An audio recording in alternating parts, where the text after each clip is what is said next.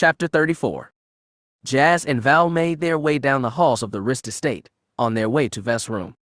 He had to admit, the palatial dwelling that was the Rist estate was more than a little intimidating. Though seen by many as a welcoming culture throughout the Republic, Aldrin's nobles with their wealth and prestige could be seen as being high above most people, especially a former Jedi student turned smuggler. Yet, it was not the wealth of House Rist that was troubling him. He was about to see Vess again, and considering what had happened before, how he had reacted when he had first saw her again, he was a bit nervous. Jazz frowned. He tried not to think about it, to focus on the fact that he was simply meeting with an old friend, a friend he had not seen in many years. No reason to focus on his reaction when they had arrived, what he had thought when he had seen Vess in the hall. It wasn't like she knew what had happened. At least, he hoped that she didn't know. He could still see her standing there, innocent excitement flowing out from her through the Force, drawing his eyes to her, that thermal suit so snug in all the right places. He shook his head. Even now he felt like a lecher. This had been Vess after all. He was a complete idiot. Any idea what this is about? He asked his companion. Why she would ask to speak with me? Hard to say, Val shrugged. I haven't gotten a chance to speak with her since she got back. I was still unconscious when help came, and the security boys took Vess before I woke up. The Protector's expression remained grim, but she did manage to smile at him. It was a weak smile, but it was there. You should feel honored, Hotshot. Everyone of Vess would-be suitors hoped to see her when she returned, to make sure that she was unhurt. She rejected every single one of them, but now, she asked for you. Val chuckled. It is her brave knight she wishes to see. He shrugged. I did what was necessary. I couldn't just let the two of you face such danger alone. Vess is grateful for that. I know I'm the Protector, replied. She sighed and shook her head. Jazz could tell that this was not easy for her. She was a strong and stubborn woman, and not used to being in someone's debt. He could tell her to think nothing of it, but knew it would be a waste of time. Char Valentine was not the type to let such things go. She was too good of a woman, and Protector, for that. She was not above giving credit where credit was due. Thank you again, by the way. If you hadn't been with us on that mountain, I don't know what might have happened. Happy to be of service, he replied with a shrug. I just hope that my presence here has not caused all this. The Jedi's sudden interest in your world, me being asked to come here, and now this. He sighed. Sounds like the kid has had enough trouble in her life. She doesn't need me bringing her more. Maybe, the Protector agreed. Still, you have my personal thanks. Her smile widened. She has missed you, you can be sure of that. She has spoken of you more than a few times these last few years, asking after you, if we knew if you were okay. Val shrugged. Maybe that is all it is. Maybe she just wants to make sure that you are okay. From the sound of it, you were in a pretty bad way when they found you on that mountain. It could have been worse, he agreed, if help hadn't arrived when it did. Char Valentine nodded. So, she continued, you should just go in there and talk to her. Make sure she knows that you're all right. It will put her mind at ease, and she will be able to rest. He nodded in agreement. He could do that. They found their way to the girls' door. Both paused before entering. They could hear the sound of voices inside. Val knocked. A moment, please, master or mistress. A cool and sympathetic voice called out, I'm just finishing up my examination. Medical droid, Jazz realized, unsurprising, considering what the girl had been through. It looks like we have to wait, Val said with a humble smile. She leaned back against the nearest wall, waiting for them to be admitted. I guess we do. Jazz began to pace. He would much rather have simply gone in, not given himself time to think about it, but... He shook his head. Val. Yeah. You said there have been 3 previous attempts on Vess' life. Tell me about them. The Protector winced. You sure you want to hear about that? Hotshot. Could make you angry. I know I don't like to think about those times. It may be important. Maybe something you saw or remember might give me some idea what I'm getting into, and what threat is hanging over Vess. the true threat. He gave her a serious look. Please, Val, I would like to know. The protector frowned. Okay, but don't say I didn't warn you. She pursed her lips, anger flashing in her green eyes. The first attempt was about 6 years ago, a few months after we first got here. Vess had settled into her new life here, and everything seemed to be returning to normal as it gets for a royal princess in exile anyway. One of the younger cousins of House Rist had really been into speeder bike racing. Vess had seen him practicing and wanted to learn how to ride one herself. I worried about her, of course, but Dorma assured me everything would be fine. The trainers that House Rist employed were some of the best on Alderaan. Did one of the trainers try to attack her? Jazz asked. No, nothing like that. One day, Vess had to miss one of her riding lessons. She had a school project due and had fallen behind on it. Dorma wouldn't let her go out until her schoolwork was done. Vess wasn't happy about it, even complained to me, but there was nothing I could do. Vess is my queen, but she is still a child, and Dorma is her foster mother. On Bentoon, mothers have the final say. Jazz smiled. It is good to see that Lady Rist has been a good parent to her. More than you know, Val added. About an hour later, there was an explosion in one of the Rist garages. The fuel cell of one of the speeder bikes there overloaded. No one was hurt, but... Val growled. The speeder bike that exploded was the one that Vess would have been riding on for her lesson. She would have been on the track going God's only knows how fast when the thing blew up.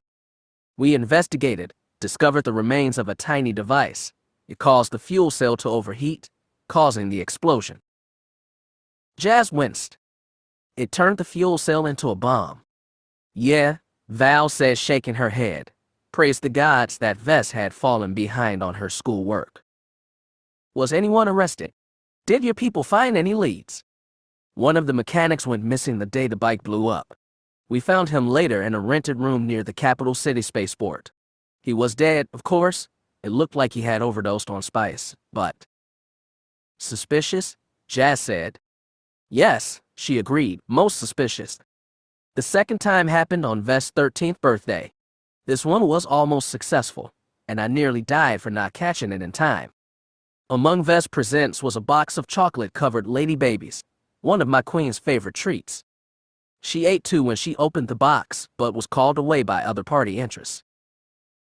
Val shivered. About 20 minutes later, she started feeling sick, turning pale. She had come up me telling me that she wished to lay down, and that she didn't feel good. I had been talking to Lady Rahana at the time, and that was a very good thing. Vess's eyes were bloodshot. Her lips were starting to turn dark, almost purple. Jazz clenched his fist in anger. Poison. Yes, and Lady Rahana recognized it immediately, grabbed Vess' arm, and dragged her down to medical. She gave my queen some potion that the Rist keep on hand for emergencies. Vess would spend the next 3 days throwing up, barely able to even keep down water. She spent those days having to take nutrients through an IV. Char Valentine shuddered. She would have died, Jazz, had she just gone back to her room, not told us anything. We wouldn't have been able to save her. Had we waited another hour, she would have been beyond our aid, or so Rahana told me later. If she had eaten more than 2, we would have lost her. Val suppressed a whimper. Even just remembering the event caused her pain, her hand coming to rest on one of the blasters on her hip. I spent those days with the blaster in hand, hearing my final order over and over in my head. A protector that fails must fall. Every time I heard someone coming to bring us news of how she was doing, I expected to hear that my queen was gone, and knew that I would end with a blaster bolt from my own weapon going through my head. She clenched her fists. My queen almost died, and there was nothing I could do. We searched for the source of the poison and found the lady babies. How they escaped being scanned when they entered the estate, we didn't know. Did you find out where they came from? Yes. We traced the delivery man who dropped them off. We contacted security, but he turned up dead too. Yes, his speeder went down outside the city. The security fields didn't kick on. He died instantly. Char Valentine shrugged. Unsurprisingly, my queen lost her taste for chocolate lady babies. Hasn't eaten in one since. Jazz nodded. He was starting to pick up the pattern here. In the third attempt, he asked. Vess doesn't know about this one. She informed him it happened about a year and a half ago. The plan died in its infancy. An off-worlder showed up in the capital. He was looking to hire a sniper for a special job. He went to one of the best on the planet, offered to pay 2 times the going rate for such a job, provided he could make it look like an accident. She wrinkled her nose in distaste. The man didn't want Vess simply shot. That would have been too suspicious, I guess. How did that end? Val gave him that sly grin of hers. He hired the wrong person. He didn't know that the assassin he contracted was a third cousin of House Rist and had been trained here. Rist don't take out contracts on their own family. It isn't done. Wait a second, Jazz said. I'm confused. House Rist trains assassins. Oh, you didn't know. Val said. House Rist's origins are a bit darker than some of the others here on Alderaan. For generations, they have trained the deadliest assassins on the planet. They have done so since ancient times. Eventually, they became so wealthy and prestigious that they rose to become nobles themselves. Not all of the family still practices the old art. Lady Rahana, her cousins, a few other distant relations. They still do the occasional job. Not that I'm involved in that. My interest has always been Vess' safety, nothing else. Jazz's head spun. Vess, whose life was being threatened by assassins, was living within a house of assassins. Irony. I take it the Rist captured the man who tried to hire the sniper. Did they get anything out of him? He resisted interrogation by the security forces. He was a seasoned pro. He wasn't even in the galactic database. The man was a ghost, probably from an off-world assassins guild. As far as the Republic was concerned, he didn't really exist. It had just been arranged that he was about to be turned over to House Rist's personal interrogator when he was found dead in his cell, poisoned, hidden in an earring he had been wearing. It was most sloppy that the planetary security people didn't catch that. Jazz Darbin shook his head. Incredible. Hiring an assassin willing to take his own life over a failed job was quite telling. Such people did not work cheaply, or rather, the people that trained and dispatched them didn't work cheaply. So these attacks are clearly not some simple operation. Someone has put a lot of time and credits into trying to carry them out. Clearly, she agreed. Do we know anything about the mountain attack yet? Not yet. Both Rahana and Lady Dorma assure me we should know something in a few hours, once the Rist contacts within the security force have a chance to look at what has been collected. He found himself thinking about the mountain, what had happened up there. The timing of this assassination attempt was interesting to say the least. I arrived just in time to foil an attempt on Vess' life. Normally, he would have just considered that a matter of the force being at work, but was it possible that someone knew that I was coming? If they did, would they have guessed that I would intervene in the attack? It was possible that killing Vess on that mountain wasn't the point, but to scare her into considering abdicating her throne. If that was the case, then wasn't possible that Sai. Jazz shook his head. No, Sai Darbin was a Jedi. He would never be a part of anything like that. Plus he was Jazz's brother. He couldn't believe that his twin had changed that much. No, there had to be another explanation. He needed to find it. Were you contacts ever able to find any suspects? He asked, not the men who died, but any contacts they might have had higher up, the people that could have sent them. Val shook her head. We've never been able to prove who was behind any of these attacks. They were professional jobs, every one, and carried out by people who knew how to cover their tracks, but we are pretty sure that the mining guild is involved. The subtlety we've seen doesn't suggest Vess, and an uncle, the High General, is not a subtle man, and I doubt that Lady Adira could stomach even hearing of such things. Has House Rist retaliated for any of these attacks? After the sniper thing, yes, or so the rumors I've heard claim. A Rist assassin took out a job on a mining guild executive on Coruscant.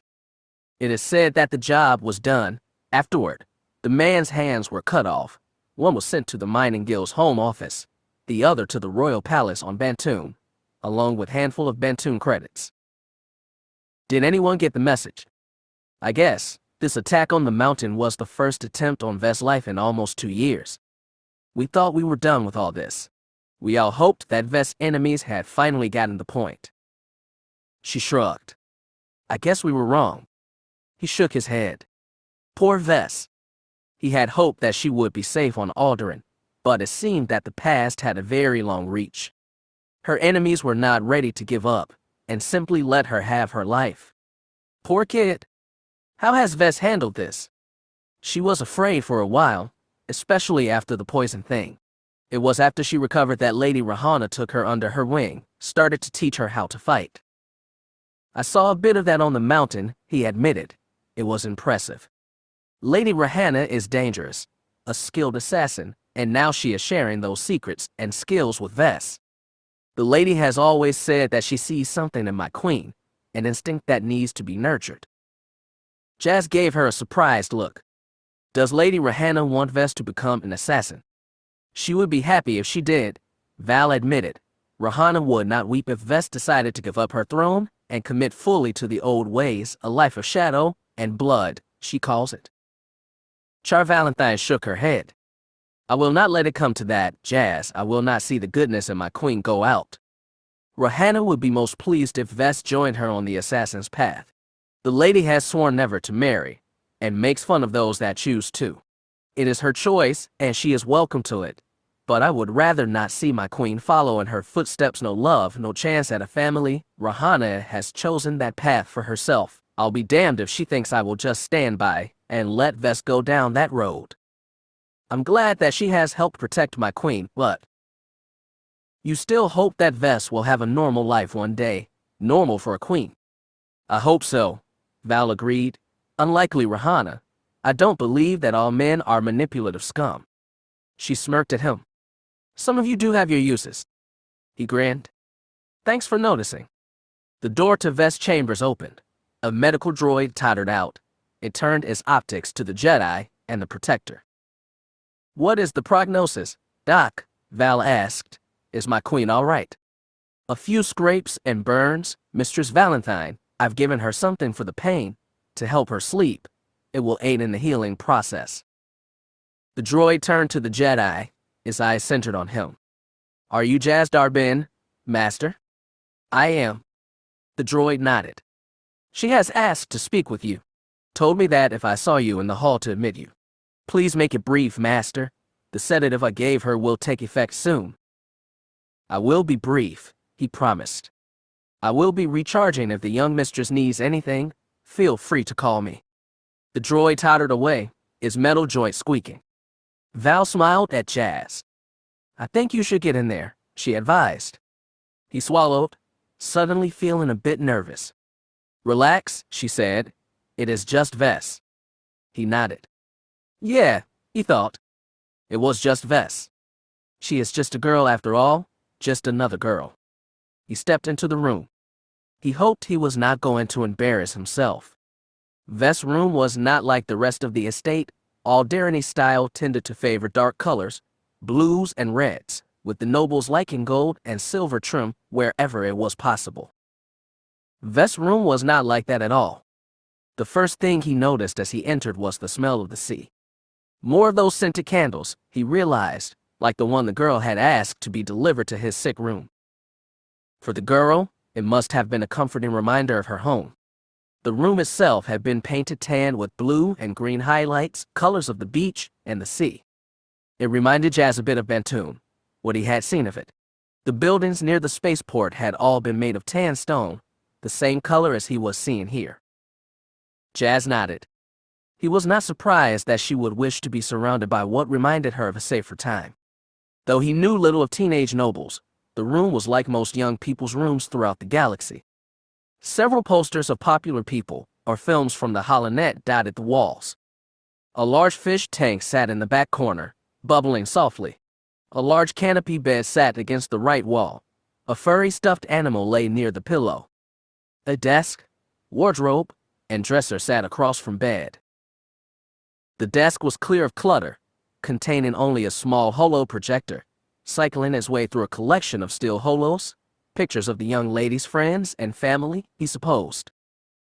Jazz watched the images as they flitted by, images of Vess and Lady Dorma over the last 7 years, important events in the girl's life, as well as pictures of her and Val. In fact, many pictures of the girl and her protector. Jazz smiled. Val was far more than a mere guard in the eyes of the young girl, that was clear. It was not surprising, considering all that the two had been through. What they had endured together was more than enough to create a very special bond, far more than any mere duty or programming that Val had been subjected to. Vess loved Val, that was clear, and from the smiling images, it seemed that the protector returned that affection. She was lucky. If Char Valentine had to be bound to someone, at least it was someone she could love and respect. As he looked around the room, both his smuggler and Jedi training took over. He noticed several things beyond what would be found in the room of a teenage girl. The room had only one window, which opened up onto a beautiful view of the snowy peaks of Alderaan. A quick inspection of that window showed that it opened up directly over a cliff face, hundreds of feet straight down, with no clear way to climb up, and if he was not mistaken, as he looked to both the left and right of the window, what appeared to be the slight shimmer of an energy shield, protecting the window from anything shy of a missile attack. So Lady Dorma was not foolish, he thought. That was good. She understood that the girl's life remained under threat, and had taken steps to protect her. This is not just a girl's bedroom, he realized. It was a safe room.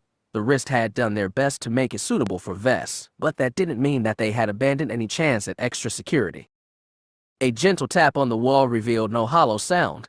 The walls were both thick and solid. No chance of someone reaching here by going through or using an explosive charge. Plus, if he was not mistaken, even the air vents in the room were shielded. He could just make out the hum of an energy shield. So much security for a single girl, but also necessary considering what he had both seen and heard. 4 attempts. He frowned. He hated that the girl had had to grow up this way, but what choice was there? At least Vess had had a chance to grow up. Speaking of Vess, he didn't see her, but there was a door on the opposite wall, next to the bed, and the sound of running water from the other side. He had been about to call out, when he heard an angry snarl come from the bed. He turned. What he had taken to be some kind of small stuffed toy had risen up, and was now growling at him. He wasn't sure what it was, an orange ball of fur with a large feline face, pointed ears, black button eyes, and slender legs with sharp claws on each of his 4 paws. Jazz smiled. "Hello there," he said. The creature was not amused. It continued to spit and hiss. He sensed no danger, just a sense of territoriality. The animal was likely a pet of some sort, maybe Vess. Not wishing to harm the animal or be clawed bloody, he reached out with the force, trying to calm it. "I mean your mistress no harm," he promised, his thoughts reaching out through the force. "I simply wanted to make sure that she is feeling okay." He doubted that the creature could understand his words, but the feelings he was sending seemed to work. The creature stopped growling. It sat back on its haunches, watching him, but no longer making any aggressive moves. The animal mewed and began to wash his large face with one paw. It was at that moment that a familiar voice emerged from the other room. "Dion, MD, is that you? Do you need something else of me?" Jazz smiled. He recognized the voice from earlier, from when they first arrived. "Hello, Vess," he called out. The water shut off. There was a moment of brief silence. Mr. Jazz." "It's me, kid," he answered. "You told your servant you wished to see me." Another brief pause, but then the door opened. Vess stood before him, her lovely face lit by a warm smile. "Mr. Jazz," she exclaimed, "thank the Gazier." Jazz's eyes widened. "Whoa." He looked away quickly, a blush flaring on his cheeks. "Whoa there, gal," he said, diverting his eyes. "Vessier." "Mr. Jazz, I don't." The girl looked down, realizing why he had responded as he had. She was barely dressed. Her nightgown, if you could call it that, left little to the imagination. It was more of a t-shirt really, leaving her long legs bare and cut low in front, very low. She looked down at herself, up, and Jazz, and then back down. "Oh," she gasped. With a mortified squeal she fled, covering her chest and slamming the door behind her. Jazz shook his head. Awkward, he thought. Extremely awkward. His voice stuck in his throat. What should I do? He thought about leaving, but... Sorry. Vess squeaked from behind the door. Sorry. I wasn't thinking. I'm sorry. It is okay, he said quickly, not wishing to make this worse than it already was. He sighed. Damn it. Burr had been right about one thing, he found himself thinking. The girl had grown up in all the right places. He dismissed any further thought of that. It would not serve. This was Vess, after all. Again, he felt like a bit of a lecher. Silence filled the room. Neither he nor the girl could figure out what to say next. Finally, one of them broke the stalemate. Mr. Jazz, he heard from behind the door. Ah, yes. He heard a nervous giggle. My robe, she said. It is on the bed. Could you grab it for me? Bring it here. Sure, he said, still not being able to look up at the door. No problem. He found the robe easily enough. It was on the bed, right next to the animal. The creature mewed when he picked it up. He paused, just long enough to scratch the creature behind the ears, making it purr contentedly. Jazz frowned. At least someone here isn't mortified, he thought. Damn. Why was this so bloody awkward? It was just Vess. After all, she was just another girl. He wished that were so, but it was not entirely true. Vess was Vess. She was a queen in the making, and marked by the Force. He took a deep breath, and tried to center himself. He had been around beautiful girls before. He had never felt so uncertain. He needed to remember his teachings. He needed to remain in control. He was almost a Jedi. That should have made things easy. Sadly, they did not. He approached the door, holding out the garment like it was a venomous reptile, feeling even more foolish. Here, he called out. The door opened a crack, and the girl snatched it from his hands. Thanks, she said. I will be out in a moment. He nodded, and shook his head. Damn, he thought. He had had less awkward meetings. The strange feline leapt down from the bed. It walked up to him, rubbing contentedly against his leg. He leaned down and petted it. It rolled over and swatted playfully at his hand. The door opened. Vess stepped out. Her cheeks were as rosy pink as the robe she now wore. Her expression was not so different from the one she had worn when she had first boarded the Co-op's Folly 7 years ago. Hello, Mr. Jazz, she said shyly. She was looking down, not really trying to meet his gaze. She likely felt as uncomfortable as he did. She giggled nervously, her robe knotted tightly at her waist, the top pulled tightly against her neck. Is this better? It is fine, he said, though a small part of him was disappointed to see Beauty fully covered up. She shuffled her feet nervously. I'm, happy to see that you are well, Mr. Jazz. Back on the mountain, there was so much blood. She shivered. I feared the worst. I thought that the gods might take you. I'm okay, he said, trying to reassure her. Help arrived just in time. That is good, she said with a shy smile, I thought. She looked down at the animal, playfully batting at the laces of Jazz's boots. She smiled. You must forgive Claude, she said. He does tend to live up to his name. Jazz smirked. His name is Claude. She nodded. He is a loath cat, a gift from Uncle Errol. He usually isn't very friendly with strangers, she admitted. He has been known to live up to his name, leaving marks on people he doesn't know. Vess laughed lightly. You are clearly as much a wizard as you are a knight. Claude has never taken so quickly to someone. We just needed a few moments to connect, Jazz said dismissively. He is actually quite friendly. She leaned down and scratched the animal's belly, making it purr even louder. So what you want about animals, but they do know what they want, she said, her voice more than a little morose. Their desires are so simple. She looked up at him. Was anyone else hurt on the mountain, she asked. My friends. No one was hurt. At least I don't think so, Jazz said, though I do remember seeing a body. Mr. Mim, Vess said, shaking her head. I think, no, I know he was paid to separate me from the others. He asked to speak with me alone. Said he needed my help with the school project, but when we were alone, he told me not to resist, that the people coming for me would not hurt me. The girl shuddered. The security droids turned us. They shot him, and then those strange flying things came for me. And they... The girl held herself, she shivered. Why can't they leave me alone, Mr. Jazz? Why can't they just stop trying to hurt me? His heart broke at the look on her face, the poor girl. He wanted to take her into his arms, to hold her, but... No. He realized. That was the one thing that he couldn't do. I'm sorry, Vess, he said. I wish there was some way to make it stop. Vess sighed, her eyes turned cold and angry. I know how to stop it, she said flatly. I've always known, but I don't know if I have the strength to do it. You are stronger than you think, he told her. I feel it. The Force is with you. You may not be able to feel it, but it is there. Vess began to pace. He noticed how she was limping, and that her right hand and forearm was heavily bandaged. Maybe this isn't the best time to be thinking about this, he advised. You're hurting, and that MD droid did give you something to help you rest. Rest would be nice, she agreed, but it doesn't change the fact that I can't keep closing my eyes and hoping that the people that hurt my family will leave me alone. She stopped pacing and met his gaze, her blue eyes bright and determined. If my mom were here, she would say that I need to stop running and face my foes. If I act like prey, then that is all I will ever be.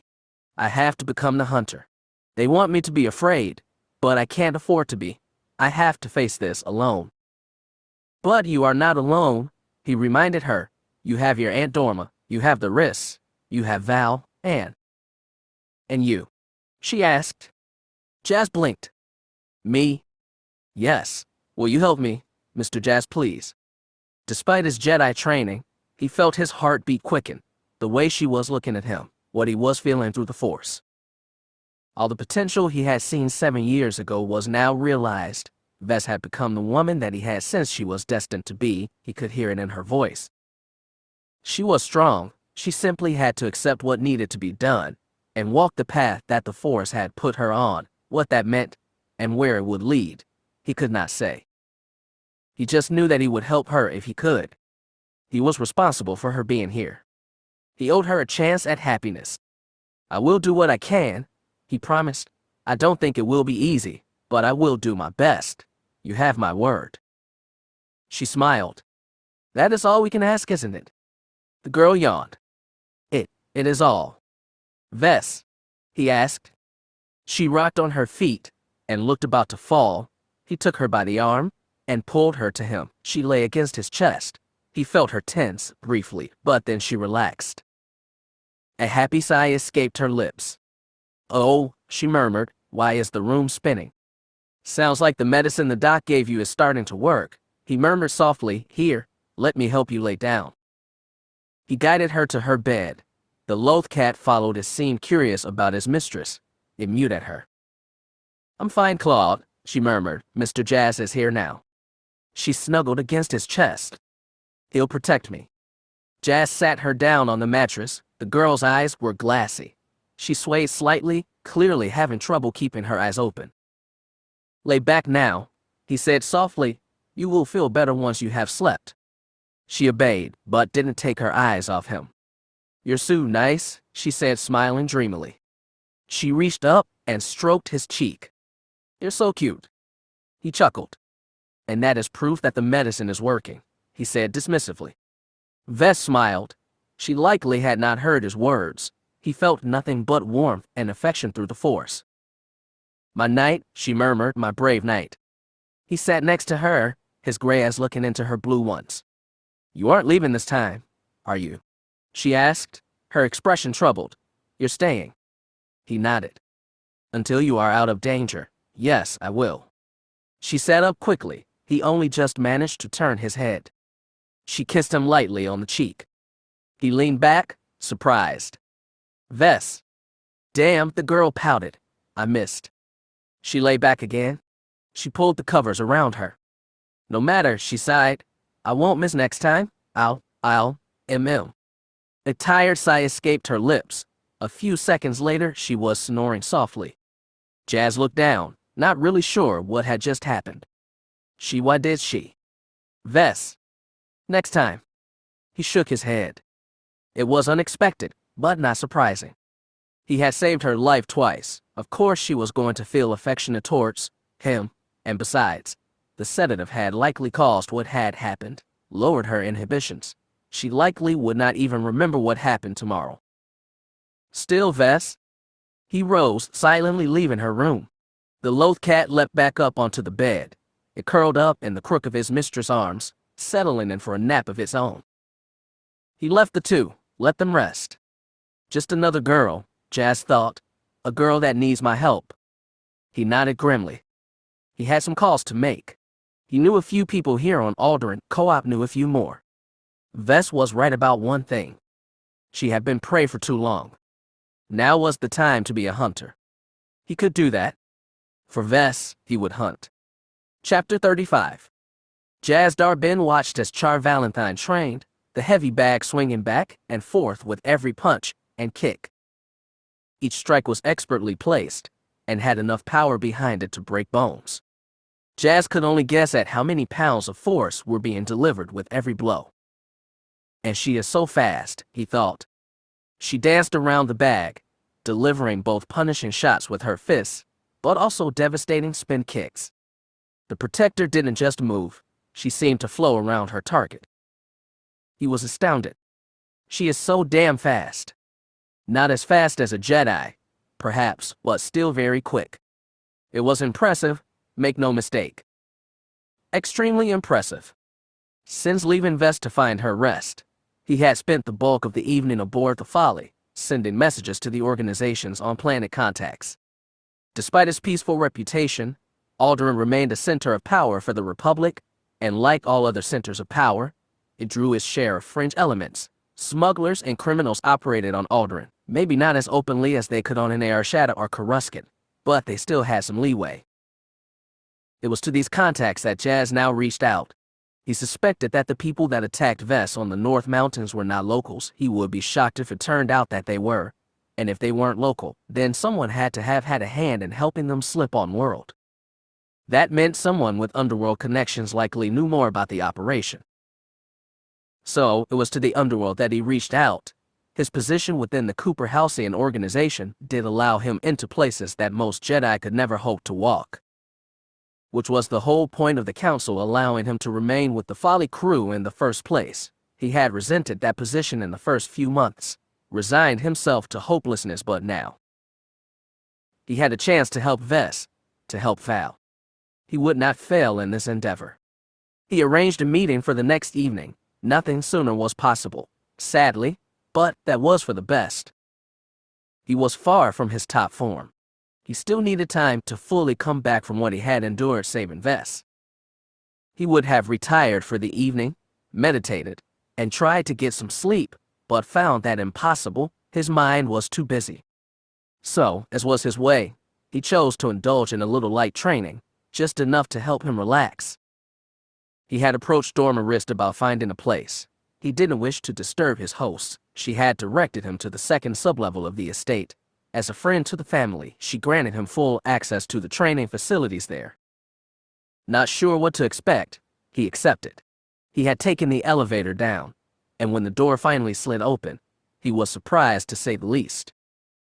The Risk training grounds was no mere gymnasium, it was something far more.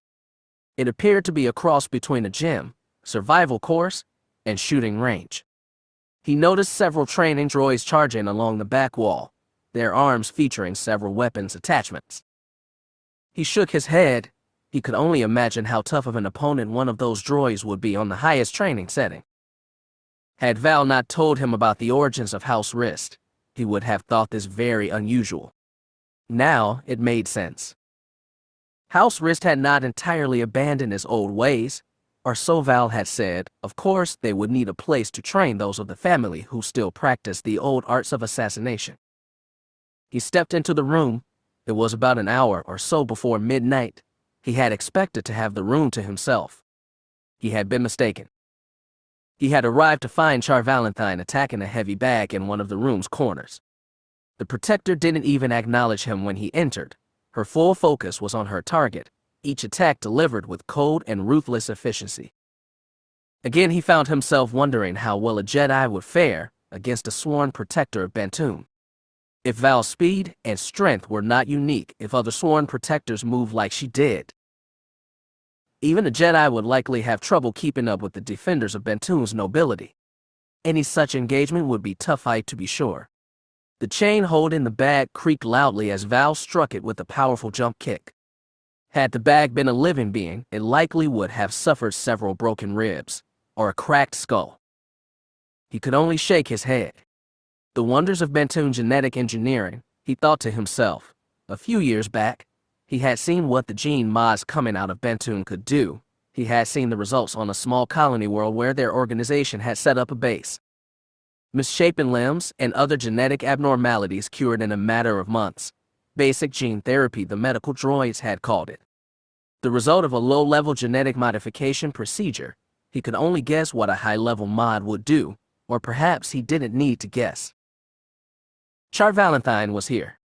He was seeing what high-level Bantoon gene mods could do. Thump, thump, thump. Jazz could not entirely kill the smile that sprung to his face as he watched her. No longer clad in armor, no longer with her hair done up in fancy braids, the protector was dressed simply, black workout shorts and a blue midriff top. Her reddish-brown hair pulled into a single long ponytail. Her fists were taped, as were her bare feet. But even without a weapon, it was clear that the protector was dangerous. She didn't need a weapon in hand. Her hands and feet were lethal. She was a weapon, a beautiful and deadly weapon. He shivered as he watched her move, a lethal predator hone in her skills. It was like watching a work of art, strength, speed, and precision, all rolled up into one lithe and beautiful package. He felt a stirring in his blood. He realized in that moment how long it had been since he and Val had last been together. In truth, it had been years since he had last been with any woman. Watching Val train, seeing her like this, it was arousing to be sure. Damn, he thought, this really should not be turning me on, should it? Without any warning, Val's assault stopped. She stepped away from the bag. It still swung back and forth on its chain. Another few hits, and the chain itself might have snapped. Most impressive. Panting, her skin glowing with sweat, Char Valentine finally noticed that she was no longer alone. She smiled at him. "Hey there, hotshot," she called out. "You still awake?" He shrugged. "Couldn't sleep," he said dismissively. "Yeah," she agreed, "me neither." He looked around the training room. "I thought a little exercise would help. At the very least, it might just tire me out enough that I can get some rest." "Couldn't hurt," Val replied. "I didn't get a chance to talk to you after you left Vess' room. Was everything okay?" "As well as to be expected," he answered, choosing not to mention that Vess had tried to kiss him. He was still not sure what to make of that. "After I left, I tried to contact some of the organizations. Friends here on Alderaan, figured that some of them might know something." "A little late for business calls, isn't it?" she asked. Jazz shrugged. "The people I needed to contact don't do any real business until after the sun sets," he informed her. She nodded, unwrapping the tape from her fists. "You think any of these people will be able to tell us anything about what happened on the North Mountain?" "Possibly," he replied. "You want to know about shady deals on civilized worlds, you have to know where to look and who to talk to. Coop and I do move in those circles." He frowned slightly. "We've never really seen ourselves as criminals, and if we are criminals with a small c in our name. We smuggle luxury items, high-end food, rare wine, and occasionally stolen artwork, only things that the tax man is hurt by and wanted by the rich and powerful that don't wish to pay tariffs." Jazz frowned. "The people I've reached out to, these are not our usual type of clients. These are people that might know more about the attack on Vess, but they're also a bit rougher than we normally like to deal with, but they're reliable, if you ask in the right way." The protector nodded. "I do know a bit about dealing with criminals, remember. My folks had their fair share of encounters with crime bosses and fences back in the day. I don't doubt it, but the exchange isn't just a group of mere criminals. They're a syndicate with connections all across the core worlds. They may not be as infamous as the Hutts, but they do have a reputation. That is who you are going to speak to then? She asked. The exchange? That is who our contact works with. You want to know about criminal enterprises on a world. You talk to someone connected with the exchange. Jazz gave her a curious look. How are things going on the official end? Have House Risk contacts learned anything useful? In response, Val hissed and fired a vicious thrust kick at the heavy bag. The speed and strength of the blow almost made Jazz jump back. The bag swung back and forth from the strength of Val's strike. The protector shook her head. It has been the same old story, she complained. Alderaani security managed to locate the airfield where those aerial patrol platforms had been launched from. They went in and searched it, went over it with a full scanning crew, and found nothing. The place was leased under an assumed name. The men themselves had had no identification on them, off-worlders most likely, and all the records found at the site were phonies. Val growled in frustration. It is just like all the other attempts on Vess's life. A professional job that left no trace. Jazz nodded. He had expected as much, but still, they weren't completely out of luck. So the 7 assassins are a dead end, he said flatly. Fortunately, we still have one more person to talk to. Char Valentine gave him a curious look. We do. Who? Jazz smiled. Remember the jamming signal? Remember the reprogrammed security probes? Someone had to have had a hand in that.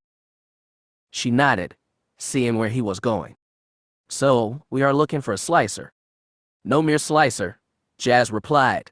The thing done with the security network wouldn't have been hard. My organization employs many young slicers who eat planetary security codes for breakfast.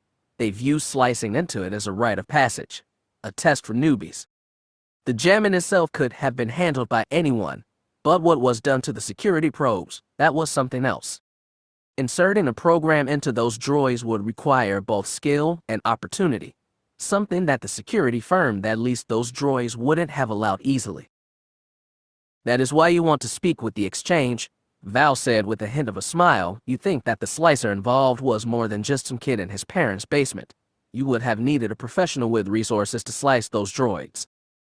Jazz Darbin nodded.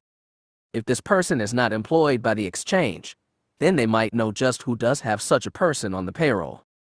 A skilled slicer like the one we are looking for is not someone you easily eliminate if a job goes bad.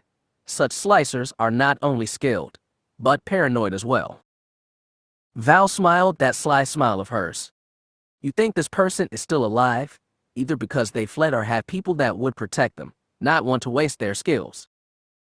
Hopefully, Jazz said with shrug. I will know more tomorrow, after I've spoken with Elena. After we've spoken with Elena, Val corrected him.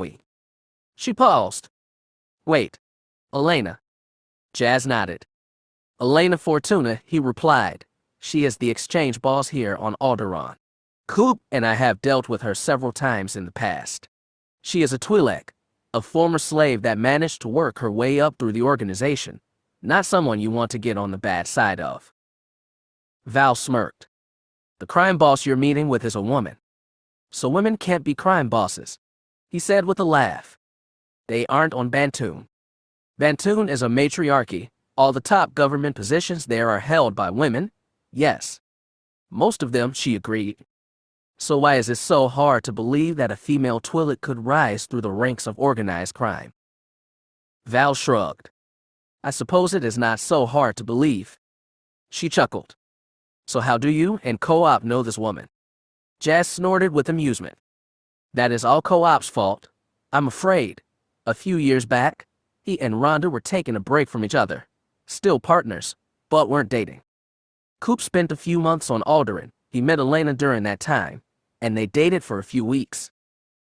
I can't imagine that ended well, Val said. It didn't, Jazz agreed. I warned Co-op about getting involved with Elena in the first place. She has a bad reputation where her personal relationships are involved. When Co-op tried to break it off, she retaliated. Did she try to kill him? Val asked. No, but she did try to make him useless to any other woman. Yeesh, Val said, wincing. Yeah, Jazz winced, my sentiments exactly. Char Valentine shook her head. So you think this person is going to help you? She has done business with the organization since, just not with co-op directly. I've brokered all of those deals, and she has proven reliable. Can we trust her? No, but she has no love for the mining guild, the Republic, or for any other form of authority. We can't expect her to go where the credits are. She is nothing if not predictable. Sounds like a real charmer, Val chuckled. Jazz grinned. We just have to stay out of her personal life. We do that, and we will be fine. Sounds doable, Val said, sitting down, removing the tape from her feet. How do you want to play this? I've got an appointment with her tomorrow night. She owns one of the nightclubs in Capital City. I go in as a member of the Cooper Halcyon organization, looking to hire a slicer. Tell her I need someone with working knowledge of security droids. See if she bites. So we speak to this Twi'lek, and try to get a lead on the people that attacked Vess. What do we do if she decides not to give us the answers we need? Jazz frowned. Actually, it would be better if I went in alone. Elena knows me, and might not respond well if I have company along. Char Valentine gave him a very cold and dirty look. I thought I said I could accompany you.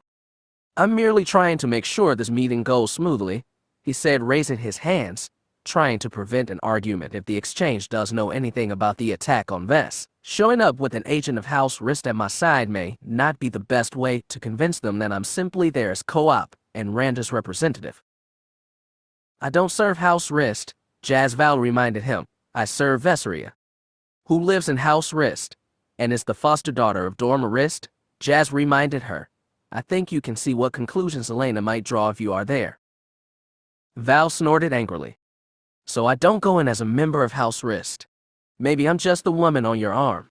If anyone asks, I'm your entertainment for the evening. She smirked at the slight blush that came to his cheeks. I'm not ashamed to play that role, and most men won't look too close. All they will see is a woman on your arm. Protectors have played that role in the past. Jazz considered it. He didn't really like it, but it could work, I suppose. Good, she said with a grin. Then that is how we will play it. The protector rolled to her feet and walked over to a weapons rack in the corner, pulling two short metal training staves. She spun them around and turned to Jazz. Care to spar for a little bit? I've never been comfortable working with these training droids. He frowned.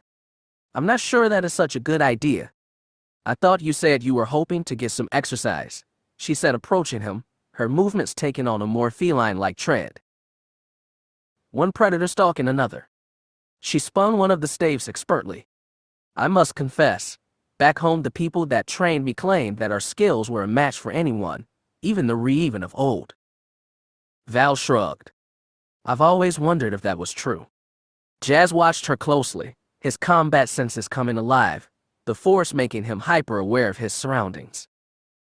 He knew that the Reven that Val referred to were in actuality the Sith that had served Darth Revan centuries ago. Revan's forces had conquered Bantoon, only to leave for some reason. Either the Dark Lord had called them away, or perhaps the Sith had abandoned whatever it was their master had planned. Whatever the reason, Val's home had been spared the Sith's ruthlessness. They were most fortunate. Come on, not a Jedi, she said playfully, her voice becoming more teasing. Haven't you ever wondered if you could take me in a fight? I haven't lost any sleep over it, he replied, his voice also becoming more playful. He smiled. She is worked up, he thought. She needs to find release, more of a release than simply hid in a bag. In truth, he wouldn't mind finding a bit of a release either, and he had been wondering just how skilled she was if a Jedi could match her skills. Here was as good an opportunity as any. He took off his Nerf hide jacket and dress shirt. He slipped out of his boots while he sat his lightsaber on the mat by his coat. He gestured to the training rack. A single staff leapt into his hand. He spun the weapon around as they began to circle. So, he said, what are the rules for this engagement? Don't get knocked down, she replied. Sounds simple enough, he agreed. Quite simple, she said, and she attacked. 1 second they were circling, and the next she was in his face. He dodged her blows, but not without some difficulty. Char Valentine was a blur of motion, her weapon swinging almost too quick to see. He could feel the air of the staves passing mere millimeters from his face. The display was most impressive. He avoided her attacks, but only just. The force in his training was the only thing keeping her from touching him. She fell back, recognizing that her first attack had failed. Her eyes narrowed. "Impossible," she said. "No one is that fast."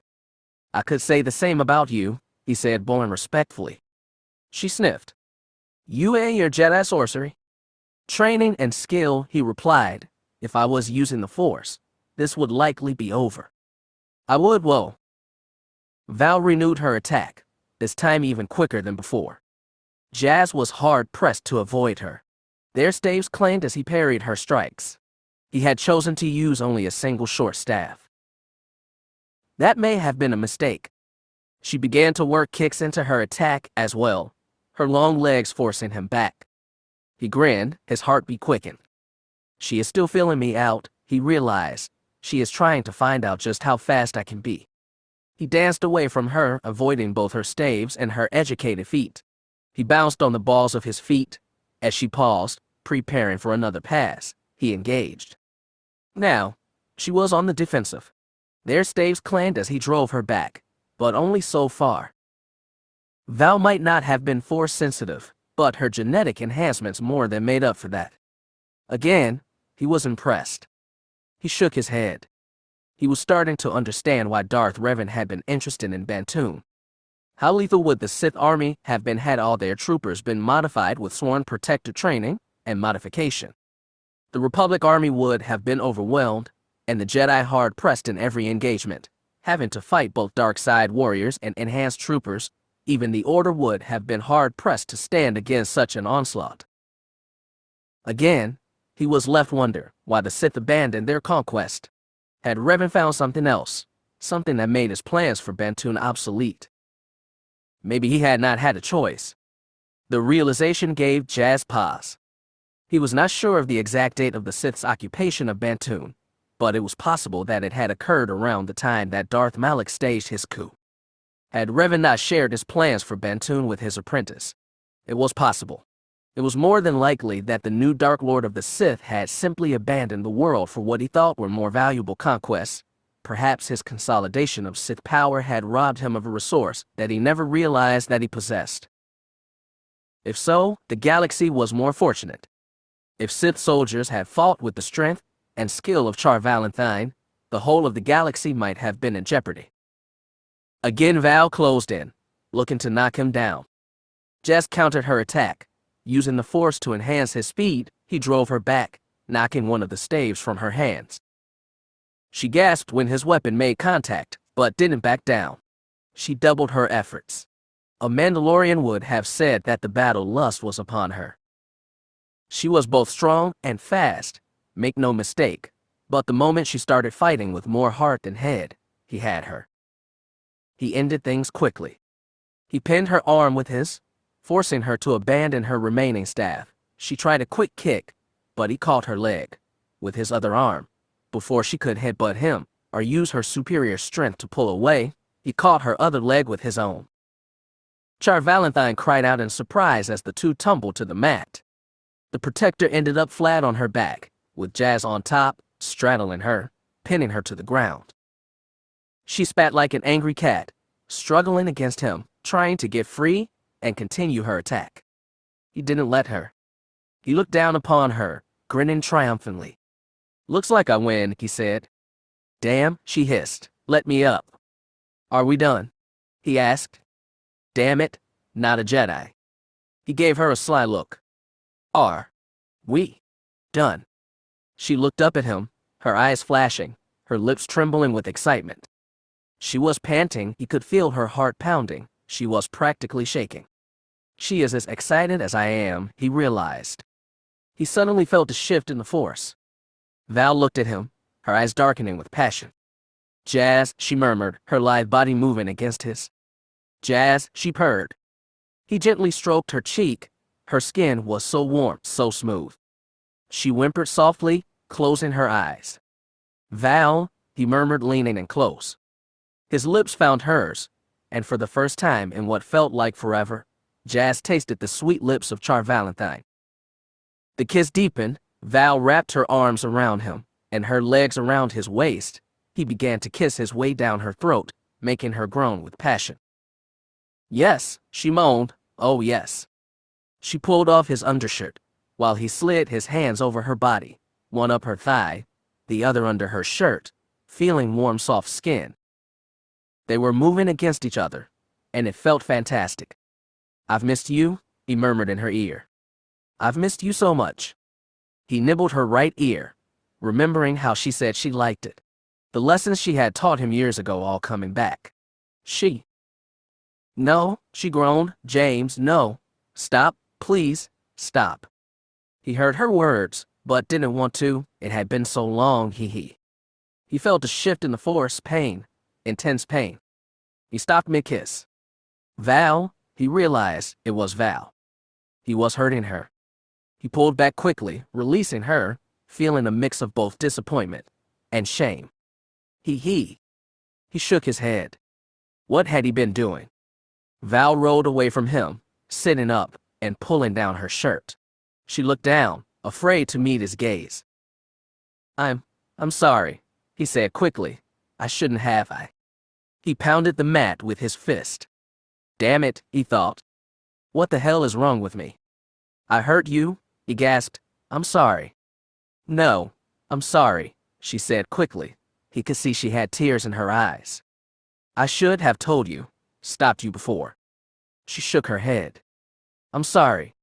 He gave her a pained look. Was I doing something wrong? No, she said meekly. If anything, you were doing everything right, and that was the problem. She sighed. Damn it, she spat angrily. Why couldn't we have met before I went through the system? He took a deep breath, willing his heart to slow. He still was frustrated being forced to stop, but he was back in control. It hurt, but he was back in control. What does the system have to do with anything? Everything, she answered. I should have told you when you first arrived. There are rules that a protector cannot break. She fell back and sighed. He could sense her own anger and frustration. It was not directed at him, but at herself.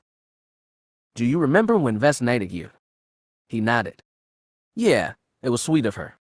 It was, Val agreed, but it also changed things between us, made them more complicated. How so? He asked. She sighed. By knighting you, Vess brought you into the nobility of Bantoon, which brings with it certain strings where a sworn protector is concerned. She gave him a sad look. As a sworn protector, I'm forbidden from consorting with any noble of Bantoon without my queen's consent. It is a security measure to make sure that a protector does not take a lover that, by taking said lover, could harm her mistress or master.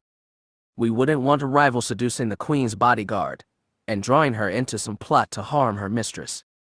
The system makes sure that that cannot happen. Any attempt to violate that order causes intense pain. Val shook her head. In other words, hotshot, it isn't you, it's me. I know that it sounds like a line, but it is the truth. Jazz sighed. He couldn't believe it. So, basically, by Vess honoring him for his bravery, she had also made sure that he could never again touch the woman that he desired. Never again be intimate with her. He cursed under his breath. Damn it. How was that fair? There was silence between them now, one heavy with so many emotions, so much wanting to be said, but no words capable of phrasing them. She gave him a sympathetic look. Are you okay? She asked. Not really, he said morosely. It has been a while, to be honest. He managed a weak smile. I was kinda looking forward to, well, us. It would have been nice, she agreed. It was nice last time.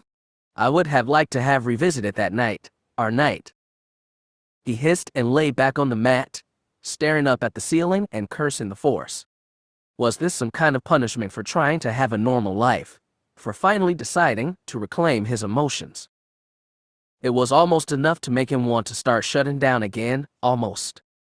Then he thought of the vision he had seen, the vision of his child. He sighed. On some level, maybe he had hoped that Val was the woman that would give him that child. Maybe he thought that he might have been able to free her from the system one day, that the two of them might have been more than friends, or friends with benefits. He shook his head. He truly was a fool. Val laid down next to him. She reached out and stroked his cheek, her touch both soothing and feather-light. "Thank you, man," she murmured. "For what?" he asked. "For stopping when I asked," she answered shyly. "Most men wouldn't have. They would have let me just endure the pain while they found what they were looking for." He sniffed. "I couldn't do that to you. I wouldn't do that to you." She smiled. "I know," she purred. "That is why I'm glad you're here." The two of them lay there for a while, not talking, simply touching, enjoying being close, but knowing they could only go so far, and no farther. It was disappointing to them both, but they knew they needed to endure it. They both served something bigger than themselves, despite their own desires. They needed to endure. "Jazz," she said. "Yes, Val." "I have something to ask you." He could sense the worry in her words. "You can ask me anything," he promised. She gave him a glib look. "What I'm going to ask is going to sound strange to you, and I think you will be tempted to say no, but I must ask that you hear me out and think on what I'm saying." "I'll listen," he promised, "though I doubt I can simply say yes, considering how you are leading into this." "I'm not expecting an answer, not right away. All I ask is that you consider what I'm offering." "And what are you offering exactly?" She sighed. "You saw the men from Bantoon when you arrived today. You saw all the suitors that have come here to try and court Vess." "I saw. And you also know that I'm not pleased with the selection. My queen deserves better than the beggar's feast that has assembled. Those men have come here caring not a whit for Vess or her happiness, only that she could name them High General and give them power over our people." "I understand your concern," he said. "You said that Vess and is pretty much a pawn to her husband." "She is, and that is a situation I would not want for Vess. She has the courage, the name, and the heart to rule our world well. She simply needs a proper husband to guide and protect her, and give her the happiness she deserves." Jazz smirked. "So you want me to help you find a husband for Vess? Matchmaking is not really my forte, Val." "You don't need to search," she said. "I've already found the perfect man for the job. I've seen how you care for Vess. This guy must be really special if you think he is worthy of being with your queen." "He is," she said warmly. "He is one of the best men I've ever met. He would be perfect for my queen." "So where is he?" Jazz asked. "Do you need me to bring him here?" "He is already here," she replied. "What you said?" Jazz frowned. "Val, what are you thinking?" She gave him that sly grin of hers. "James, I would like you to consider something. I would like you to consider approaching Lady Dorma in the next few days. Approach her, and ask her for the chance to court Vess." He blinked. "Me? You want me to court Vess? You want me to be Vess' husband? That is usually what happens at the end of a courtship, hotshot." Jazz blinked. He swallowed hard. Court Vess? He couldn't just. He looked at Char Valentine. He hoped she was joking, but he didn't feel that. She seriously believed that he could. Damn, that was the only word he could think of. Just damn. Chapter 36. Why me? If Jazz Darbin had to sum up his life in 2 words, those might have been them. Why had he been lost as a child? Why had he been forced to protect his clan when Targo betrayed them? Why had he eventually found his way back to the Jedi in such an odd fashion? So many questions, and so far, he had found no answers, except one. The Force was complicated. He stood before a mirror in his quarters aboard the Co-op's Folly, once again clad in his dress robes. Tonight he had a meeting with Elena Fortuna at her club in the Spacer section of Adira, the Alderanian capital. He smoothed out the folds of his robes, thinking about what he had heard today, and what he hoped to discover tonight when he met with the exchange. House Risk contacts had come up empty again, according to Lady Dorma. The latest attempt on Vess' life remained a mystery. The assassins had seemed to have appeared from nowhere, and left no trace in their passing. Neither Dorma nor Val had been surprised. It was a song they had heard before, and no doubt been surprised to hear it again. Even the Jedi Tupsecura had come up with nothing, his investigation of the Alderaan starport where the assassins had launched from turning up nothing solid. Elena might be our only hope, Jazz thought. The Jedi didn't move in the same circles that Jazz and his friends did, and security forces were not welcome, even the corrupt ones that were occasionally drawn into that world. No, he still had hope that he might be able to learn something from the organization's contacts with an exchange, provided that he could remain on Elena Fortuna's good side. That could be tricky. He had had successful dealings with the Twi'lek in the past, but at the same time, she could be fickle when she wanted to be. Jazz hoped to avoid that side of her nature and keep her focused on her pocketbook. That had always worked best for him when dealing with Elena in the past. As for Co-op and Rhonda, they had decided to make themselves scarce. Dorma Rist had aided them in getting a spot at one of Alderaan's polar resorts. It was seen as something as a status symbol by the nobles, watching the snowfall over the ice caps as one curled up with their mate by a nice cozy fire. It sounded nice, he supposed. Alas, he had had no luck in finding a mate himself, and seemed unlikely to ever find one. Jazz sighed. Maybe I'm just cursed. Prin had not been able to handle the truth of his world. He had come to accept that. Char Valentine understood and could accept, but, apparently, she was forbidden from being with him. Her programming would not allow it. Jazz was only just able to suppress an angry snarl from escaping his lips. He had accepted the fact that the Force desired him to walk a different path, but at the same time, he could not understand how everything seemed to exist just to stand in the way of that path. Why be shown a vision of a future where he found a more normal life, but blocked that path at every turn? What did the living Force want from him? Was he destined to blunder around in the dark, unable to find the true path? He had been tempted to contact Master Vey about this. His Jedi Master was far from the most dogmatic defender of their order. She had seen too much in her long life. Yet, he had hesitated. Vey was already helping him. She had offered to speak with the council on his behalf. He would rather not distract her from that mission, not if it could help Vess, in the long run. He sighed. Vess. He was still not sure what to make of the offer that Val had presented him with. It seemed ridiculous, truth be told. The thought of him, courting Vess, a queen, it seemed beyond foolishness. What did he have to offer a girl of noble birth?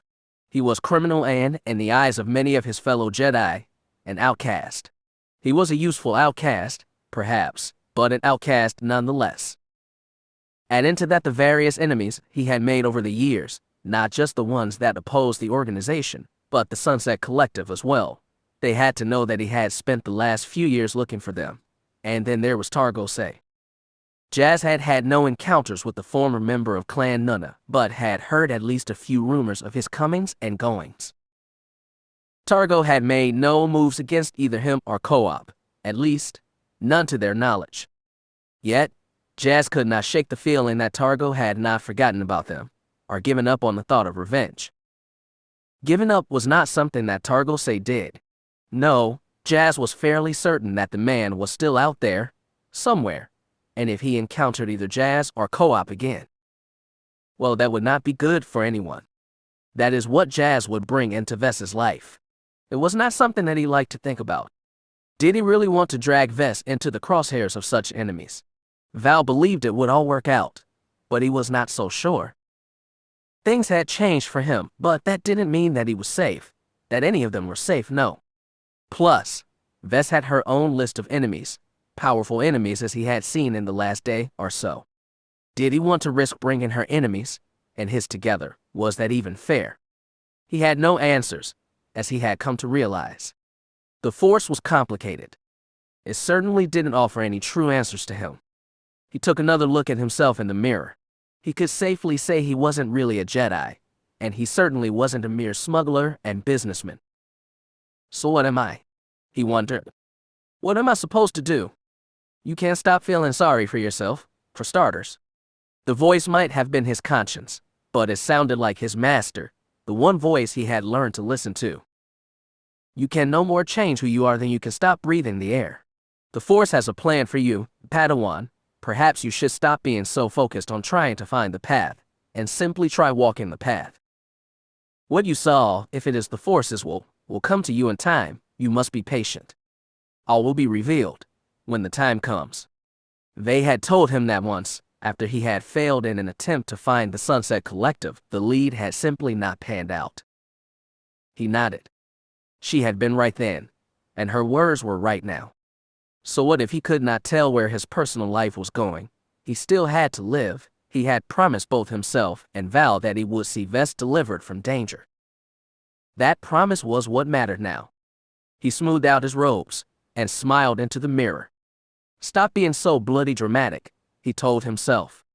You're on mission, so get moving. He turned without another word, pausing only to make sure that his lightsaber was secured up his sleeve. He didn't think he would need it tonight, but why take chances? Elena Fortuna offered her own dangers. He would be wise to be wary of them. He made his way back into the Wrist estate. He found Co-op waiting in a salon not far from where the Folly was docked. His friend and captain smiled when he saw Jazz enter. We've heard an update from home, Co-op informed him. Elena is hitting up her contacts in our organization. We've made her curious if nothing else. Good, Jazz nodded. As far as the exchange is concerned, this is simply a business meeting. I would rather that Elena not know about Vess and why I've come here. You will need to be careful then, Co-op warned him. Elena's pretty sharp if she figures out what is really going on. Jazz nodded again. He would do his best to make sure that didn't happen. Jazz looked around. He knew that Co-op and Rhonda were leaving soon. He was surprised that his friend's wife hadn't been waiting when he got back, eager to be on their way. Rhonda is with Val, Co-op informed him. She stopped by while you were still getting ready. My darling wife took one look at Val and took her back to her quarters.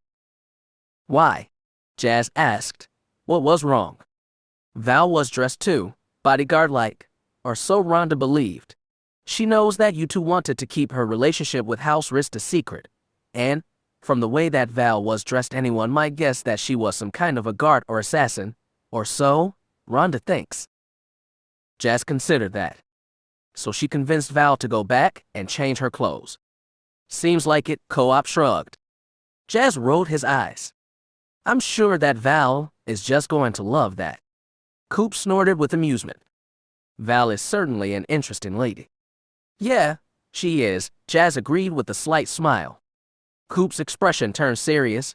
Jazz could sense only concern through the Force. What? He asked his clan brother. Please speak your mind. I have a piece of advice for you, pal, and I think you should seriously consider taking it. I'm listening.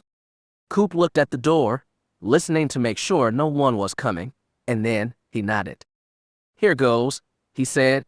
I know that you didn't return to the ship last night, and I know the reasons that you chose to stay away after we dropped Val and Vess off 7 years ago. But now, things have changed. They have indeed, Jazz agreed. So what do you want me to do? My advice is this, Char Valentine, if you let that woman go again when this is all over, you will regret it for the rest of your life.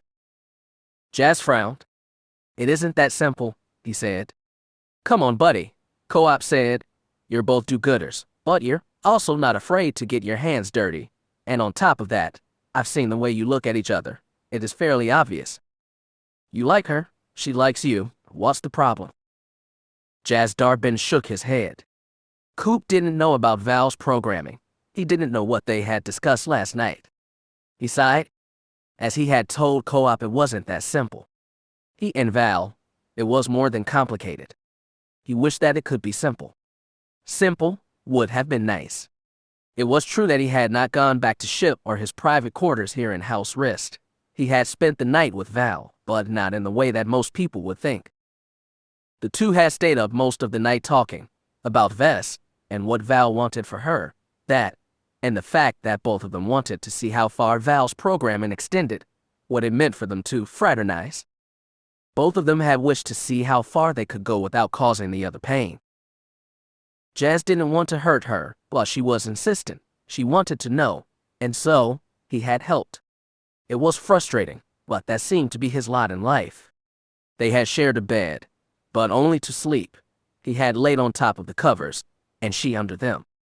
He had looked away respectfully while she had gotten ready for bed, a fact that she teased him about, throwing her shirt at him before slipping into the shower, only to emerge glistening, her body barely covered with a towel, asking him to help her choose what nightgown she looked the best in. She had been amused with his discomfort, felt that it was cute. She had laughed at his reaction. "It is not like you've never seen me naked, hotshot," she reminded him. Yes, he had, but he had been raised as a gentleman, still tried to be one, truth be told. He had been respectful, well, mostly. Damn. After she had slipped into bed, he had joined her. He had held her, and she had found at least a bit of comfort from his presence. It seemed that holding her didn't trigger her programming, neither did an affectionate touch on the cheek. Some might have called this an exercise in futility, that he was torturing himself, just a little. Maybe he was, but at least he knew how far he could go. It might have seemed strange, but even if he couldn't be with her in the way he wanted, he still wanted to be close to her. Which is why he still had trouble wrapping his head around what she wanted him to do, her desire to have him court Vess. He found it strange to say the least. "Why me?" he had asked her, as she lay dozing contentedly in his arms. "I can't imagine that Vess nobles will be happy if she returns home with both an off-worlder and a criminal at her side as her husband." "Some will question." "Sure," she agreed with a sleepy yawn, "but there is precedence, hotshot. On Bantoon, it is the woman's blood that is royal, not the man's. The queen can marry who she desires, even if it is a commoner or an off-worlder." Jazz frowned. "What kind of precedence? From what I remember, your world wasn't exactly fond of off-worlders. I can't imagine that they would accept such a match so easily." That precedence was established 300 years ago, after the Reeven had fled our world. Queen Viseria V had been slain by the Reeven when they had first arrived, and her daughter had been forced to lead our people's rebellion against the invaders. Her daughter, Bela the Bold, had had two chief advisors. One was her brother Gan, the other was brother Oris, a young initiate of the gods' temple. When the Reeven fled, they left a council of sycophant nobles in charge to await their return. Bela's forces eventually defeated them, and she ascended to the throne as Bela IV, but the matriarchy had remained divided. One part of that division concerned the next High General, the young military officer that the queen had been betrothed to as a girl, still lived, and wished to marry his intended, but after 4 years of war, the young queen had her own ideas and her own mind. Jazz smiled. "You sound like you respect her, this Queen Bela. Every girl on Bantoon knows and respects Bela the Bold. She is seen as a savior of our people, but don't try to change the subject. Where was I?" "Bela's choice of husband," Jazz reminded her. Yes, Bela, she had ended up falling in love with the brother Oris, her advisor. It had been his strategies that had served her so well during the war. He had been born the son of a fisherman, but since entering the faith had been well educated and proven to be quite intelligent. His plans had served his queen well during the fight for her liberation. The matriarchy insisted that Bela take up her proper husband, but she refused. It was she that first decreed that the queen could marry who she chose, regardless of their blood or upbringing. Given that so many of the matriarchs had married outside of the noble class themselves, they had very little ground to stand on when they confronted our monarch on her choice. The only problem after that was that Oris remained a brother of the faith, and the servants of the faith are sworn pacifists. He was not the type of man to ascend to the rank of High General. How did the queen solve that issue? She thought of naming her former betrothed as general, but he was later linked to a conspiracy by several rogue nobles, a conspiracy to overthrow her, and he had needed to be removed in turn. In response, Bela named her brother Ganth as High General, and her husband Oris took the newly created title of First Castellan. He served not just as the queen's husband, but also her chief advisor. In time, First Castellan Oris was seen almost as legendary as his wife, more so because he worked so tirelessly in helping Bela rebuild after the Reeven invasion. "Sounds like an amazing man," Jazz said. He was good at his job then. Extremely good, Val admitted. His social works were legendary. He brought our people into a new age of prosperity. He also gave Bela 3 children during their marriage, and after his wife's death, remained first castellan for her daughter, Obara II, serving as advisor for the first 6 years of her rule. Val sighed. When Oris died, he was given a full state funeral, unusual for a man of peace to be so honored, but by that point our whole world respected him. He had given Bantoon and the matriarchy almost 46 years of peace and plenty. Even the most jaded matriarch could find no fault with that. Were there any other first castellans after Oris? Jazz asked. 2 more, Val answered. One was a merchant, the other a palace steward. Neither of those men was as successful as Oris, but they didn't shame the title either. Val looked up at him and smiled warmly. You would make a fine first castellan, Jazz. Though you are a warrior born, your Jedi faith does forbid you to rule. Is that not true? It is true, he agreed. So there you have it, she said.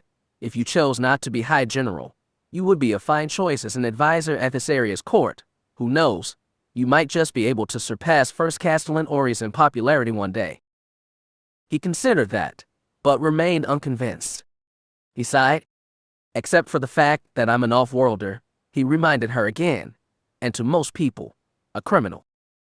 Not to Vess, Val replied, and not to me either. It might take some time, but I'm sure you could when the matriarch's over, especially after they learned of your history. After our conversation years ago, I did some research on the things you told me about. I looked into both the Mandalorians and the Jedi. No one on my world could doubt that you have the skills to lead our forces in war if you were called to. But even if you chose to serve as castellan, none could doubt your wisdom or experience as a manager of a large operation. Captain Cooper has had nothing but good things to say about you. You know how to administrate when needed, and are not afraid to tell your leader if they are making a mistake. Those are useful skills in an advisor, and in the husband of a Queen of Bantoon. I'm not sure that managing a trade business like mine and co-ops is the same as advising royalty, he said, still unconvinced. What has Lady Dorma said about this idea? She doesn't know yet. I do know that Dorma hoped that Vess would choose one of the sons of House Riss for her husband, but that has not happened. Do you think she would support me if I did ask to court Vess? It is likely, the protector replied. She already respects your skills. I think she could be brought around to seeing you as a proper match for Vess. After all, she wants Vess to be happy too, and I think that this match would please my queen more than any other option currently available to her.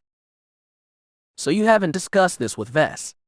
Oh gods no, Val replied with a grimace. If she even knew we were having this conversation, she would likely turn bright red, flee to her room, and not speak to me for 2 weeks. So Vess wouldn't approve of the match. I didn't say that, Val sighed. I'm saying that she would be embarrassed to know that we were having this conversation. Val gently stroked his cheek. She smiled fondly. She may not act like it, but my queen has many fond memories of her time aboard the Co-op's Folly, and of you personally. She still remembers her brave knight, the man who stood between her and death, and protected her from Lord Rudo and his thugs. She still remembers the brave man who delivered us to safety on Alderaan. She doesn't really know me, he warned the protector. She may have some idolized dream about me, but I'm more than that, or perhaps something far less. He shook his head. I'm not sure that I'm worthy to be with her, even as a knight of Bantoon. If you weren't, I wouldn't have approached you about this, Val reminded him. Val lay her head down against his chest. He could feel her concern through the force. You are trying very hard to convince me to give up on you as a possible match. Does the thought of marrying my queen repel you that much?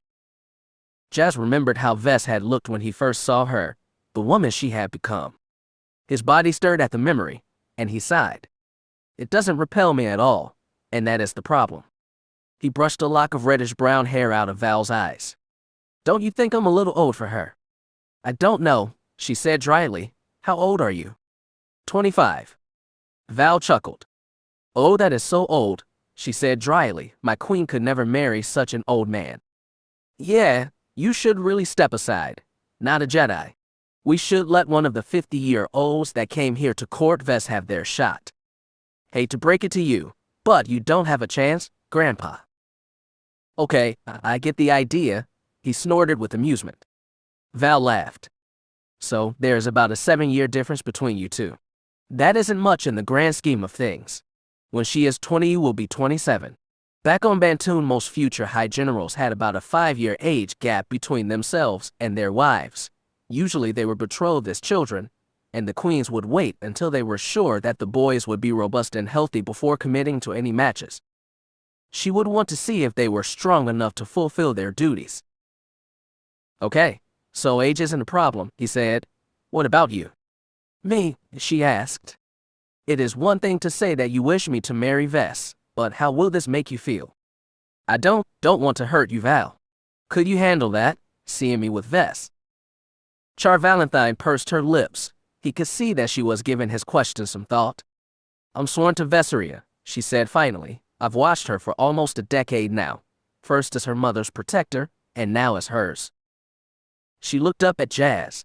Her green eyes were sad. She managed a weak smile. Vess is the closest thing to a daughter I'm ever going to have. Her mother trusted me with her protection, and part of that is seeing to her happiness. Despite not spending a lot of time with you, I've come to the conclusion that you are a good man, Jazz Darbin. That is what Vess needs in her life, a man who can both advise and protect her. You have proven to be both honest and wise.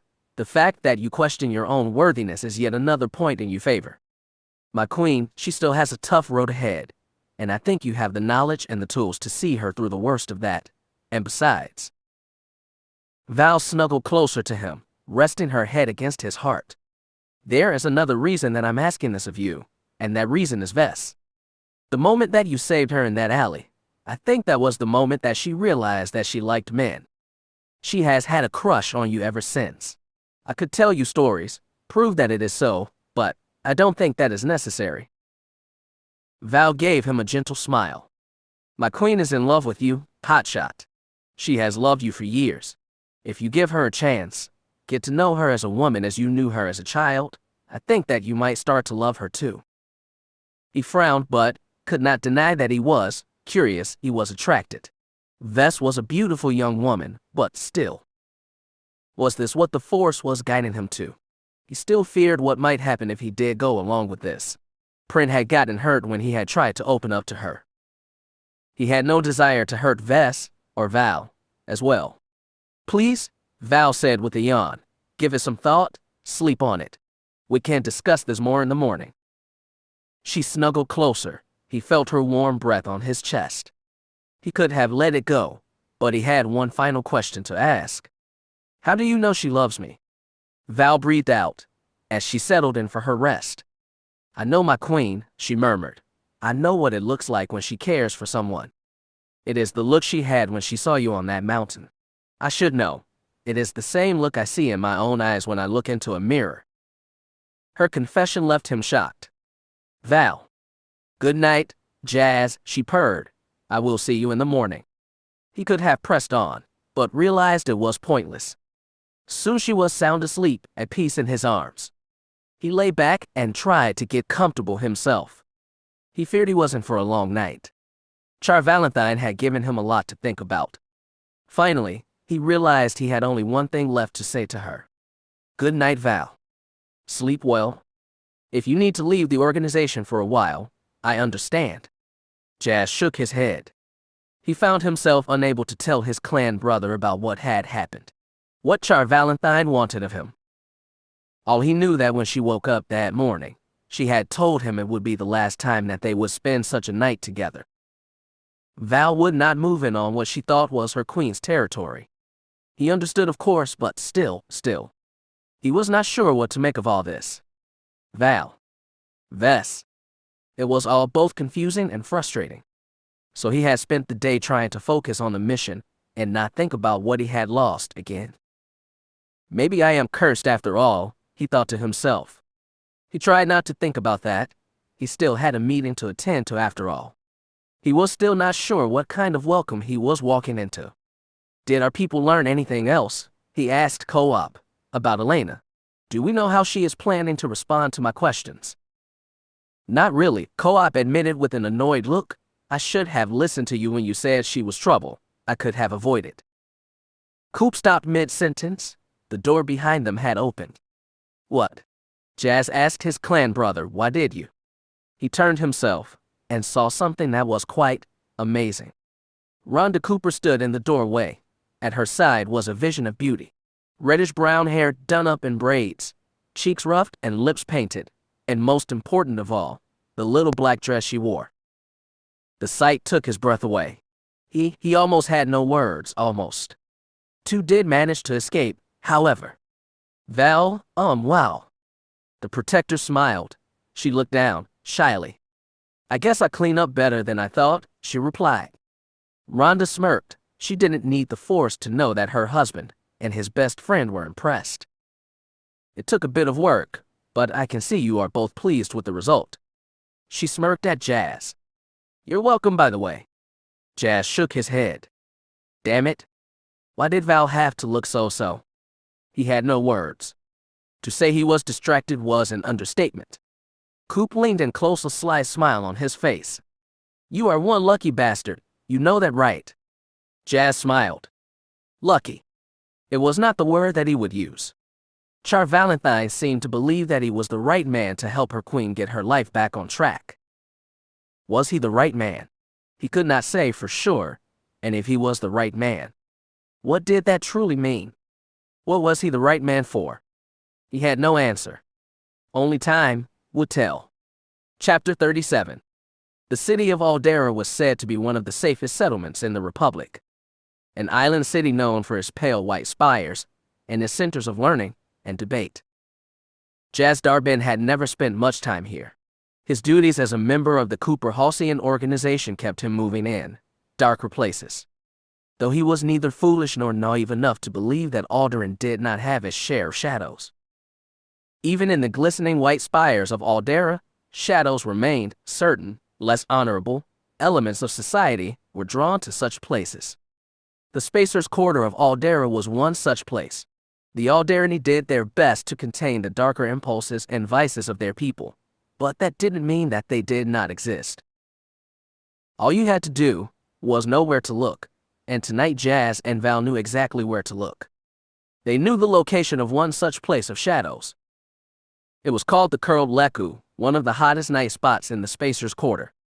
It was part dance club, part gambling hall, and, for the truly wealthy, other things were available as well.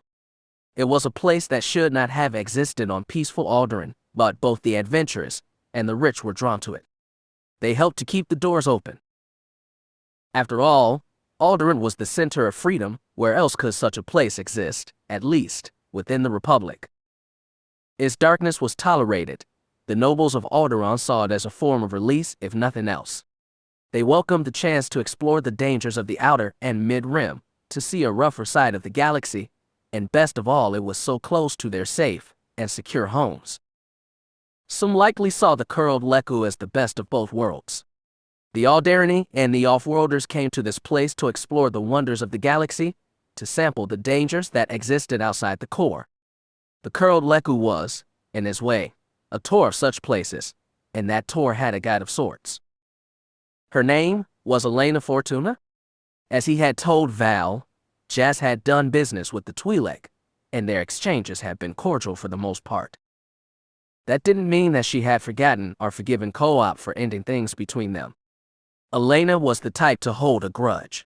Yet, another reason that Co-op and Rhonda had decided to finally make the journey to that polar resort. The farther the folly was from Elena and Adira, the better out of sight and out of the Twi'lek's mind. Not that Co-op had forgotten his friend's needs in this matter. He even offered to send in some reinforcements, some backup for Jazz if he needed it. Though he appreciated that offer, Jazz Darbin didn't think it necessary. Still, Co-op remained insistent. It seemed that he was getting some of the organization's enforcers, whether he liked it or not. Jazz just hoped that they would be discreet. Some of the people that worked with them could be flamboyant, to say the least. He had accepted the offer, for his clan brother's sake. So long as they stay out of my way, and Val's, we will be fine. It was all the more reason to get this meeting done. Now, he thought, dealing with the exchange was a chancy thing. It was better to not be throwing muscle around, not when he wished to keep things civil. He risked a glance over at Val. He could see the tension in her shoulders. She was not taking this lightly as she shouldn't. The exchange were not the type of people he liked dealing with. They kept their conversation light as they made their way through the dark Alderaani evening.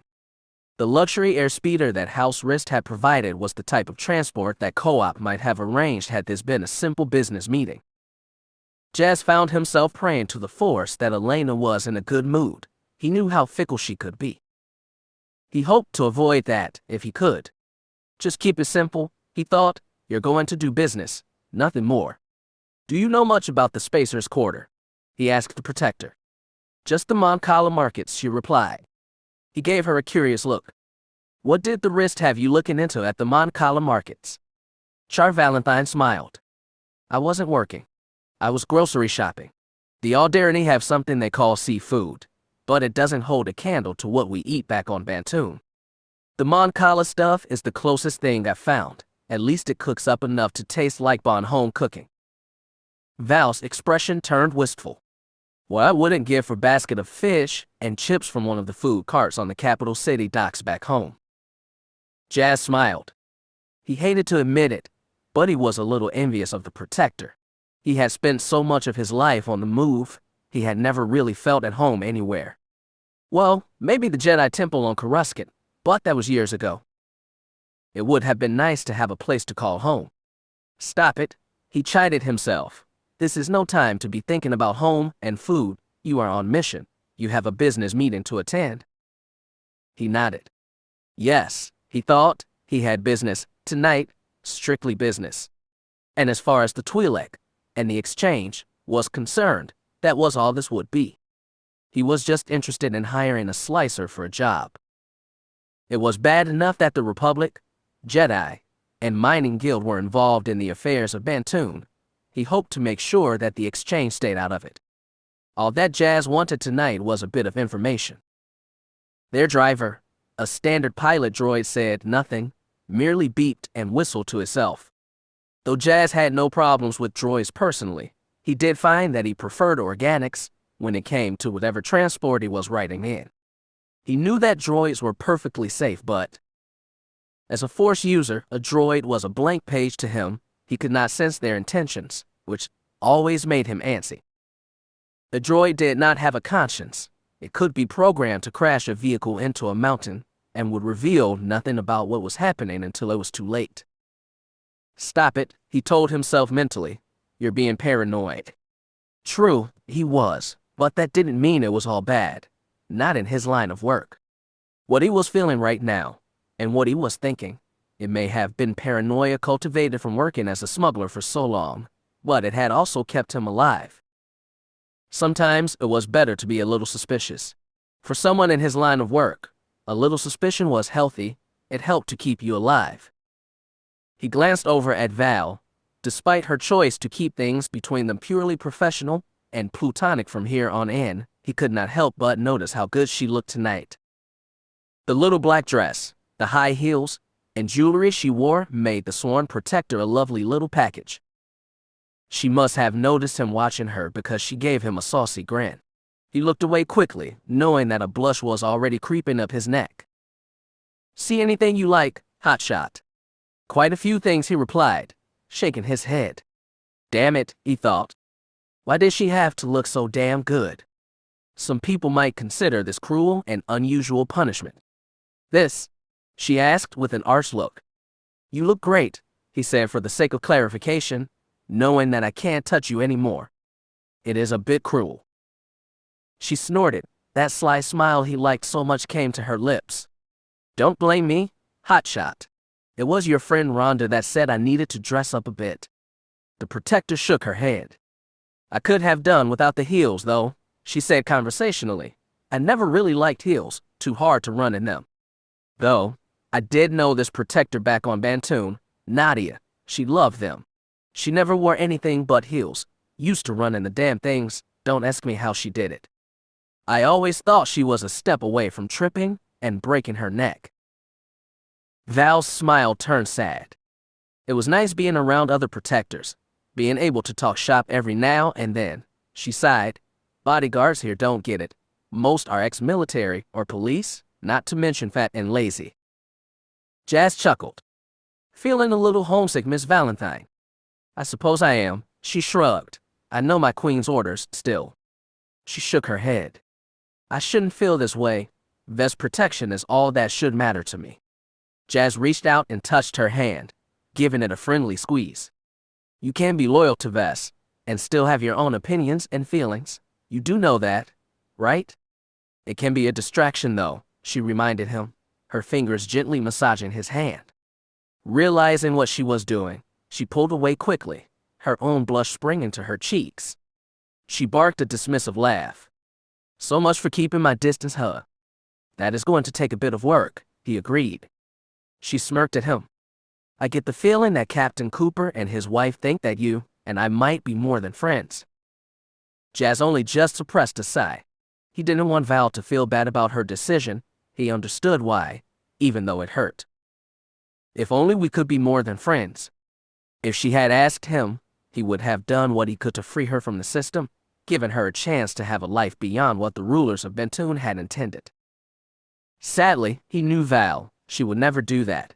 She wouldn't feel right leaving her young queen alone, and if he were being honest with himself, he would say that he was glad about that. He was grateful that Vess had Val in her life. Sorry about Co-op and Rhonda, he said. They both tend to get carried away about things. My love life, or lack thereof, never seems to draw a shortage of attention. She chuckled, though he didn't think it was that funny. Finally, she gave him a sympathetic look. If it makes you feel any better, I'm not entirely pleased with how things have worked out either. She gave him a once-over with her eyes. He could sense attraction, and more than a little bit of lust. She sighed. You're not looking so shabby tonight yourself. Not a Jedi. Believe me, you're not the only one who hates the system right now. If I had a chance to speak with some of the counselors that worked on my mental training program, they would hear several complaints when it came to my fraternization protocols. And what form would those complaints take? He inquired. Her smile turned cruel. That would depend entirely on them. I'm not a vengeful person by nature, but even I've been known to lash out if I've been taken too far. He nodded. He recognized that he was not alone in this, but that did not make it hurt any less. Coop wasn't wrong. Since meeting all those years ago, he had come to accept the fact that he and Char Valentine had a connection. He still didn't understand how it had happened. It had grown so quickly, and was extremely strong. It wasn't just their night all those years ago either, though that didn't hurt matters. He wasn't sure how it had happened, but he wouldn't trade it for anything in the galaxy. That connection brought me back, he thought. Master Vey will be happy the next time we speak. She has been trying for so long to get me to open up, and Val managed it in a matter of days. It was progress, and the Jedi Master wouldn't be one to deny the necessity of the results. Though at the same time, his brow furrowed slightly. There were plenty of Jedi out there who would look down on him for his connection to Val, citing the parts of the code that forbid attachment. And yes, he couldn't deny that he was attached. It wouldn't have been hard to imagine the connection he had with Val growing into a real relationship. It was a shame that they wouldn't be able to explore just how far they might have been able to go. Again, Jazz felt that familiar sense of loneliness that had dogged him these last 6 years. First Prin, and now Val. He was starting to wonder if he would ever have a stable relationship. Despite the vision he had seen while recovering, he was starting to think he would never get to meet the child he saw that she was destined to never be. There was always Val's offer, he reminded himself. Yet, right now, that seemed as big an impossibility as him ever becoming a full and respected Jedi Master.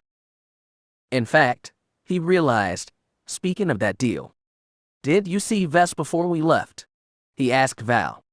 Briefly, she answered. She said she needed to study. She has some tests this week for her hyperspace reversion class. Jazz nodded. I assume that House Rist is on lockdown tonight. Rhonda and Rahana know how to keep strangers out, she assured him. It is a shame that we have to take such precautions, but given what has happened. Val shook her head. Better safe than sorry. The protector glanced up at him, a hint of a smile on her face. What? He asked. It is good that you are thinking about Vess. Could it be that you are considering my offer? He shifted uncomfortably in his seat. Part of me still thinks you're crazy, you know that, right? Is it crazy to want what is best for my queen? Is it crazy to want her to have a good man to share her life with? He pursed his lips. That was the problem, he thought. He couldn't say for certain that he was a good man. He had been tempted by the dark side, several times, in fact. If given a chance at real power, he couldn't say how he might react. He worried about that. If he did say yes to Val's offer, and if he became intoxicated by the power that being in such a position offered. He tried not to think about it. If Val noticed his distress, she chose to say nothing about it. She picked up the tiny purse she had brought with her, briefly going through its contents. Jazz gave her an appraising look.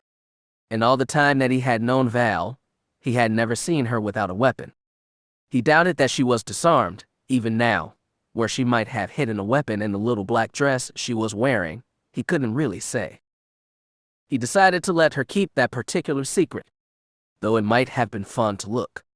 Anything I need to know about this friend of yours? She asked, this Twi'lek we're meeting. Only that she is not a friend, he replied. Elena is a business associate, nothing more. Jazz's brow furrowed in thought.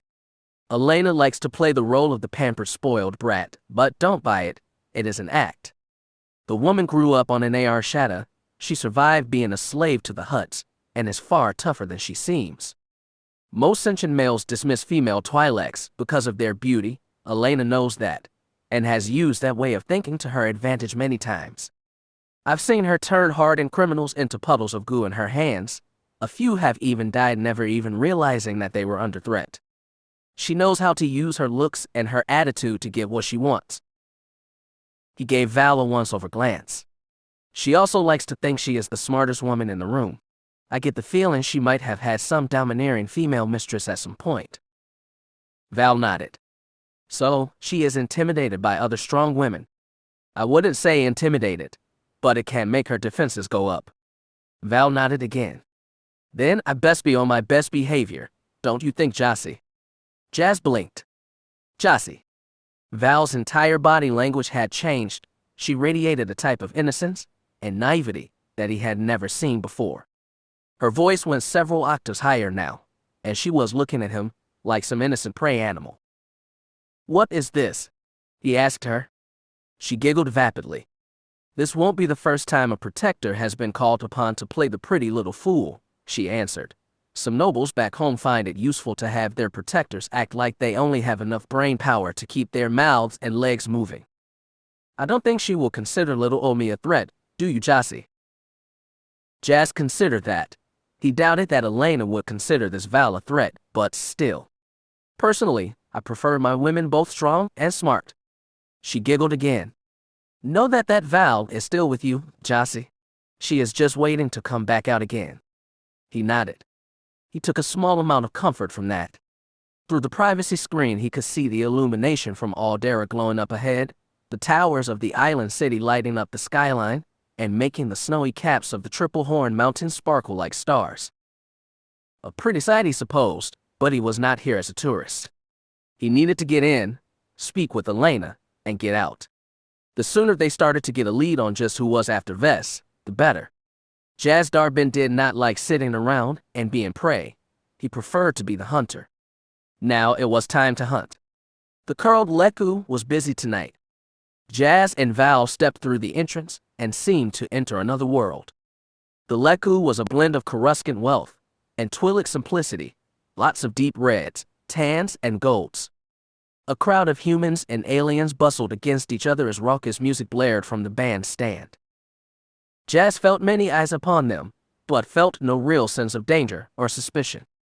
Most of what he was feeling was envy mixed with lust, and that directed at the beautiful lady on his arm.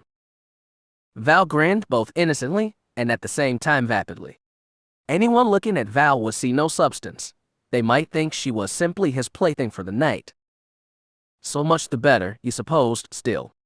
He preferred the real woman, and the steel underneath. The two of them made their way to the bar. The waitstaff, all muscular and handsome male Twi'leks, moved about the crowd serving drinks and offering other services if the patron seemed to be of a mind. Jazz ignored this. He was not here about the vices on offer in this place, only the chance to speak with the mistress of the house. He approached the bartender, a server droid with many spider-like arms. "What will it be, gentles?" it asked in a musical, soothing voice. "I'm here to see Elena," he said. The droid's optics blinked. "I'm sorry, gentle, but there is no one here by that name." Jazz smiled coldly. "I have an appointment. Tell her that Jazz Darbin is here." The droid fell silent. Its optics blinked on and off several times, likely accessing his database, the real one, not the one that it used to process drink orders. Jazz felt a light tap on his shoulder. He turned to face one of the Twi'lek waiters, pale yellow skin, over 6 foot, muscular, and grinning, showing off a mouth of pointed teeth. "If you and your femme would like to follow me, sir," he said in a deep Rylith accent, "Lady Fortuna is expecting you." Jazz smiled. "Lead the way," he said, gesturing. The man nodded, turned. "Oh, Val cooed in his ear. This is exciting." Let's hope not, Jazz thought to himself. When it came to dealing with the exchange, exciting was never good. Never. The server led them to a wall behind the bar and through a hidden doorway. The door opened onto a spiral staircase leading up. This was not the first time that Jazz Darbin had walked up these steps, and he had always left feeling the need to go through a decontamination chamber. The force here radiated with a sense of danger and greed. Elena and her allies thrived on both. Let her be in a bargaining mood, he thought to himself. I would rather this trip not been for nothing. Val stayed close to him. She continued the pretty airhead act, but within he could sense her evaluating their surroundings. The protector was not the type to be caught off guard. If Elena and her servants underestimated Val, they would likely come to regret that decision. He still had hope, however. He preferred that they avoid any violence tonight. Just a few words, a quick negotiation, and they would be out. At the top of the stairs stood 2 Weequay bodyguards. They stepped aside when they saw the male Twi'lek. The door behind them slid open. A blast of warm air emerged from within, that in the cloying odor of flowers and spice. "Jas," a sweet feminine voice called out. "Is that you?" "It has been far too long." He smiled and stepped forward. "Hello, Elena," he said, bowing slightly. "Thanks for agreeing to see me on such short notice." Elena Fortuna's private quarters hadn't changed much since he had last been here. They overlooked the main floor of the club, its back wall a soundproof window, so that the lady of the house could watch over the revelers and possibly point out any troublemakers to the various bouncers and guards on the floor below. As for the mistress herself, she was right where Jazz had left her, several months ago. Someone might have suggested that she hadn't moved. He smiled politely. Elena Fortuna was an orange-skinned Twi'lek still in the full flower of her youth. Lithe and beautiful, she might have been mistaken for some courtesan or dancer at first glance. Jazz knew better. She lounged on a massive padded throne, clad in an exceptionally low-cut and almost see-through shimmer silk dress. 2 burly Twi'lek males attended her, one cooling the air before her with giant feather fan, while a second knelt nearby, holding a tray filled with succulent delicacies, the kind favored by the sons and daughters of Rylith. Interesting, he thought, considering what had come before. He knew some of the exchange boss's history. Though she spoke with the accent of her home world, she had actually spent very little time there, having been sold off as part of a business deal by the elders of her clan when she had been very young. The men of her clan betrayed her, and now she chooses only Twi'lek men to serve her.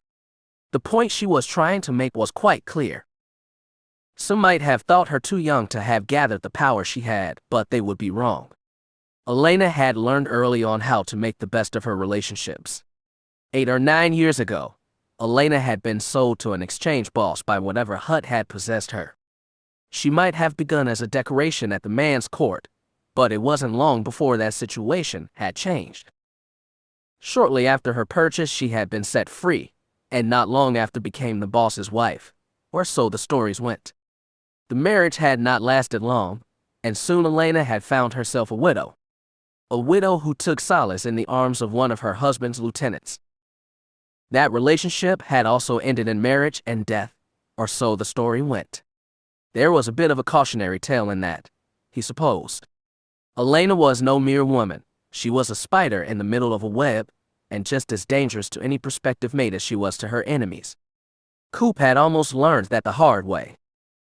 Jazz was not foolish enough to follow his example. The boss of Alderaan branch of the exchange stretched like a contented feline, stretched and sat up. Her smile was friendly and welcoming, but he knew not to read too much into that. He knew not to buy into her act.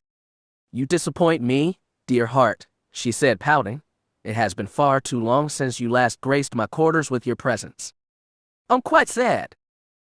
"I'm sure we can work something out, Elena," he said dismissively. "Haven't we always emerged satisfied with any deal we have struck in the past?" She smirked. "I cannot claim total satisfaction, my dear, but I do see your point." She looked at Val like she was something unappetizing. "Who is this?" she asked coldly. "Hi, I'm Val," the protector said in a perky voice. "I'm Jossie's escort for the night." Elena gave him a questioning look. "Escort? I've always found my own fun, Elena, you know that." The Twi'lek sniffed. "I know that you have missed several opportunities at real fun, Jazz," she said, "but I'm not one to fault another for their mistakes." If Val took offense, she didn't show it. She remained the smiling innocent. He was impressed that she was able to maintain the act. Elena Fortuna leaned back, plucking a morsel from her snack tray. She popped it into her mouth and smiled. "My contacts inform me that you are in need of something, Jazz." "The organization needs something," he answered. "I was hoping we might help each other." "Perhaps," she agreed. "What is it that you are in need of?" "A slicer, a professional one." Elena giggled. "You come to the exchange for that?" Jazz grinned. "One that can slice top-of-the-line security probes, sure." The amusement faded from Elena Fortuna's face. Her dark amber eyes narrowed. "What for?" she asked. Jazz chuckled. "Elena, you know the rules, no questions." He leaned in a little closer. "Is my request so out of line?" "Not really," she answered. Her smile returned. "Are you and Co-op being bad boys, Jazz?" "I'm shocked." She quickly plucked another snack from her tray. "Drink, Jazz?" "None for me?" "Your little friend then." "That is very sweet, but no." Elena wrinkled her nose. She tapped one sharpened nail on her chin. "Haven't I seen you before?" she asked. "I can't imagine where," Val replied. "I don't usually come to this part of Adira." Elena smirked. "No, I suppose you wouldn't, sweetie," Elena said, "not without a contract." "Pardon?" Val asked innocently. The Twi'lek laughed and snapped her fingers. Every male servant around them drew a blaster, and all were pointed at either Jazz or Val. Jazz frowned. "What is going on?" he demanded. "You tell me," the Twi'lek answered. Any playfulness vanished from her voice. Both it and her eyes had gone as cold as Mandalorian iron. She glared at Char Valentine. "Tell me, dear heart, what prompted you to bring a wrist assassin into my house?" Jazz's eyes narrowed. "This isn't what you think." "Then do be a good boy and explain it, but do it quickly. My boys do not have a lot of patience." "You have to the count of 5. Elena. 1. We can discuss this. 2.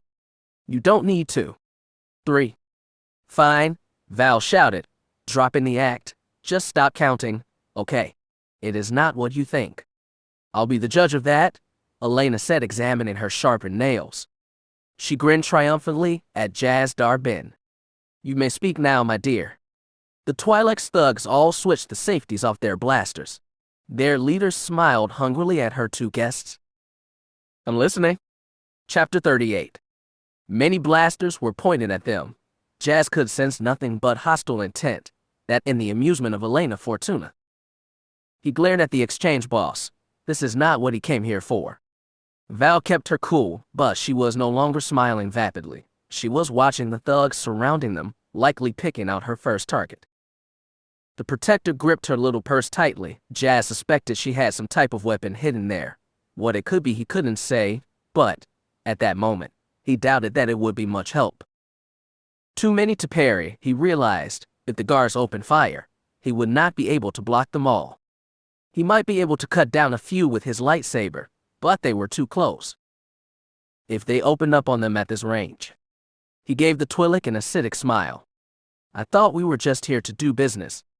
She snorted angrily at that comment. You are the one that brought an assassin to a business meeting, she reminded him. Val's eyes narrowed. I'm no assassin, she said coldly, no longer bothering with the silly girl act. Yet, you serve house arrest, Elena replied, the tips of her head tails twitching nervously. You have been recognized, my dear. Many eyes are on house arrest right now, especially given what happened up in the North Mountains. The nobles try to hide such things, but they are never successful, not when the knowledge is that juicy. The Twi'lek smirked. You are an assassin in the employ of Norma Rist, and the center of much discussion in the corridors of power right now. Your name is something Valentine. Valentine, actually, Val corrected her, her voice sweetened with just a hint of venom. Yes, Elena said, smirking at Jazz. Does Cooper wish me dead? Is that why he had you bring this woman here? Jazz rolled his eyes. I should have known, he thought to himself. On the way here, he had been chiding himself about his paranoia. Well, trust Elena Fortuna to take that up to another level entirely. Make that 4 or 5 other levels. He shook his head. He had suspected that Val's presence could cause a problem, but had been willing to let things ride and trust in the Force. He should have trusted his instincts. Well, it was too late now. Now, he needed to try and find a way out of this.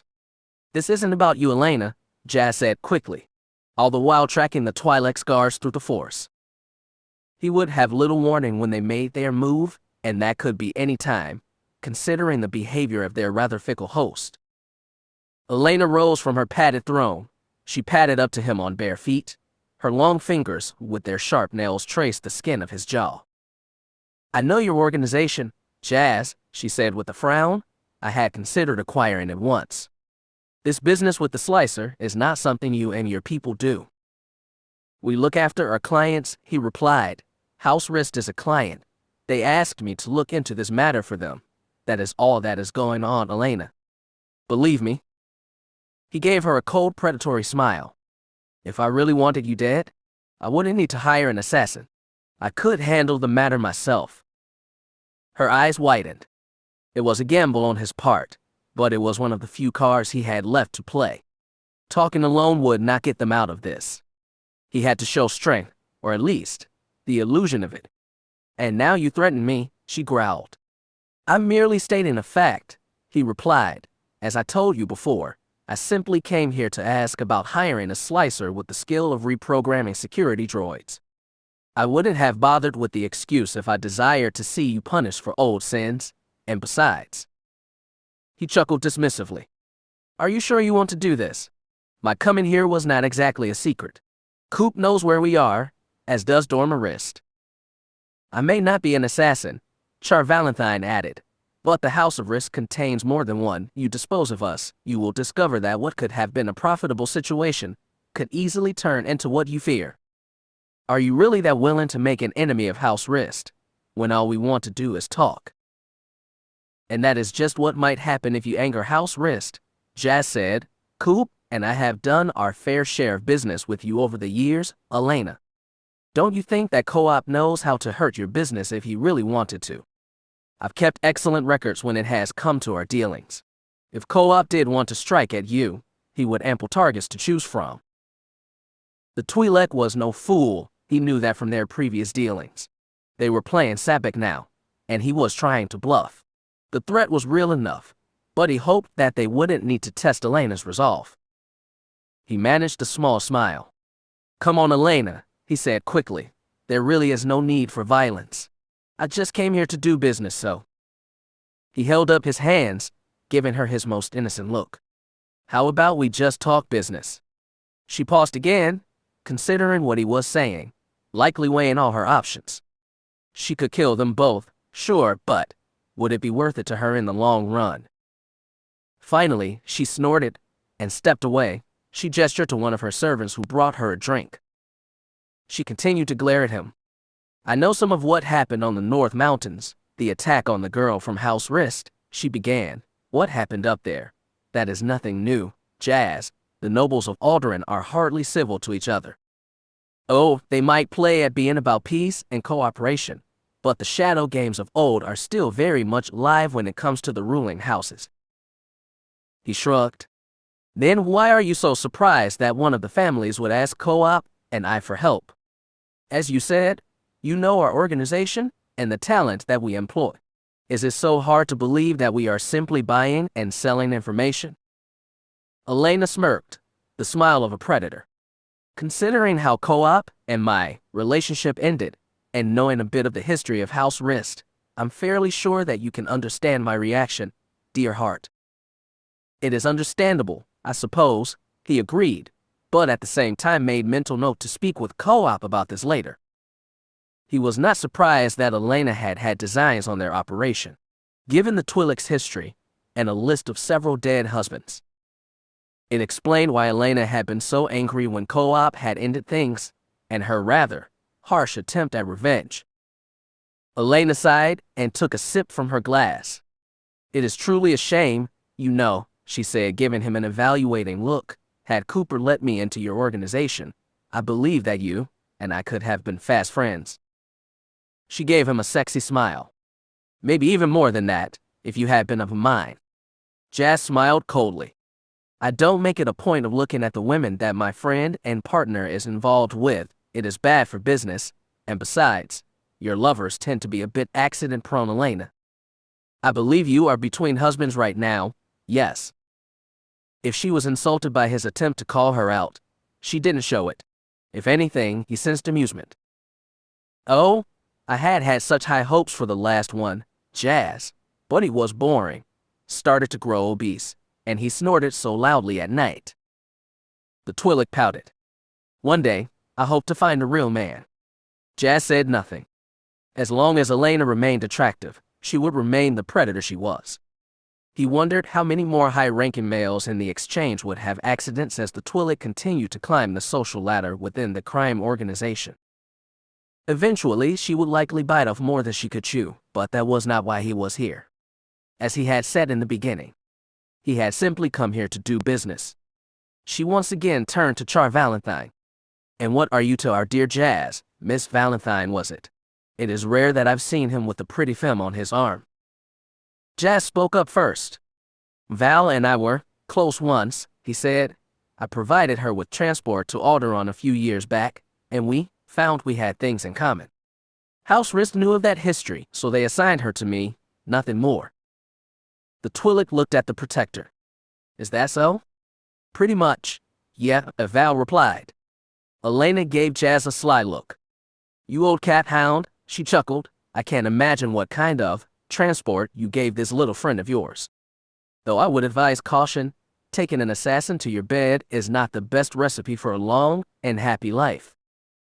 I'll keep that in mind, he said, not bothering to mention the exchange boss's own list of dead husbands and lovers. He glanced at the guards again. They still had their blasters up, and pointed at him and Val. As I said before, I didn't come here for violence, Elena. I'm not here to harm you, and neither is Val. So can we go back to talking like sensible beings? The Twi'lek considered that. She glanced between her men and her two guests. Finally, she sighed and snapped her fingers. The guards lowered their weapons. Jazz felt the tension in the room lessen through the force.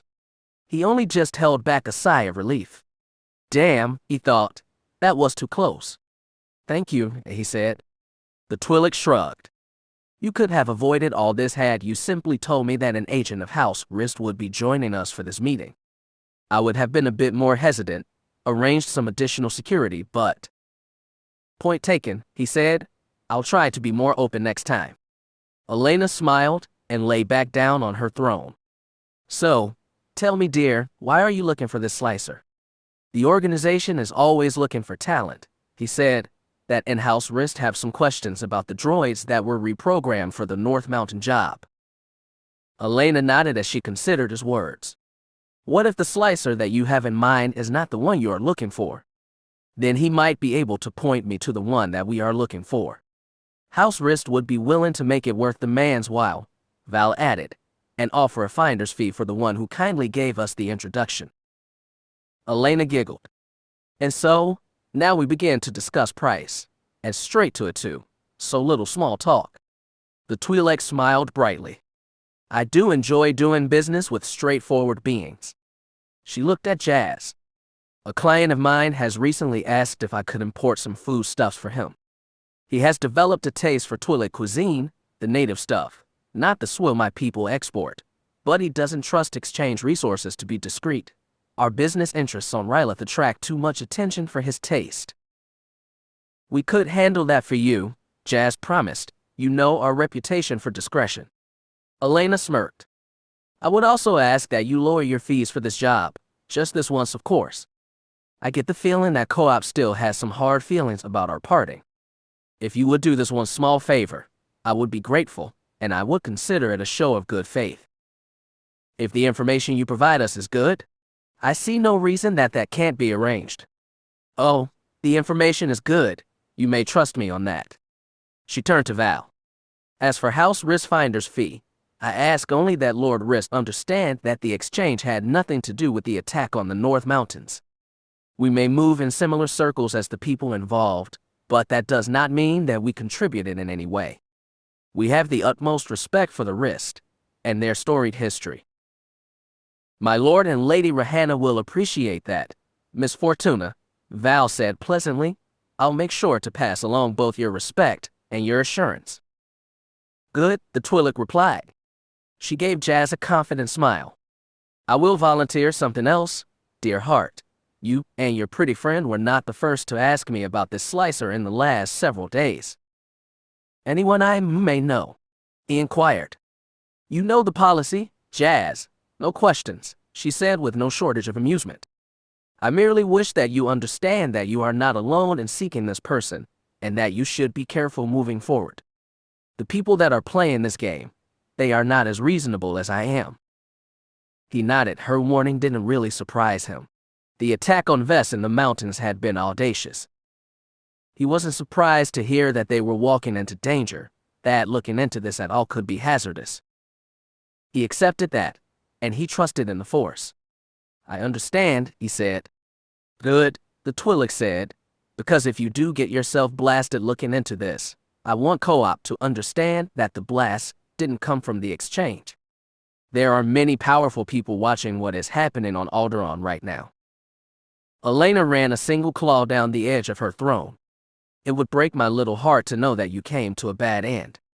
Your concern for me is touching, Elena, as always, Jazz said dryly. I'll make sure to remember that. She nodded. Just so long as you are aware, darling. And now, the item that you wanted. The young man you are looking for is a Zeltran. His name is Kite Tobin, goes by the code name of Ladies Man 1138, in the Slicer circles. Val chuckled.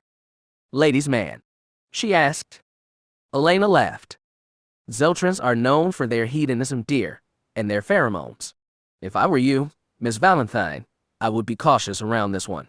Zeltran males can be insistent when they see a femme they desire.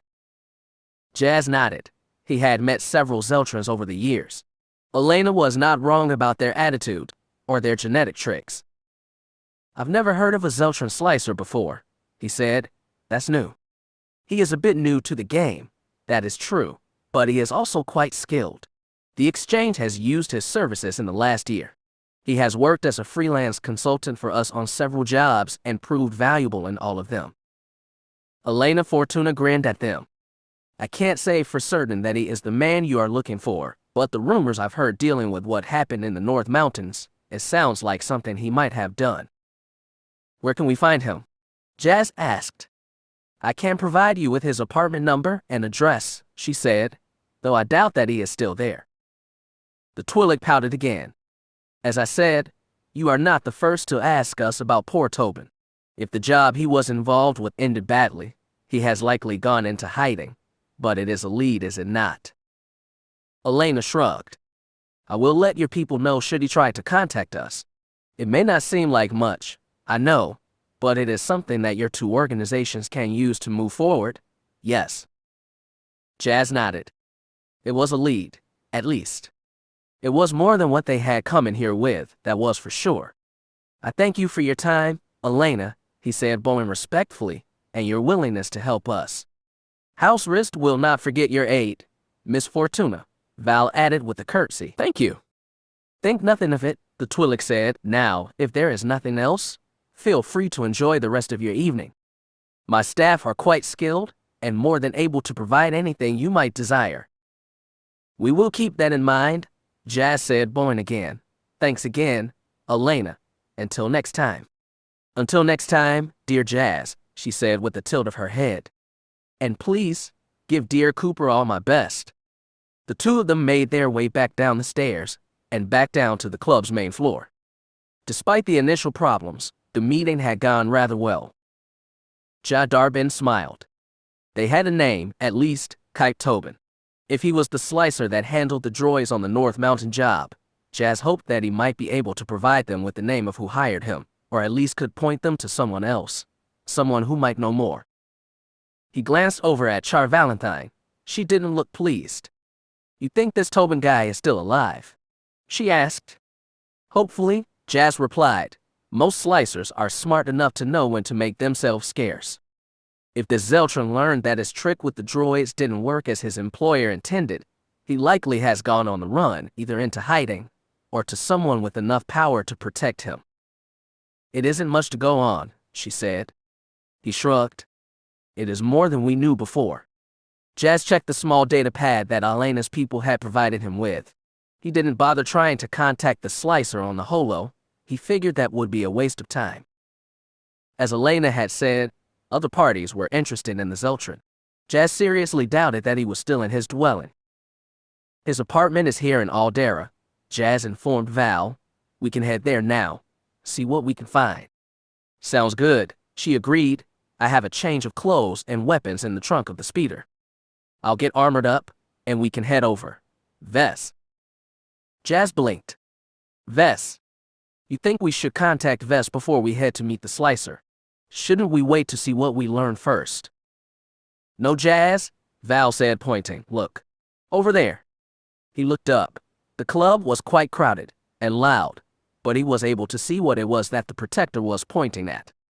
A group of young nobles standing around one of the gambling tables, and, sure enough, standing right in the middle of them was Vess. Jazz pursed his lips. What? He looked again to make sure that he was seeing what he thought he was seeing. Maybe it was just a girl that looked like Vess. He hoped that it was a girl that merely looked like Vess. There were 6 of them, high-born girls all, and all dressed for a night of fun and dancing.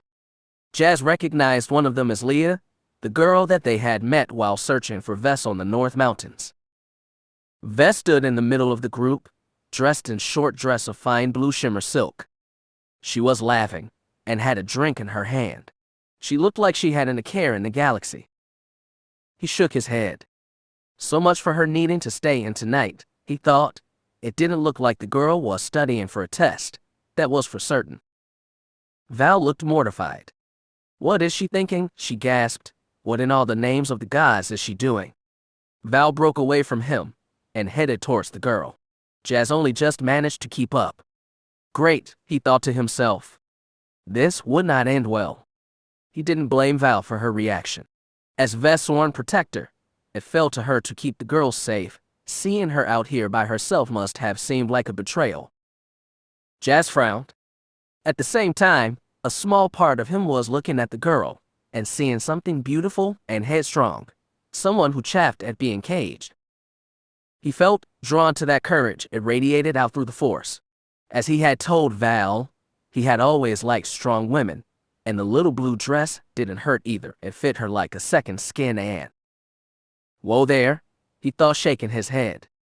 Fire the repulsors for a minute there, friend. Stop yourself. This was still Vess you are looking at. Remember that. He did remember, but he didn't feel as bad staring at her this time. He remembered Val's offer, and could not deny that he was intrigued by it, on some small level anyway. Control it, his conscience chided. The poor girl is still in danger. Keep thinking with your head, and do what was right. That should have been easy. It should have been easy. Vesseria, Val called out. The girl turned. Her smile faded the moment she saw the protector standing there. Her blue eyes widened.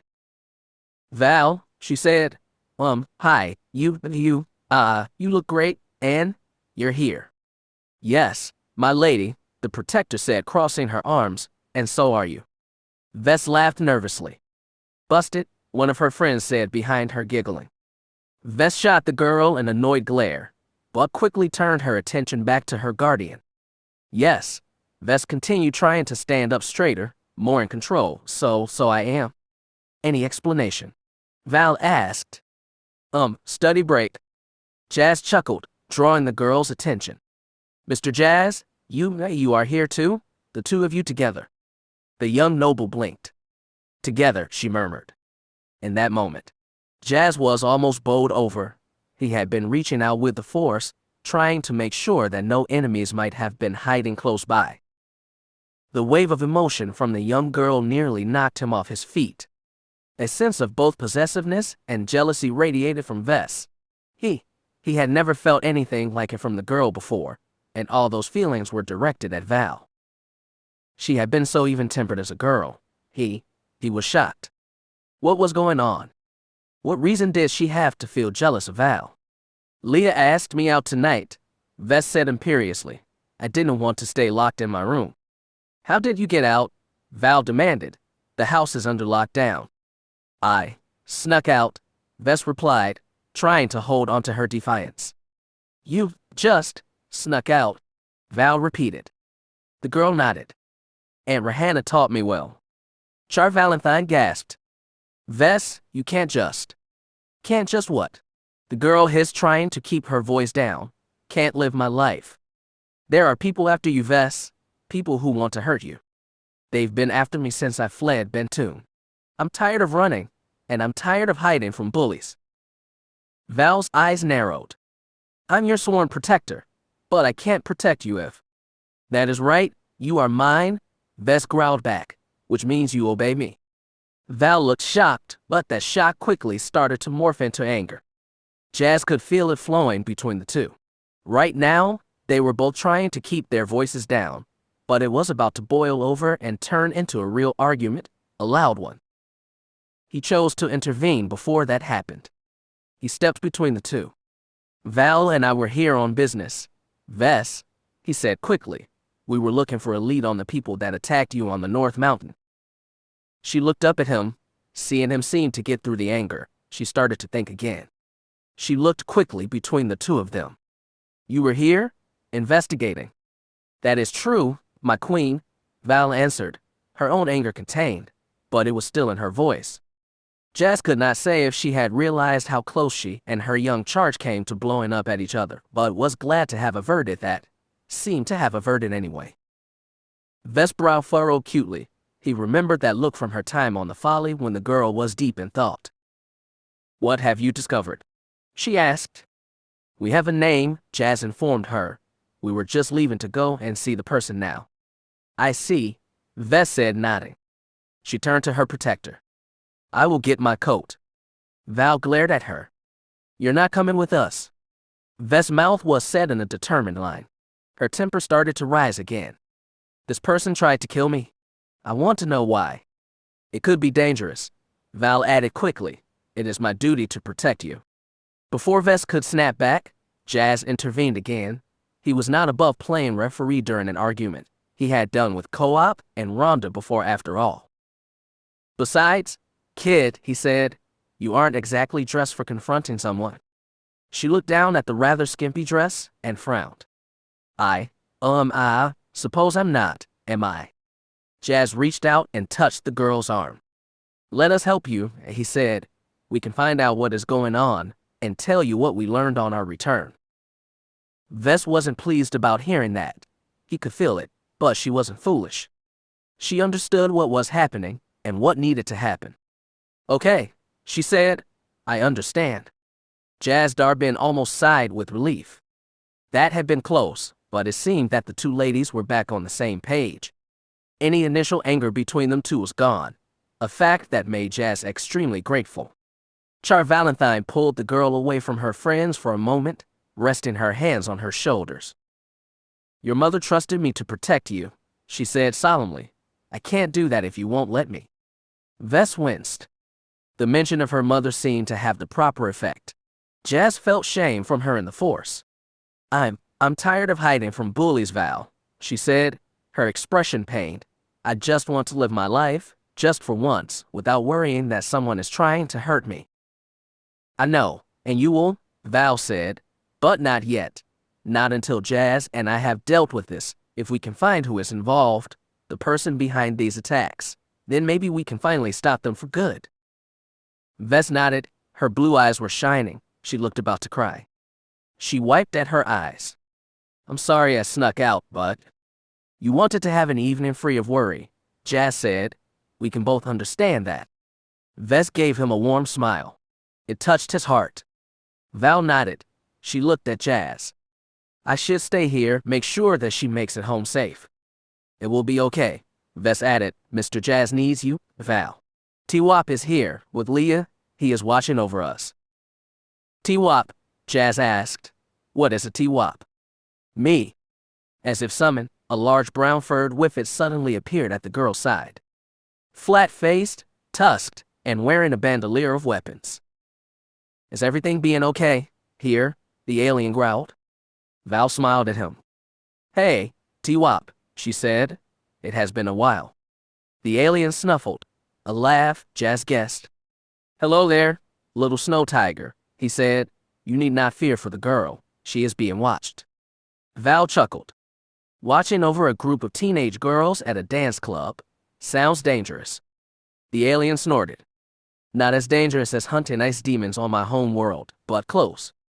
"Old friends," Jazz thought with a smile. Even Vess seemed amused. "Jazz needs you," she repeated. "Leah and T-Wop will see me safely home. You have a person to find?" "Yes." Char Valentine nodded. She didn't look happy about it, but... "Stay close to T-Wop," she ordered Vess. "Don't go off alone, and stick close to your friends." Vess nodded. Val sighed. "We will talk more about this later." A pained expression came over the girl's face. "Great," she replied. Jazz said nothing. That was none of his business. He suspected it would not be the most pleasant of conversations. "Contact me as soon as you hear something," Vess ordered. She turned to Jazz. "Keep her safe. Okay, both of you, please be careful." "We will do what we can," he promised. The would-be queen nodded. She radiated both relief and concern through the Force. Better that than anger and jealousy, he thought, but he did have to wonder. What reason did the girl have to feel jealous of Val? It made no sense. Val's whole life was dedicated to keeping the young woman safe. Vess had nothing to fear. Val would do nothing to hurt her. She couldn't. It was who the protector was. She would always be there for her queen. Always. Once again, the two found themselves in the airspeeder, on course to the Zeltron's apartment in Adira. Jazz sat up front with the pilot droid while Char Valentine changed in the back. She didn't bother with the privacy screen, which of course meant that Jazz had been more than tempted to peek as the protector slipped into the spare suit of armor she had brought along. "Eyes front, hotshot," she purred when she noticed the tilt of his head. He looked back quickly. "It isn't like I've never seen you undressed," her replied. She laughed lightly. "You were the one that told me I should stop torturing you." He sighed. If she truly believed that she would have engaged the privacy screen, still it would have made it harder for them to talk. Val sighed. She sounded tired. "I still can't believe that Vess snuck out." Jazz chuckled. "Go easy when you talk to her later. She made a stupid choice, but that stupid choice could have gotten her killed, and then I would have to die too. There was that, he supposed. Well, at least she didn't go out without some protection. That whiffet seems formidable. T-Wop being there was the only reason I consented to leave her side," Val said. Jazz smirked. "One question, though." "What?" "Little snow tiger." Val chuckled. "T-Wop and I have spared a time or two. When he first came to Aldrin from Tula, He believed he was the toughest bodyguard here. I took exception to that. Char Valentine radiated with pride. I challenged him, fist and feet only. The fight ended in a draw, but he came out with the respect for the sworn protectors of Bantoon. Jazz grinned. Having fought Val himself, he knew what a challenge she was. He was impressed that the Whiffet could keep up with her. Despite her amusement, Val remained focused on her young queen. She sighed. Being Vess' protector was easier when she was a little girl. I'm sure it was, he agreed, but she isn't a little girl anymore. I know, Val said. She is turning more like Queen Adira every day. I'm proud to see it. But it worries you too? Yeah, Adira chose to send me away, and she died. I can't fail like that again, Jazz. I was there, remember? There was nothing you could have done. The Red Eclipse murdered your queen, not you? You couldn't have saved her, Val. Not didn't, couldn't, could not. It was not your fault. I know that, in my head, but my heart. She was not just my mistress, she was my friend. Val leaned forward. She gave Jazz's shoulder a friendly squeeze. Thanks for that, by the way. For what? He asked. For stepping in between me and Vess. That situation could have been a lot worse had you not been there. Happy to help, he said, and surprisingly, he meant it. Jazz smiled. He hated to admit it, but he would miss Val and Vess when he returned to his duties back on PB. Being here, being around them again had made him feel more alive than he had in years. Maybe it is time for a change. The thought had come out of nowhere. Jazz frowned. You and Co-op have built something great together, but he has Rhonda now, and soon likely a family of his own. Jonas, Tessa, Figgy, he has all them too. Maybe it is time you started to look out for your own happiness. You considered leaving the folly once, going off and helping Val, helping Vess win back her throne. Maybe it is time to reconsider your choice. The Jedi are no longer after you. You could be a big help to them. Yes, he acknowledged. He could be. He heard the sound of zipper being pulled up. Okay, hot shot, Val said. You can look now. He turned to see the protector fully armed and armored once again. She smiled politely. So she asked, this Kite Tobin, how do you wish to play this? If he is at home, we ask to speak with him, Jazz said. If he refuses, we insist. She smirked. I'm quite good at insisting. I'm sure you are, he replied. He laughed. So, we play a little game of good Jedi and the bad protector. It could work. Val blushed slightly. Her expression turned sly. What? Nothing, she said. Just, well, good Jedi and the bad protector sounds vaguely dirty. That isn't what I meant, he said. You sure? She asked. He considered it. Well, if he was being totally honest. No. He frowned. Not again. They had discussed this. He looked back at the smiling protector. Damn the woman, he thought. Damn her. Chapter 39. The Zeltran's apartment was right at the edge of the Spacer District, not far from the peace and tranquility of the rest of Adira. The hollow sign on the roof declared it the Spacer's Arms Apartments. It was a long rectangular structure, and like the other building here in the capital, it was built from white stone, with a slanted dome roof. Jazz Darbin and Char Valentine emerged from their speeder and began the short walk up to the front entrance. A single guard sat reading behind the front desk. Jazz considered their options. He hoped that Kite Tobin was at home, but even if he wasn't, they needed to search his apartment, try to get a lead on where he might have fled to if he had fled. At his side, Val cracked her knuckles. The protector was both fully armed and armored. She wore a blaster on each hip, a vibro blade in her boot, a combat baton on her belt, a dart launcher on her wrist, and a quiver of small throwing knives on the small of her back. Seeing her made Jazz smile. He had known Mandalorians in Clan Nutbush who hadn't gone around so well armed. Another thought quickly came to mind. Mom would have loved Val. Char Valentine certainly was intimidating, that was for sure. Not that he was surprised. She was still a little angry about her earlier encounter with Vess. Perhaps she needed to blow off some steam, and the thought of a confrontation helped. She looked like she was spoiling for a fight, though Jazz doubted that they would find one. If he was smart, Kite Tobin would offer them no resistance. Zeltrans were not known for being violent. Jazz hoped that they would have no trouble convincing the Slicer to tell them what he knew. Val didn't seem like she was in a gaming mood. Hopefully, the Slicer would understand that. The guard at the desk looked up when they entered. He lowered his data pad and gave them a cheery smile. "Good evening," he said politely. "Welcome to the Spacer's Arms. How can we help you this evening?" "We're here to see a resident," Jazz informed him. "Kite Tobin. We would like to go up and see him if we can." The guard nodded and checked something on his data pad. Jazz prepared himself to be refused. It was quite late, and most establishments, such as this one, didn't let people up so late in the evening, not without contacting the person they were visiting first. If he tried to contact Tobin, what would the Slicer do? If he tried to flee, they might lose him. Jazz was tempted to use the Force to gain access quietly. He didn't like using it to convince people to obey him, but it might work out better if he did. As it turned out, he didn't need to. The guard continued to smile.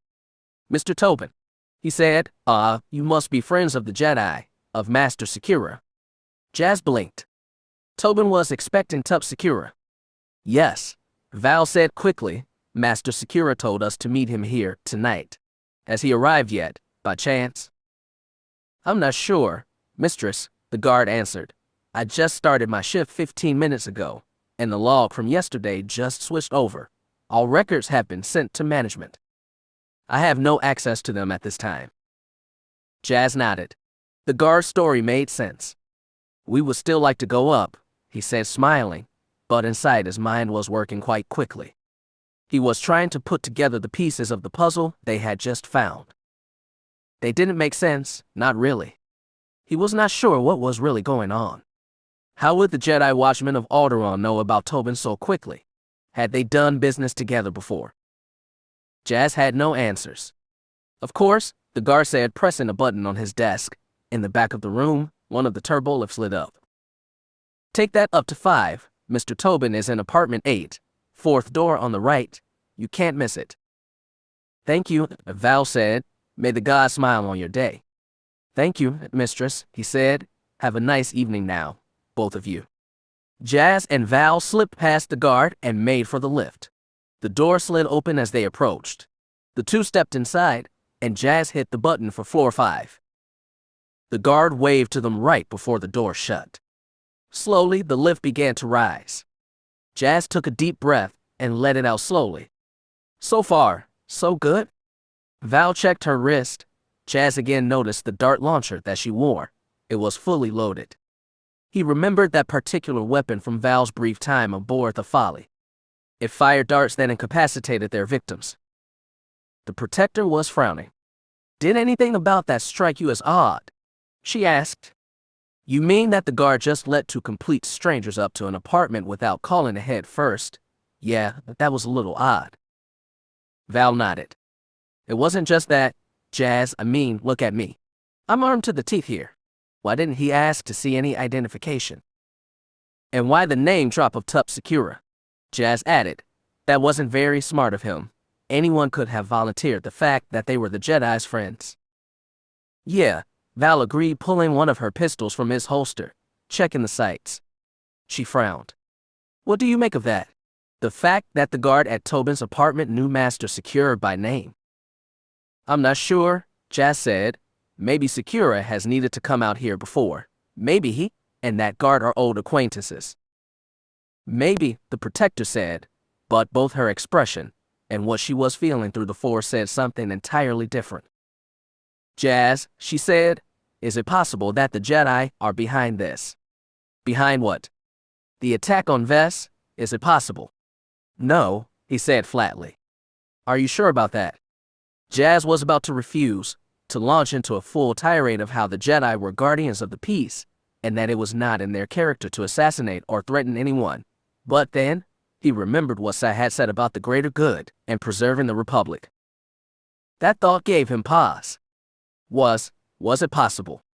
He could almost see his brother's grinning face, hear that arrogant laugh of his. It is all for the greater good, brother. Is it? Jazz wondered. He wasn't so sure. Think for a moment, Jazz, his brother's voice continued. What if you could save an entire star system by sacrificing the life of one innocent person? What if letting this person die would ensure the peace for another 300 years? I ask you, brother, isn't that a fair trade? Jazz shook his head. On paper, it seemed like a good deal. One innocent life versus the welfare of millions, maybe billions of souls. Wouldn't it be wise to take that deal? Couldn't it be considered a worthy sacrifice? Jazz, you okay? He blinked and smiled at Char Valentine. Yeah, he lied, just trying to get a feeling for what is coming. Anything that you think I should know? He shook his head no. He didn't dare let her in on what he had been thinking. He knew how she would respond to Sai's question. Val's whole life was dedicated to defending her mistress. She would die before she let anyone hurt Vess. He felt a little ashamed that he had even considered trading the young girl's life for the chance at a better tomorrow. How was that the will of the Force? How was that the right thing? The turbo lift dinged as they reached the correct floor. The door opened onto a long cream-colored hallway, a crimson carpet running down its full length. Val took the lead. She strode down it, making a beeline for apartment 8. Jazz followed behind her, reaching out with the Force, trying to get a sense of what they might be walking into. He felt nothing. It was most peculiar. They found the door to the Slicer's room. Val knocked, but no one answered. She glanced at Jazz, who shrugged. Mr. Tobin, she called out, knocking again. Mr. Tobin, we would like to talk. Could you let us in, please? Again, they were met with no answer. Again, Jazz reached out with the Force, and again he felt nothing. The feeling should have put him at ease, but it didn't. He should have felt something. If Tobin was in there, he should have been able to sense it. If the Zeltron had fled, he should have felt an echo of his desperation or fear. But he felt nothing. Char Valentine reached into a pouch on her belt. She knelt down and withdrew an electronic lockpick and interfaced it with the door. Jazz listened as the device clicked and whirred. Despite not sensing any real danger, he drew his lightsaber. He didn't ignite it, but it was at the ready should he need to. Almost, Val murmured to herself. Almost there. The device chimed and emitted a low, soothing tone. Val smiled. Thanks, Mom, Dad, she whispered. I miss you both. She pressed the button next to the door. It slid open without any further resistance. They entered slowly, checking the room for dangers. Jazz shook his head. He was not surprised. The apartment had been trashed, ransacked. Drawers had been pulled out, dumped haphazardly on the floor. The furniture had been flipped over, likely be someone searching for some hidden secret left behind by the Zeltron, something he might have missed in his flight. Elena was right, Jazz thought to himself. They had arrived late to this party. He and Val spread out. The Protector had one of her 2 blasters out, while Jazz held his saber, still yet to be ignited. The 2 of them searched through the wreckage. Jazz searched, both with his eyes and through the Force. Kite Tobin's apartment gave him almost no clue to who the Zeltron was. There were no holo pictures anywhere, and the only data pad he found was blank. His memory had been wiped. No clue to where the mysterious Slicer might have gone. A search of the bedroom, and the fresher came up equally empty. Jazz had found the Slicer's workstation, but the computer had been gutted, opened up, with no sign of its CPU or any drives that it might have contained. No luck, Jazz thought. Another dead end. Val walked up to him, shaking her head. See anything? She asked him. He shook his head no. Do you feel anything? Maybe those Jedi sorceries can find something. He nodded and reached out again. He shook his head. Still nothing. He couldn't sense anything. What was going on? There was a sudden shift in the Force, a disturbance that almost made him gasp. Time seemed to slow down. Val stood before him, looking at him with hopeful eyes. They had been alone. He had sensed no one else within the apartment but. A shadow behind Val moved. It seemed to tower over her. Jazz felt the Force scream. Val. He moved swiftly, not even waiting to explain. He yanked the protector forward, using the force to pull her into his arms. He had still almost been too late. A flash of crimson light filled the space where Char Valentine had been standing mere moments before. Had Jazz not acted, the protector would have been beheaded. The force roared in Jazz's ears, it sang of hate and bloodlust denied. He pushed Val behind him, and as he did, the shadow regained substance. It stood over the two of them, towering and cold.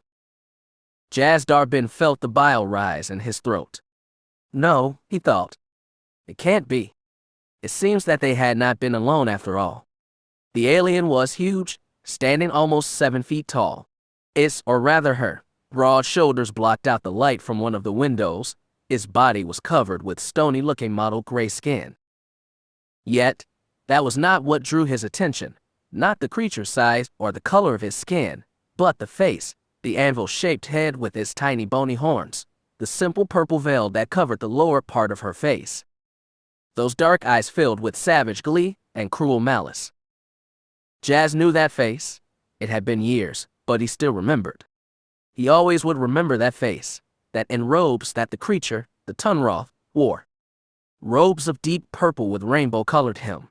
Robes that appeared almost black by the light of the crimson lightsaber she carried. The alien gave them a predatory grin. I was expecting the Jedi. The Hand of the Faith of the Sunset Collective said, "You aren't the Twi'lek, but so be it. I am easy." Her smile widened, showing the mouth of sharpened teeth. "I'm sure you two will keep me entertained." The alien thrust out her hand. Jazz and Val went flying. He managed to turn his flight into a backward roll. He just missed crashing through a turned-over kitchen table. Somehow, he was able to land on his feet. He tried to think, but only one thought looped through his shocked mind. She is here. She is here. The Hand of the Faith is here. Char Valentine wasn't so lucky. She slammed hard into the Zeltran's kitchen cabinet, striking so hard the wood splintered and gave way. A cry escaped her lips as she struck.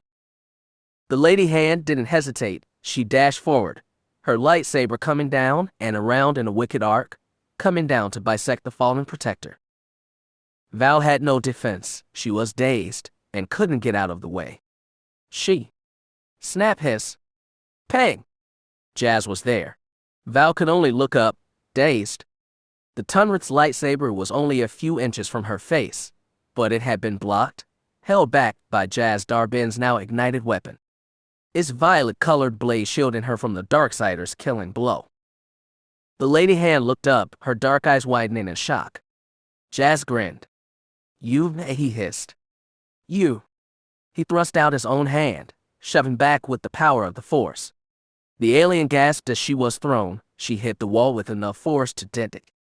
Before she could recover, he leapt forward. Not again, he thought. You won't escape me again. He attacked her savagely. He used the second form of lightsaber combat, Form 2 or Makashi, the duelist style. You're done, Jazz thought. I'll have your head. Somehow the alien managed to survive his initial strike, survive, and meet it with an attack of her own. She favored Gemso, the aggressor style, fitting for one so large, and strangely enough, very quick. For that one brief moment, the two Force users were a blur, violet and red lights flashing, cracking and hissing with each strike. Finally, the two disengaged. Jazz was breathing hard. His much larger opponent put some distance between them. Silence reigned between them, only the sound of their hearts beating and the hum of their weapons. The Hand of the Faith looked shocked. She had not expected her prey to recover and fight back. Her black eyes were two inky pools in the light of their weapons. The initial shock of seeing the dark side terrorists gave way to Jazz's Jedi training. In that moment, he chided himself. He had lost control for a moment there, struck at his enemy with emotion alone. It was amazing that he hadn't been killed. You, he hissed, pointing his blade at the Tunroth. My Lady Hand, he growled, in the name of the Galactic Senate of the Republic, I place you under arrest. The Tunroth smirked. Cute, she said, but I don't think so, sweetness. From behind him, a chair flew through the air. He ducked it, only to find himself under attack again. The alien had tried to take advantage of his momentary distraction. It hadn't worked. Master Vey had taught him well. Their blades crossed 2, 3, 4, 5, 6 strokes, all in a matter of seconds. He again turned back her attack and made her retreat. He took a quick swipe at her with his blade, his cold kiss only just missing her chest. The hand of the faith stood before him, her sword in the gem's ready position. "Who are you?" she growled. "You're no Jedi." "So, I keep telling everyone," he thought, but no one ever listens. It didn't change things, though. He wasn't going to let her escape again. The hand of the faith of the Sunset Collective was under arrest. He was going to take her in. "Surrender," he ordered. "Throw down your sword. This is your final warning." The Darksider did something then that he didn't expect. She laughed. Oh, that is rich," she cackled. "I'm under arrest? Oh no. Whatever will I do?" She grinned at him. He could feel her reaching out with the force, the kiss of the dark side on his skin. It made him shiver. "You don't want to arrest me?" The Tunroth purred. "You can feel it, can't you? The anger, the rage, and the power that it brings. The Eternal Night calls to you, just as it did to me, all those years ago." She chuckled. "I don't know what you are, and I don't care, but you could be so much more than what you are now. The Eternal Night is coming. It will sweep away all before it." She leaned in closer. "It is better to stand at the side of the destroyer than in his way. As long as we serve him, we are exempt from what is coming. It is a good place to be." Jazz didn't respond. He had heard all this before, 10 years ago. He didn't believe it then, and he didn't believe it now. That darkness had been defeated. Revan had been defeated. The empire of darkness that he had tried to resurrect had been destroyed long ago. It would never rise again. Behind him, Val groaned and sat up. "Are you okay?" he called out. "Yeah," she moaned. "Ow, damn." He wanted to turn, see if she was okay, but he didn't dare. Not when he had this killer standing before him. The Tunroth glanced at Val and back at Jazz. She snorted. "Is that attachment I feel? Oh, that could be a problem." She laughed again. "Let me help you with that." Before Jazz could move, the Darksider pressed a button on her wrist, some kind of communicator. "Fire!" she shouted. The apartment exploded in blaster fire.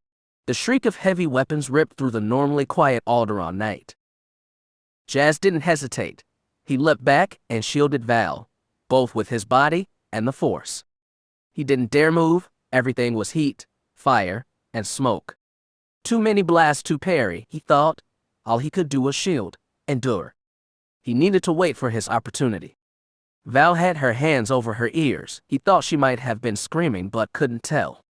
Then, as suddenly as it began, it was over. The firing stopped. He looked up and was nearly blinded. Harsh white light shone through the now broken and burned wall.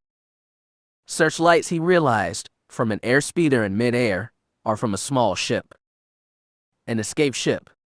No. Jazz was back on his feet in seconds. He darted towards the window. She will not escape again. A speeder truck with an open flatbed floated by the window. He counted 6 humanoids on board, all clad in the purple robes of collective acolytes.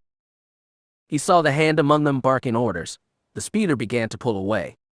"No," Jazz thought, raising his hands. "No. You. Don't." He reached out with the Force. The airspeeder was massive, but Jazz didn't care. Have to stop it, he thought. Have to stop it. The Force responded. The speeder froze in midair, its engines whining loudly. Jazz wouldn't let go. He would never let go. Strangely enough, it wasn't anger that was fueling him this time. In the past, he had only been able to do things like this when he almost lost control, but not this time. It wasn't anger or rage that was fueling his power. Those emotions were there, but they were contained. They had no hold over him. What was giving him his power at that moment wasn't rage. It was love. He was thinking about Mother Nuna, the woman who had raised him. The Mandalorian chieftain had never been the doting type, but she had loved all her foundling, protected them, made sure they were prepared for the world.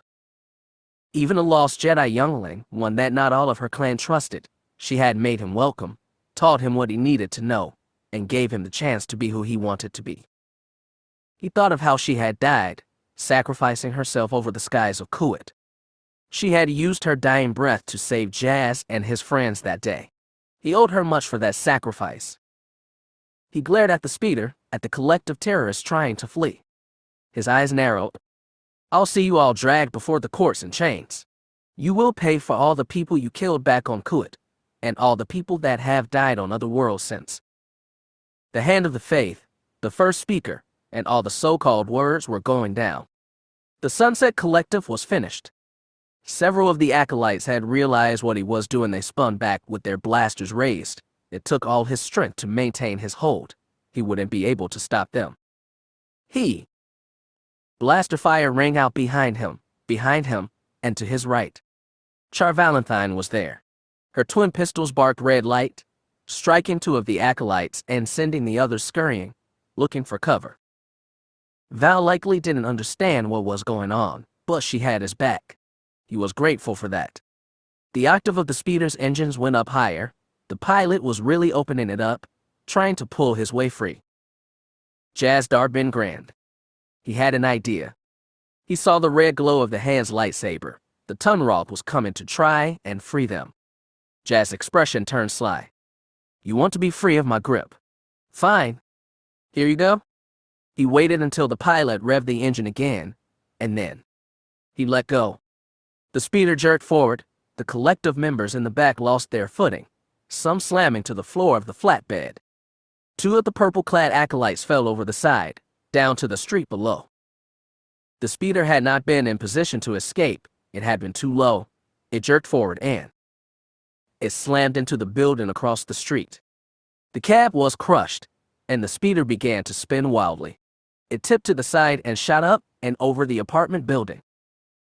Jazz heard a loud crunch above them. It sounded like the speeder had hit the building's dome roof. He smiled. I have you now. We can't let them get away, he shouted to Val.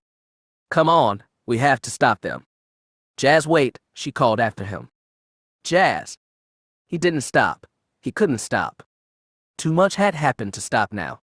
The hand could tell them where the first speaker was hiding. He could end the threat of his old enemies with a single stroke. Who was that? The protector shouted, trying to keep up. An old enemy, he called back. One of the reasons I chose to stay away after the first time we met.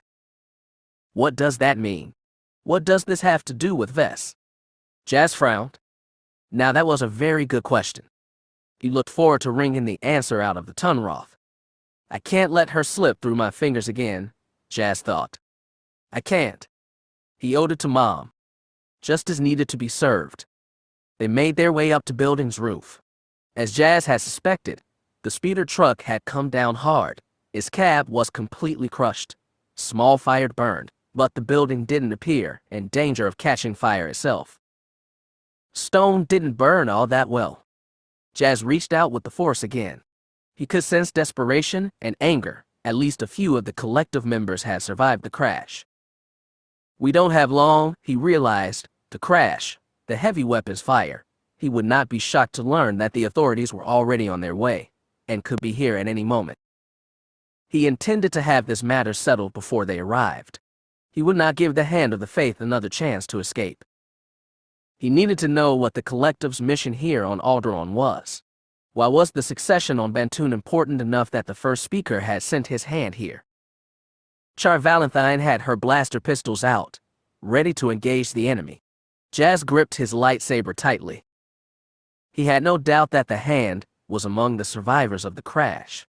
For the Eternal Night, the cultists struck them from behind. The two men emerged, one firing a blaster, and the other armed with a wicked-looking axe. The one with the blaster made the mistake of trying to engage.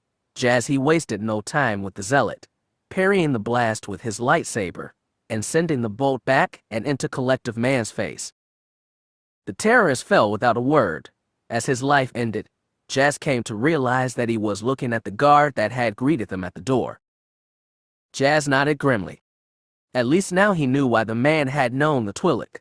It seemed that the Lady Hand had been tasked with killing the Jedi. Well, she had certainly failed in that mission.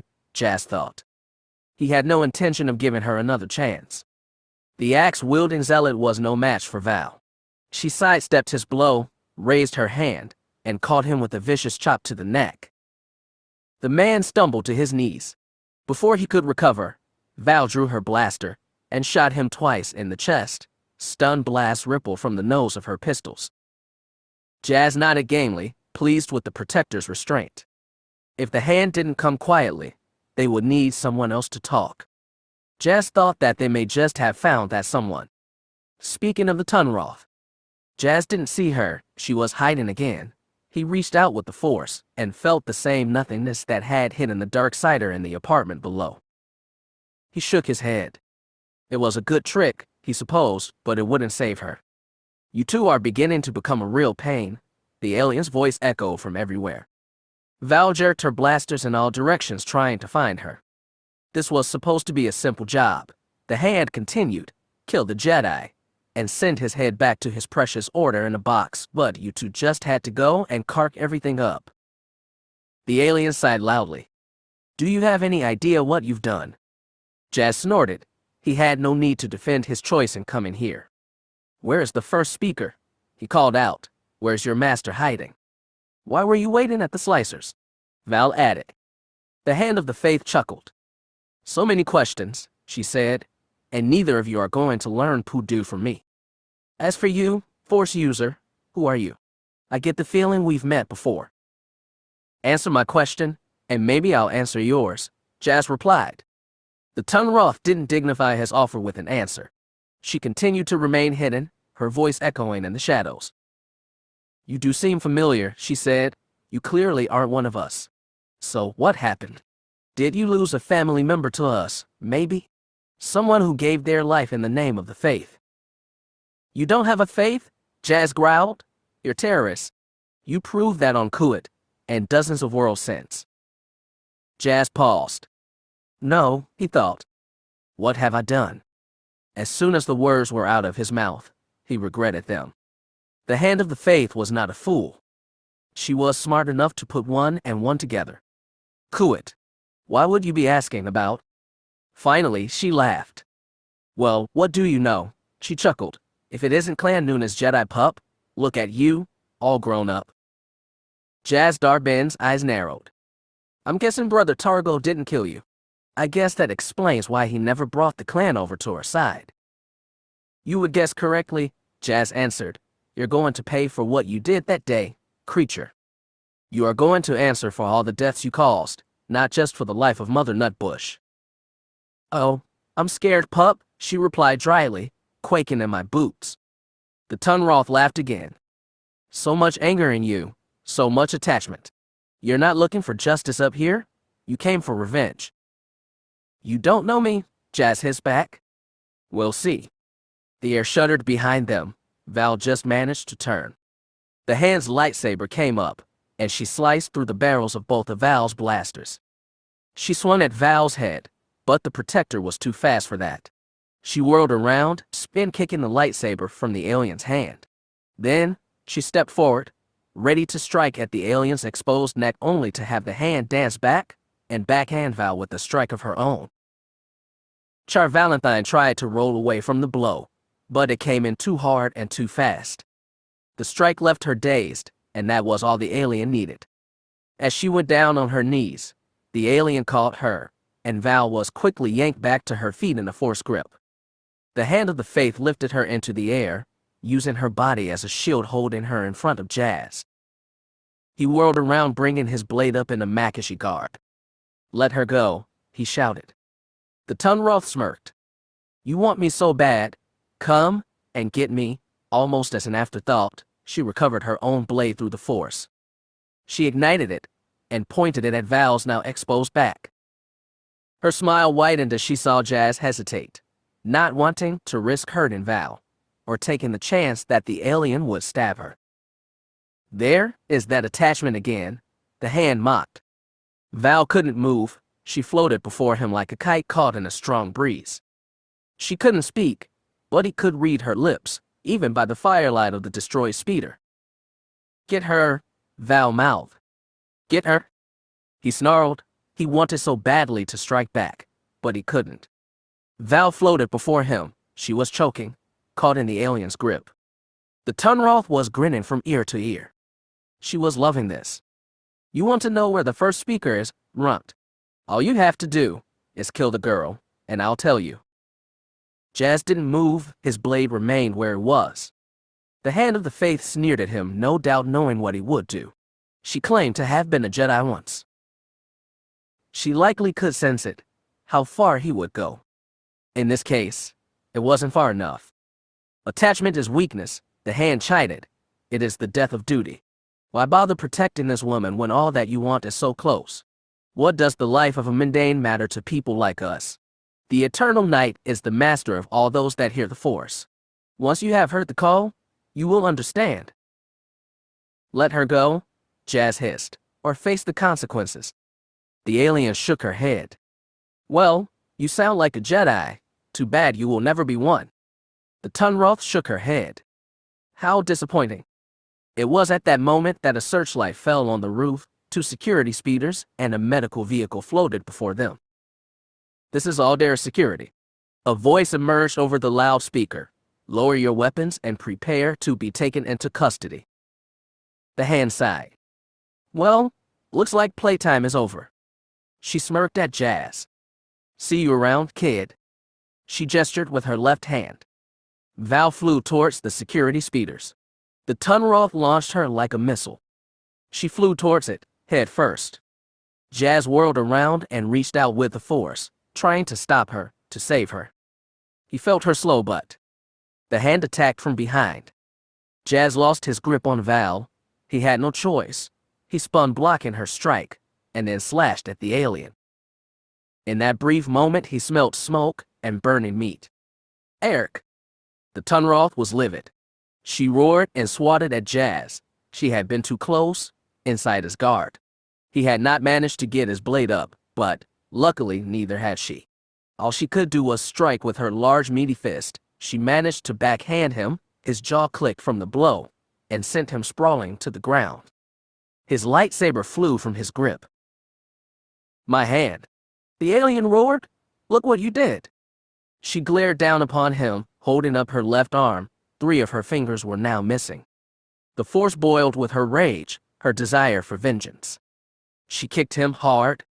Damn you. Stun blasts shimmered from the belly of the security ships.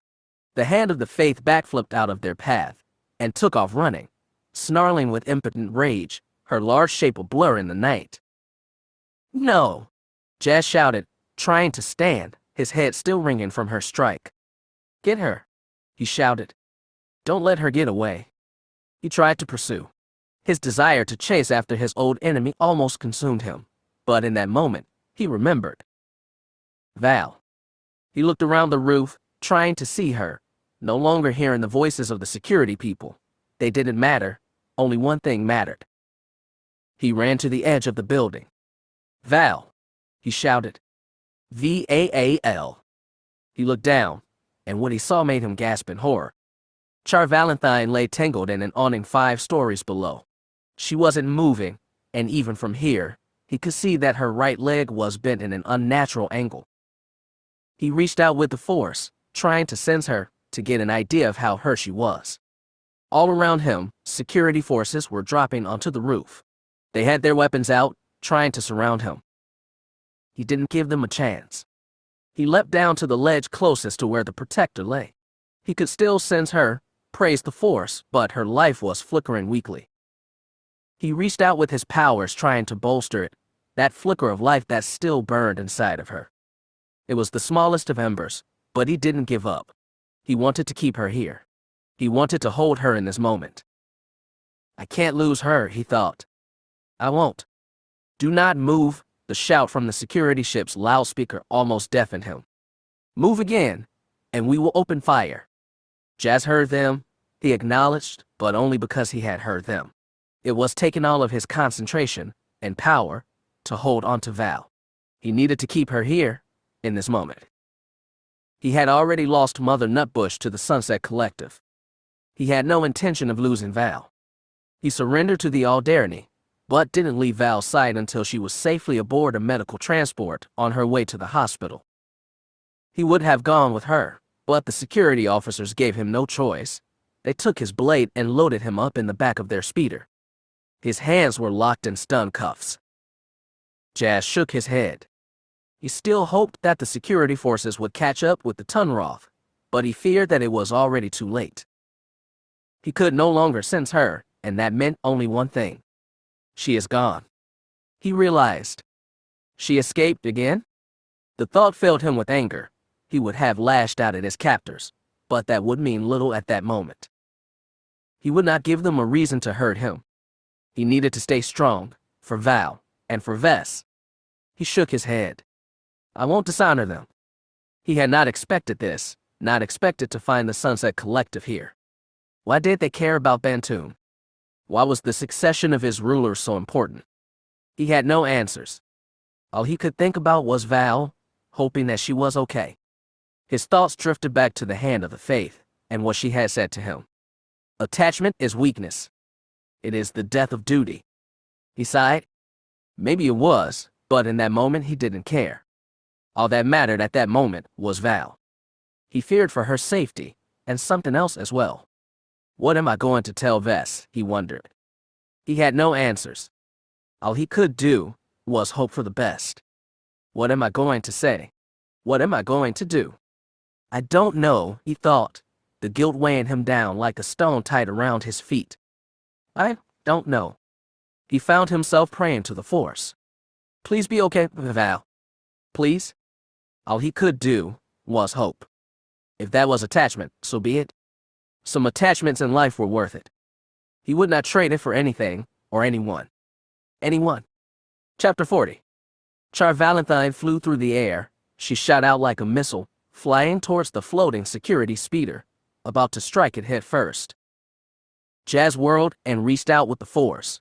He had not stopped her flight, but he had slowed it considerably, giving the protector time to not only raise her arms, but also to twist her body.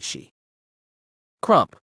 She struck the side of the vehicle, hitting with enough force to dent the armor plate, and then she fell. Jazz could only watch the security hologram and wince. He had been under attack at the time and not been able to either stop her flight or keep her from falling. Oh, Val, he thought. I'm so sorry. He was now standing in the director's office of the Adira security building. After being taken into custody, he had spent almost 4 hours in a holding cell. At his side stood Tup Secura, the Jedi watchman for Alder, and shook his head, the tips of his leku twitching slightly. I thought I told you to keep me in the loop, he said. If you had a lead, we could have investigated this together. We might have prevented all this. Again, Jazz winced. We didn't have a lead, he answered. We had a name, a location, and a warning that it was unlikely that the person we sought was even there. Jazz shook his head. How could we have guessed that a dark side assassin would be waiting at the Slicer's home? The holo rewound. The image of Val flying was replaced by a still imagine of the Tunroth, the Sunset Collective's Hand of the Faith. Jazz's eyes narrowed, seeing her again. That cruel sneer, the icy look in her eyes as she dangled Val before him like a rag doll. You will pay for that, he thought. When next we meet, you won't have a chance to run away again. Jazz's hands curled into fists. Next time, I will stop you. The Twi'lek sensed his feelings. He gave him a curious look. You care greatly for this woman, this Char Valentine. Of course, I care, Jazz admitted. Isn't compassion part of a Jedi's life? Compassion? Yes, Tup Secura agreed. Attachment? No. These feelings will be your undoing if you let them. They will draw you closer to your fear, your anger. Jazz Darbin took a deep breath and let it out. Tup was not wrong, but he was not entirely right either. He was no starry-eyed youngling. He had faced his darkness before, heard his call. He was not foolish enough to think that he stood above it, but he could endure it. He knew the risk of attachment, but he also knew the strength that it could bring. Having something to fight for, to have someone to fight for, was a great motivator, and more to the point, he knew what would happen if he gave in to his fear and anger, and how those he cared about would suffer. He would not do that to them. It was the people in his life that kept him balanced: Co-op, Rhonda, Vay, Monder, even Val and Vess. It was his attachment to them that kept him honest. Those feelings had kept him grounded. They had always saved him. They had not condemned him, at least not yet. He continued to watch the hologram, perhaps looking for some kind of clue of what to do next. He was worried about Val, but recognized that there was nothing he could do for her, not at the moment. She was being cared for. The doctors here on Alderaan were some of the best. He tried to take solace in that. Shortly after his arrest, Jazz had requested that the Adira security force reach out to Tup Secura. Whether he realized it or not, the Twi'lek's life was in danger. Though Jazz believed little the Hand had said, it was clear that he and Val were not the reason she had been waiting at the Slicer's apartment. It was apparent that the Sunset Collective wanted the Jedi Watchman dead. The only question now was why. How did killing him figure into their larger plans? It had been something to contemplate while he had been processed by the Alderaan. From their reaction, it was clear that they weren't used to violence that had been perpetrated in the Spacer's Quarter tonight. They wanted answers. Sadly, Jazz knew little. He knew the who, but the why escaped him. Did this have something to do with Vess and the Bantoon succession, or was it something else? Something the Twi'lek Jedi was involved with and had gotten the collective's attention. Jazz didn't know. He wished he did. He had been placed in a holding cell. He refused the chance to call a litigator, asking only that the Alderaan contact Master Secura, inform him that the Sunset Collective was active on Alderaan and that the council needed to be informed. Once that was done, all he could do was wait and worry about Val. He inquired after her from the security people, but they had no news and could only promise to contact the hospital, get an update for him on her condition. And so, he sat and waited, not wishing to alienate the locals any more than he already had. He could have escaped, he supposed, used the Force to exit the building, and none would have been the wiser, but he had not. He wasn't here as a smuggler, he was here as a Jedi, and an ally to House Rist. It wouldn't have been smart just to walk out, not when he still hoped to get the cooperation from these people. Plus, it was not like the Alderaan would need to go far to find him if he did leave. His first stop would have been the hospital, to check on Val. As he waited, he meditated, reached out with the Force, trying to sense Val, get some kind of idea how she was doing. Despite their strong connection, he felt nothing. That worried him. It worried him a lot. The security men who took him into custody had been surprisingly understanding, considering all the violence he had caused on their peaceful world. They had allowed him to use the Force to lower Val down from on she had landed in, and see her safely to a medical gurney. They had also allowed him to try and stabilize her through the Force, at least until the med techs had her wired into a life support system. Only when she was safely loaded in the med speeder and on her way to the hospital did they insist he come with them. They took his lightsaber and put him in stun cuffs, but they were both polite and humane about it. Other security people he had met in the past would have used his concern for Val against him, used it as a lever to get him to tell them what they wanted to know. The Alderaan weren't like that. They accepted when he told them, "I don't know," or "I can only speculate." It should have come as no surprise. He supposed Alderaan had always revered the Jedi Order. Despite the questions they had for him, they respected his desire to cooperate and not make any more trouble. As they had taken him away, he had risked another glance up at the rooftop where his battle with the Tunroth had taken place. The Hand of the Faith was gone. The security man had not been able to stop her. Damn it, Jazz thought angrily. Another chance to end the collective was lost. Strangely enough, he didn't feel as bad about it as he should have. In choosing between his enemy and saving Val's life, there had been no contest. Char Valentine was worth 50 collective members. He only hoped that he had done enough.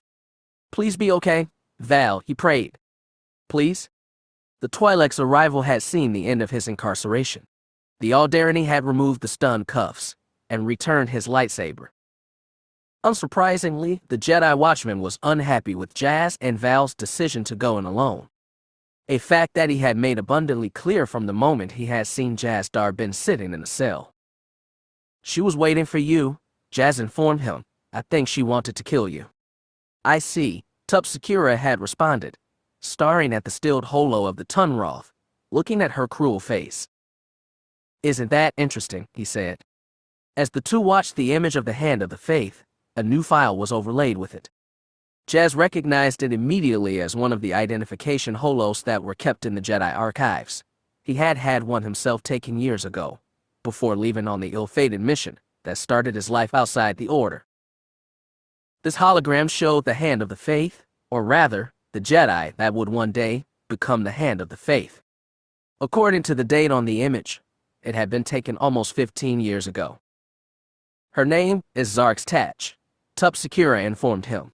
"She was trained at the Jedi Temple on Coruscant, became a full Jedi Knight at 22, and vanished 3 years later, and has been presumed dead ever since." Jazz nodded as he looked at the holo. The Tunrith's face had not changed much over the years.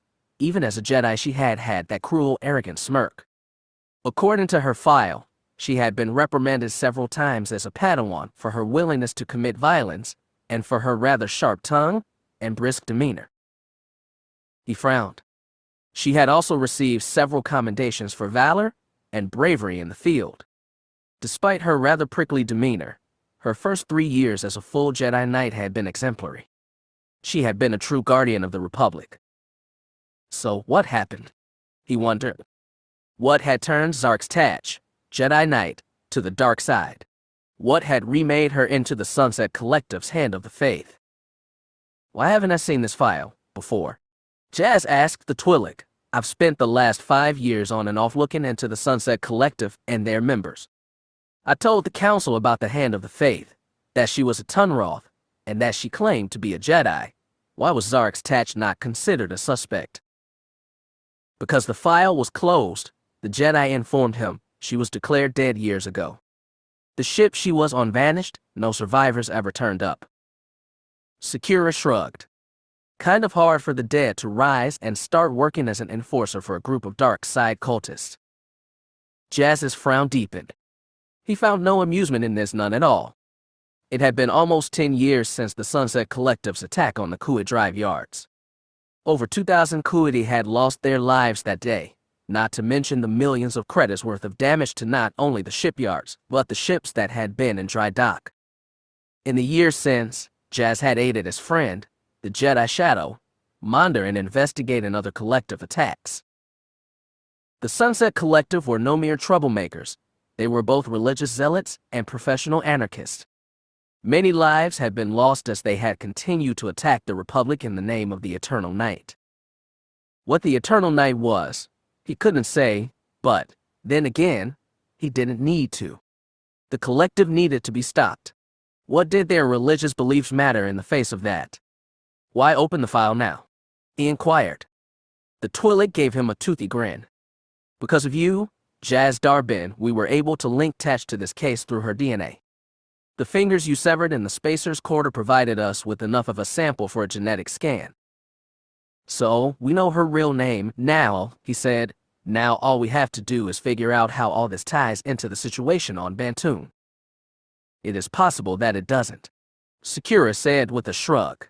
"I've served on Alderaan for almost 12 years, first as a Padawan, and then as a watchman." The Twi'lek held up his hands. "I've made many enemies over the years. Any of them could have hired Tatch to try and kill me. I may even have inadvertently involved myself in some scheme of this collective of hers. This attempt may have nothing to do with Bantoon and House Rist." "You may be right," Jazz admitted. "Collective involvement in the Bantoon situation is only a speculation, but considering the fact that she was waiting at the Slicer Kite Tobin's home does suggest the possibility of it."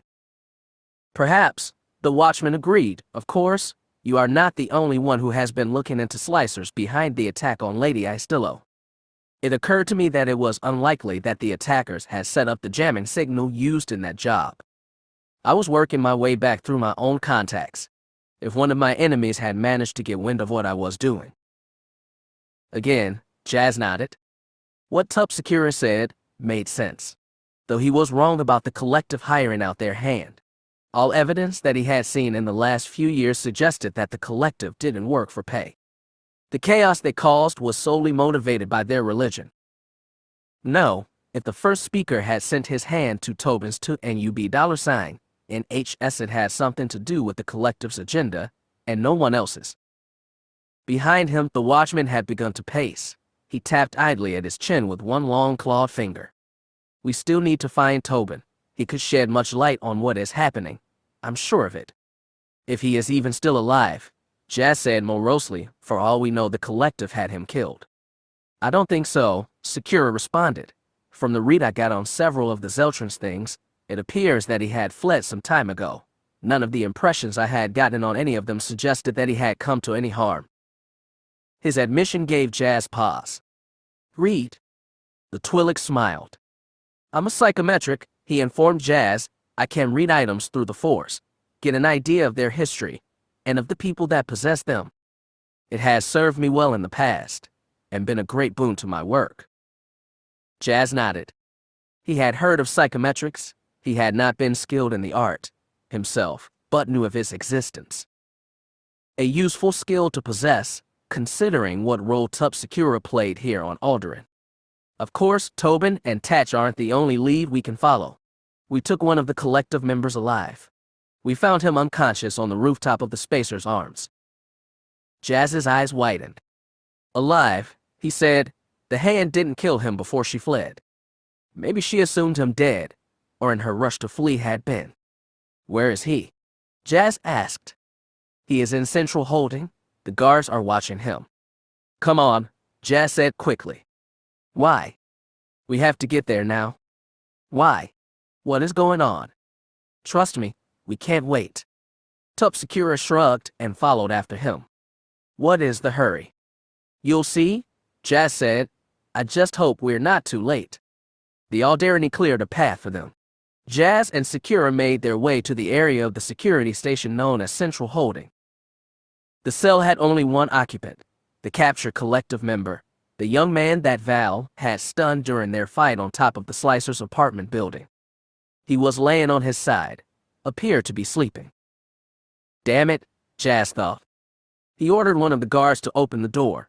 It took only a brief nod from Tup Secura to see Jazz's command obeyed. He went up to the collective man, though he already could sense what he would find. He rolled the man over and cursed under his breath. Damn it. Damn it all to hell. The collective agent still lived, but that was all. His mouth was covered in white froth. His eyes rolled back in his head. Tup Secura looked down at the man, unsure of what he was seeing. What happened? Get a med team up here now. Jazz shook his head. They could try, but it was pointless. Damn it. During his, and Monder's, time investigating the collective, one thing had become clear. Any collective agent that they tried to take alive always had a small amount of neurotoxin on their person, usually hidden under a false fingernail or in a fake tooth. All the collective agent had to do was bite into it, and that was it. The toxin attacked the brain, destroying the person's ability for thought or communication. He would spend the rest of his life in a vegetative state. The man would live, but he would likely need to be taken care of for the rest of his life. He would no longer be able to truly function. Another dead end, Jazz thought. I should have caught that. I should have insisted that the man be searched when he was brought in unconscious. He sighed. Well, too late now. Damn. The Jedi left the cell. There was nothing they could do for the collective agent. He had probably downed the toxin the moment he had woken in custody. They would get nothing out of him now. Jazz looked at Secura. He didn't blame the Twi'lek. By now he was used to the collective's tricks. We need to find Kite Tobin. The watchman nodded. We will, brother. We will. Jazz emerged from the security center to find that he had a speeder waiting. Lady Dormer Wrist and Vess stood before it. Jazz Darbin winced. He didn't look forward to this. Lady Wrist was dressed in a simple gown, common enough to the highborn on Alderaan. Vess was in a blue blouse and black leggings, and a familiar-looking Nerf hide jacket. He might have been wrong, but he thought it was the one he had given the girl years ago. Of course, back then she had needed to roll up the sleeves, Now it fit her almost perfectly. It was a little big for her lithe frame, but not too much. I'm surprised she kept it all these years, he thought to himself. The girl's eyes were red. It looked like she had been crying. Jazz felt a brief moment of panic. Val. Sir Jazz, Vess said, and fell into his arms, hugging him tightly. The girl's fear and pain radiating out like a beacon. He held her, being here, being held. It did have a calming effect on her. Jazz looked up at her foster mother. Val, he asked, fearing the worst. Alive, Dormarist replied, praise the gods. Jazz almost collapsed with relief. Val was alive. Thank the Force. We saw the security holo. Vess informed him, we saw you reach out with your powers. You saved her. Jazz winced. I didn't save her, she was still hurt, he said, shaking his head. I failed. Protector Valentine is still alive. Dormarist reminded him, you didn't fail, Sir Jazz. Vess looked up at him again. She was smiling, with tears in her eyes. Praise the gods for you, Mr. Jazz, had you not been there. If I hadn't been there, Val wouldn't have either, he thought morosely. She was hurt because of me, because I couldn't stop the hand of the faith. He could barely look Vess in the eye. He was ashamed. The girl looked up at him, her pretty blue eyes narrowed. Vess wasn't Force-sensitive, but maybe she didn't need to be. It wasn't like Jazz was trying to hide his emotions. Stop that, she ordered. Stop it right now. What? He asked. She was glaring at him. You can't blame yourself for what happened. Val understood she was walking into danger, and she accepted it. You did what you could to help her, all that you could have done. Vess shrugged and looked away, her expression pained. If anyone is to blame, it should be me. I know she was distracted by finding me at that club. Maybe I shouldn't have snuck out in the first place. If she had been focused on her job. It wasn't you either, Jazz tried to assure her. You had no idea what would happen, and Val wasn't distracted, trust me. The enemy we faced was not your typical assassin. There was little that she could have done. Vess nodded. She still felt conflicted, but it was clear that his words had helped. Jazz smiled weakly. It showed a surprising amount of maturity in the girl's admission, but he shouldn't have been surprised. He still remembered the little girl she had been, her bravery, and that spine of Dursteel he knew she possessed. Viseria Istillo was born to be a queen. He didn't doubt that.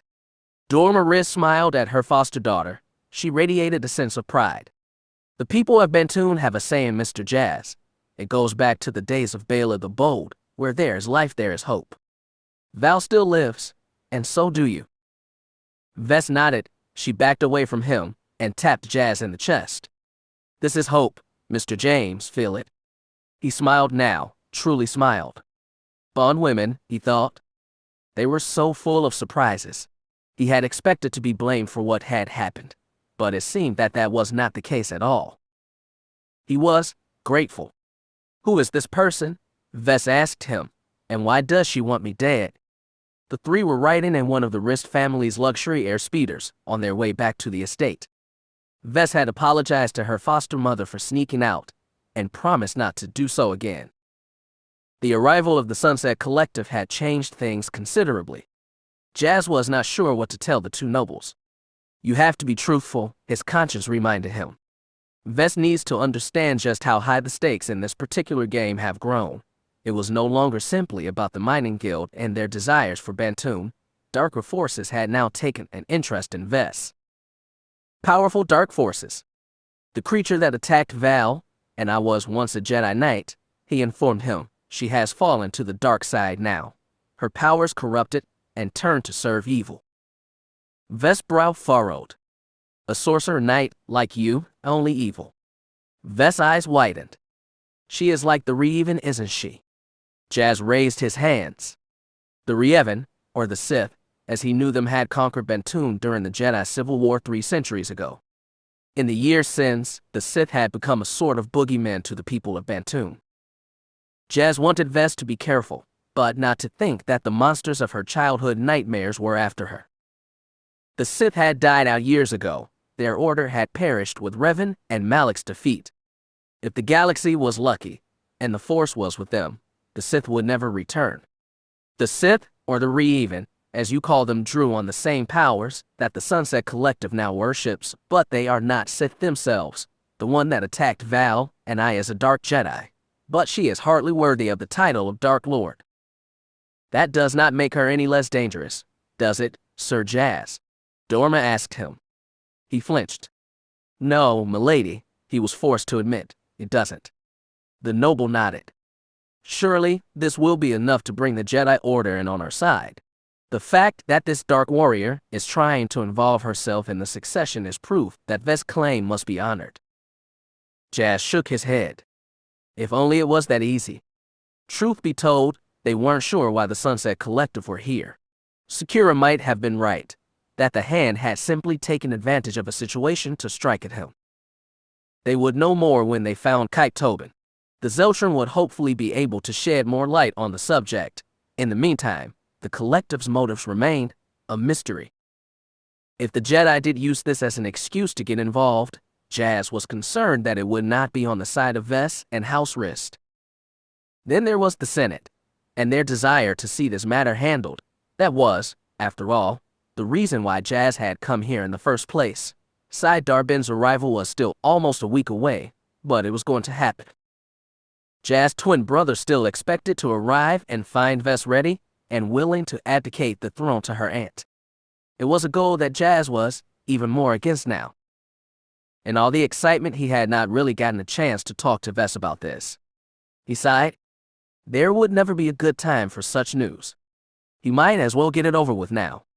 He sighed. If only it was that easy, he said. I fear that the Republic has its own ideas of what is best for Bantoon. What do you mean, Mr. Jazz? Vess asked.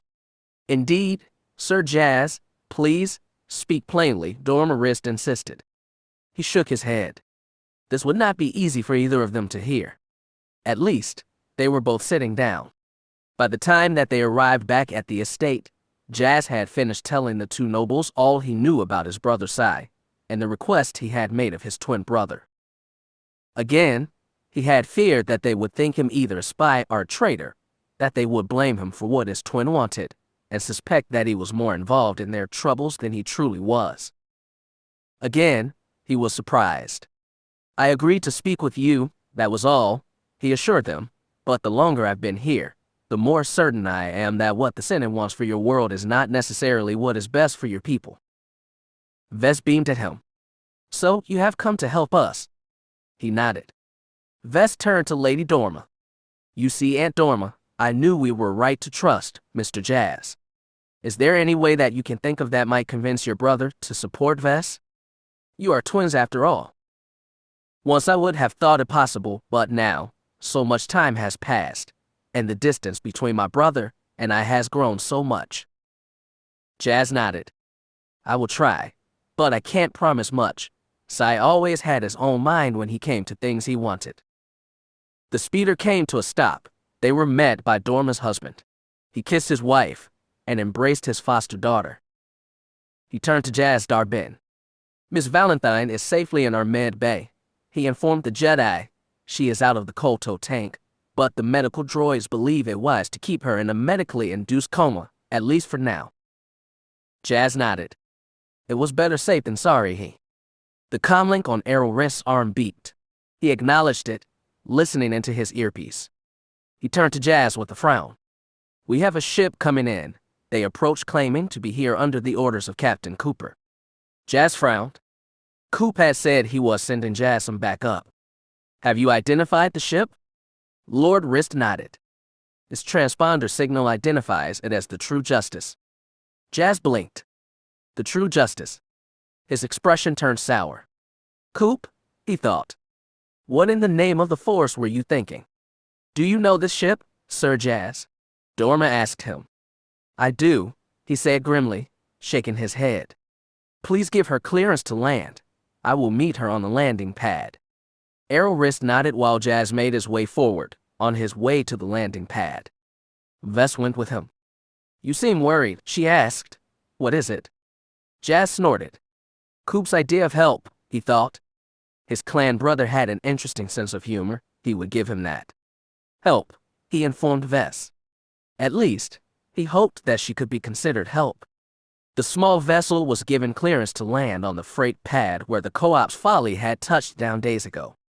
As Jazz emerged with Vess at his side, the True Justice screamed over the mountains, buzzing the platform and shattering the air over the mountains with sonic booms. Jazz rolled his eyes. Show off. The ship banked and made its final approach. The True Justice was a modified courier ship, outfitted for both speed and long hyperspace jumps. Its triangular solar panels began to fold in and together as the ship fired its repulsor lifts. The round forward cockpit and large eye-like viewport standing out quite distinctly on such a small craft. The long rear section of the vessel contained both its hyperdrive and military gray shield generator. 6 cargo pods of various sizes had been grafted onto this section of the ship, though it was not designed with traditional cargo in mind. People were stored in those containers when the ship was traveling, or as they were called in the hunter's trade, either assets or simply hard merchandise. Ja frowned. He had almost found his way into one of those cargo pods once. He had almost become hard merchandise to the pilot of this ship. He pitied any poor soul that had in the years since. The ship touched down lightly, and the top hatch hissed open. Rather than emerge like a normal person, the pilot shot out of the cockpit like a blaster bolt. She turned her leap into a mid-air flip and came down in front of Jazz Darbin and Vess Istillo. Jazz managed to smile. He was trying to be polite. Hello, Fallen Star. The bounty hunter was dressed in her usual garb, the black leather armored coat, slit-open red skirt, and thigh-high boots. Her blue lightsaber was clipped to her belt. She gave him her most manic grin. Hey there, boss, she exclaimed, looking around excitedly. Captain Cooper said you needed me to play bodyguard, huh? She looked at Vess and curtsied politely. Merrick's Fallen Star, milady, former Jedi, and member in good standing of the Bounty Hunters Guild. Jazz gave her a curious look. Good standing. She bobbed her head excitedly. You would be surprised what sins will be forgiven when you pay your guild master enough. Even some of my more youthful indiscretions have been overlooked. Jazz shook his head. Considering the fact that Fallister murdered a whole team of her fellow hunters on Corellia, youthful indiscretions were not the words he would use to describe her past actions. And this was the help that Co-op had sent him. Wonderful. Jazz sighed. He could just imagine how the Twi'lek would react when he heard about this. Jazz shook his head. Tup Secura was going to love this. Chapter 41. The ocean breeze kissed his face as he stood upon the rooftops. The alleyways below were spaced so tightly that even the greenest of Jedi younglings would have been able to make the jump. Jazz shook his head. When he thought of entering Val's mind, trying to wake her from her coma, he had not expected such a memory. He had not expected to see this. Almost a week had passed since they had brought Char Valentine back to the Rist estate. In that time, the Protector had not stirred from her sleep. The medical droids had examined her more than once, and had not been able to determine why she had not yet regained consciousness. The droids had not been concerned, but they were curious.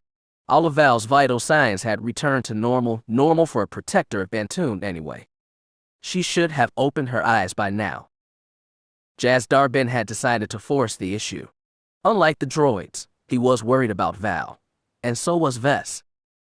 He wanted to make sure that she was all right, and so he had tried something unorthodox. It wouldn't have been the first time, his master might have said. Jazz smiled at the thought. That was true.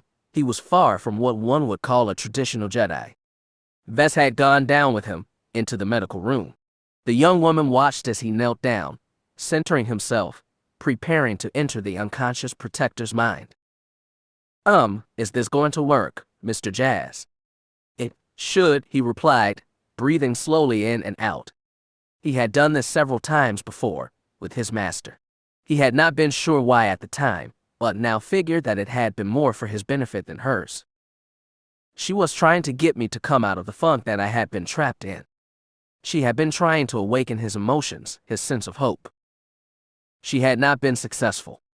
They had seen the door, but she didn't have the key, He thought to himself. It had taken coming here to Alderaan to find it. Val, Vess, they had helped bring him back, and he was more than grateful for that. Now, he would repay that debt. He took one final deep breath and let it out slowly. No more wasting time, he thought to himself. It was time to begin. He rose and gave the young woman at his side a reassuring smile. In the week that had passed, he had taken Val's advice and started spending more time with Vess, getting to know the woman that she had become. Again, Val had been proven right. There was much about the girl that he did like. It had taken a bit for Vess to get over her initial shyness around him, but slowly she had started to open up. She had a sharp mind when it came to politics, and had a keen sense of guessing people's motives. Her dear departed mother had trained her well. She could also be playful when she wished to be. She liked music, dancing, and cards. Jazz had played several games with her and some of the suitors that had come to court the girl. They quickly discovered that they didn't need to let her win. Vess was perfectly capable of doing that on her own. A few had left in a huff, shocked at how easily this young woman sitting before them controlled the table and taken all their chips. Jazz wasn't sure, but Vess might have been, stacking the deck in her favor. It seemed she still remembered the lessons that Figgy had given her years ago. But unlike him, she was more than talented in hiding it. Even Jazz wasn't able to catch her if she was cheating. During the quiet of their evenings, they had discussed what they would say when Sai arrived with his Republic friends. Dorma helped them by providing an assortment of legal texts concerning succession issues on Republic-controlled worlds. The reading was a bit dry for his taste, but Vess kept his focused. It is a bit technical, she agreed, but I had to study worse in my time in the Legislative Youth Program. She had smiled and scooped up Claude from the floor. The loath cat purred contentedly as she stroked his back.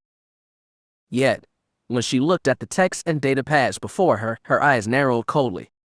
If the people that want me dead had hoped that these attacks would scare me into giving up the throne, they were mistaken. I had considered letting it go, letting Aunt Adira have been tuned, but now. She looked at Jazz, her face a mask of determination. They've hurt the people that I love. They took my mother and father from me.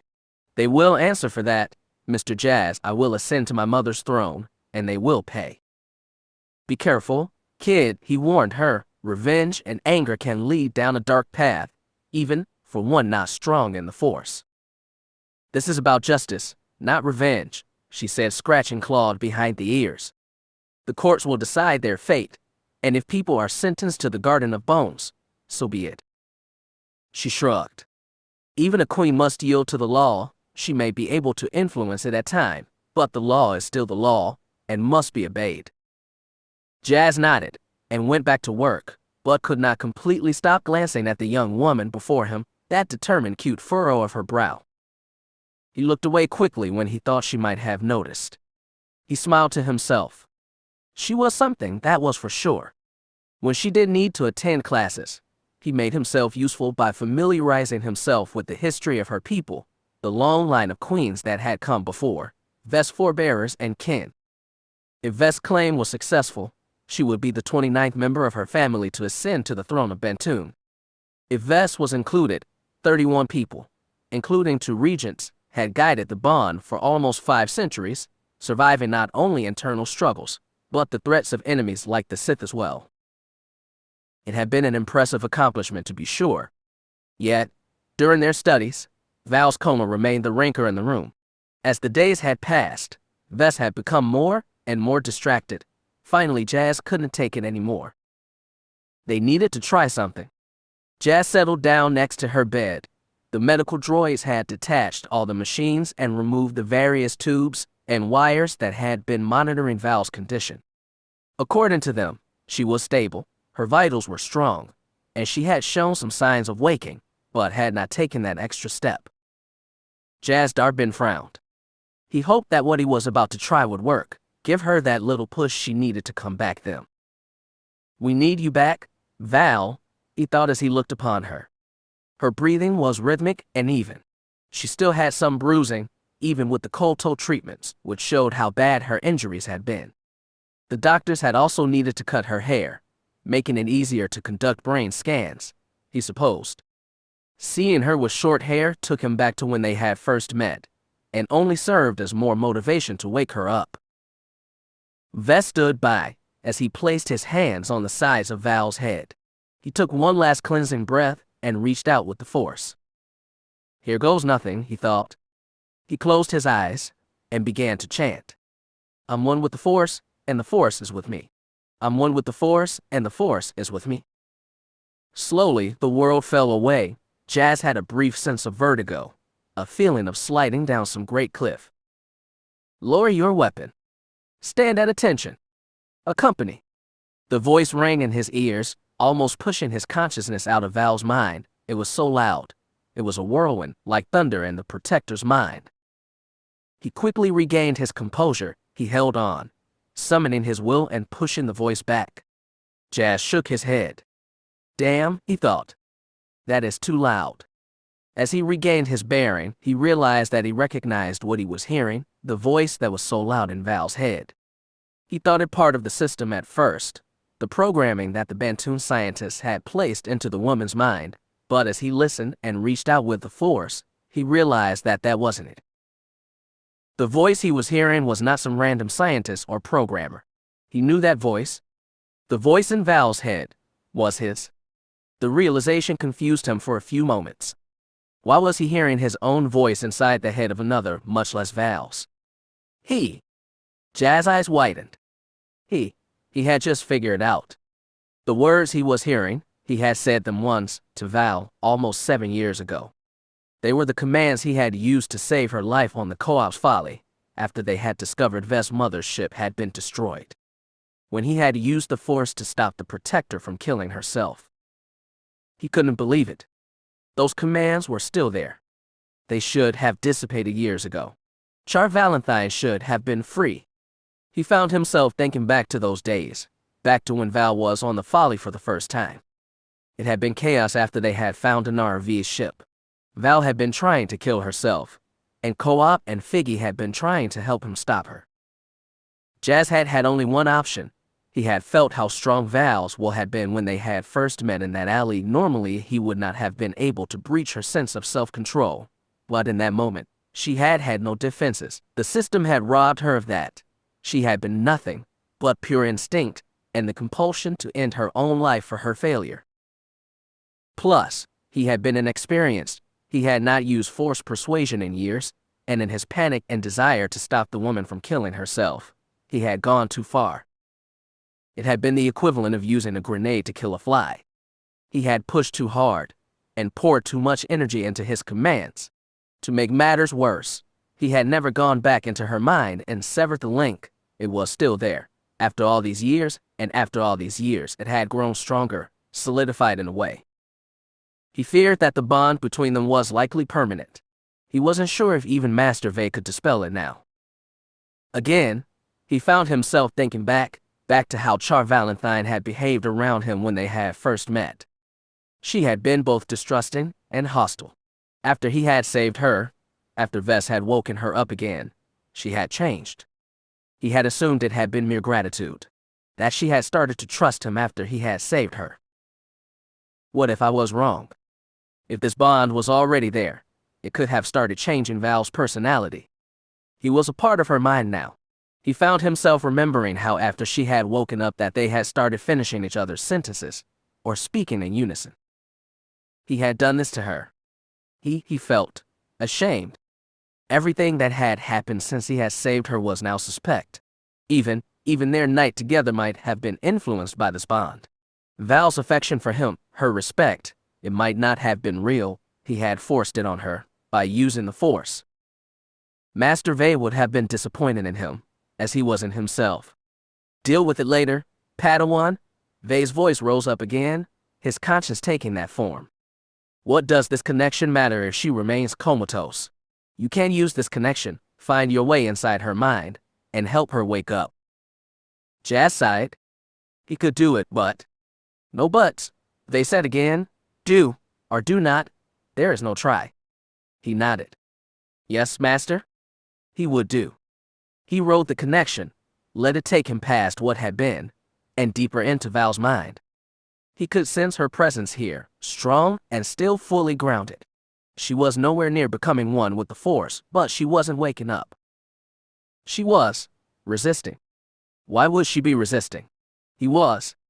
He found himself in the memory, standing on the rooftops of a large city. He recognized it immediately as capital of Bantoon. He could almost feel the ocean breeze on his face, smell the distant brine. As he watched, 3 shadows seemed to appear out of nowhere, 3 people moving fast, and with the agility of a phalanx. All 3 wore large backpacks, packs that tinkled as they moved, suggesting that they were full of goods. Thieves, he realized, the way they moved. They didn't wish to be detected. He could almost sense their concern, but at the same time, excitement and enjoyment as well. The thief in front was a man. That much was clear from his size alone. He was taller than Jazz, with broad shoulders and a thick neck. "Keep up, princess," he called over his shoulder. "Fall behind and the law will get you." The second thief was clearly a woman. Besides the pack of goods she carried, she also wore a bandolier. Various electronic devices hummed and beeped as she leapt stealthily from one rooftop to the next. "Mind that gap, sweetie," she called back. "It is a little farther than the one we practiced on." The third thief was the smallest of the group, slender and gawky. At first, Jazz had mistaken it for a young boy, but as he watched and listened. "Yeah, Mom," young Char Valentine called up. "I see it." Jazz smiled. "Ah," he thought, "now I understand." He looked at the 2 older thieves. Chen and Tara Valentine, I presume. Val had told him that her parents were professional thieves, and that they had trained her to follow in their footsteps. This memory was where her mind retreated to. No wonder, Val had had no desire to wake up. She was with her family again. As he reached out with the Force, he could sense the young girl's emotions. She was both excited and happy. This wasn't just any memory for her, it was a core memory. She had been happy here. This was likely one of the happiest moments of Val's life. If he had to guess, he would say that Val was about 13 here, maybe 14. She had still been very young when she had lost her parents, her mother to sickness, and her father to the law. After that, she had gotten involved in something far bigger than she should have, resulting in her arrest, and her earning a death sentence. It was that fate that had led her to the sworn protectors. It wasn't hard for him to understand why she was here, why her consciousness was trying to stay in this moment. Char Valentine had loved her parents, and the life they had led, despite the dangers, or maybe, in spite of them. She would never have abandoned that life had she had the choice. She can't stay here, his conscience chided. She has responsibilities beyond this memory. You can wake her up. He could, he acknowledged that, but at the same time, this would be the second time he had gotten into her head. He was being more careful this time, but he would still be forcing her to turn away from something she loved. It isn't real, he reminded himself. Even if she is happy here, this isn't life. He sighed and shook his head. He hated doing this, but he didn't see any other option. He was worried about her, and Vess needed her. Char Valentine needed to come back. He watched and waited as Val's parents passed him by. The young girl had fallen behind slightly, giving him just enough time to isolate her. He stepped out of the shadows, standing between her and her family. Val paused, having just made the leap from one building to the next. "Hello, Val," he called out. "Fancy meeting you here." The girl paused. She wasn't wearing a mask, just a smudge of grease paint over her eyes and the bridge of her nose. He sensed a brief moment of fear and concern, but that passed away quickly. "Who are you?" she called out. "What do you want?" She doesn't remember, or doesn't want to, he thought to himself. He didn't blame her. "It is me, Val," he said. "It's Jazz, you remember me." The girl blinked and took a step back. She gripped the pack on her back tightly, as if she thought he wanted to take what she had just stolen. "I don't remember you," she said flatly. "Now leave, please. I have to catch up. My parents are." "This isn't real, Val," he informed her. "You're in a dream, but it is time to wake up." The girl's eyes narrowed. "No," she said, shaking her head. "No." "Val," You can't just. Stop calling me that. She spat angrily. No one calls me that. Anara started it. It wasn't my choice. I've been stuck with that nickname for years. I never would have. She blinked and shook her head. Wait, she murmured. What? Jazz gave her a sad smile. So, you do remember, he said. She was shaking her head. No, but he could sense it and see it in her face. You are Char Valentine, sworn protector of Visseria Istilo, the rightful queen of Bantoon. Vesseria, she murmured. Vess, I. She looked up at him. Jazz. She murmured. I remember. Is that really you, hotshot? He smiled. Well, at least you didn't call me, not a Jedi. Val sighed and shook her head. As he watched, the girl before him changed. Gone was the lanky young thief she appeared as she was now, a slender, yet muscular young woman. She was dressed in a blue and black armored uniform, the garb of a sworn protector. He nodded. There was the Val he knew. She pinched the bridge of her nose. Jazz, she murmured, what happened? We were investigating an attack on Vess. We ran into some trouble. You were attacked, injured by an old enemy of mine. An enemy, she said, nodding. That alien, the gray-skinned one. She looked at Jazz. Did you get her? She escaped, but you were injured. I couldn't just leave you behind. I stayed, helped stabilize you. Val cursed under her breath. You should have left me, she said. My life isn't important. He winced. Val. Vess is what matters, you know that. Vess is safe, he assured her. She is waiting beside us, right now, waiting for you to wake up. But the enemy is still out there. You could have stopped her. Char Valentine shook her head. She turned away from him, rubbing her arms. It wasn't the smart call. You saving me. I couldn't just leave you for dead. But you should have, she hissed. Damn it. Not a Jedi. What do you think is going to happen? I think you are going to wake up and live your life, he answered. What life? She almost screamed. I have nothing but my duty. That duty should have ended. I would have been fine with that if my end ensured Vess' safety. Then I'm perfectly fine with that. I'm not, he answered. Val, I. Her green eyes widened. Don't say it. But Please, James, just don't. A single tear ran down her cheek. He wanted to pull her into his arms, to comfort her. He stepped forward only to have her step back. What do you think is going to happen between us? She asked. Do you think we're going to find some happy ending? She barked a fatalistic laugh. There is nothing like that out there for me, Jazz. I can't give you what you want or deserve. I can help you with the system, he reminded her. I can help you. I can free you, if you wish.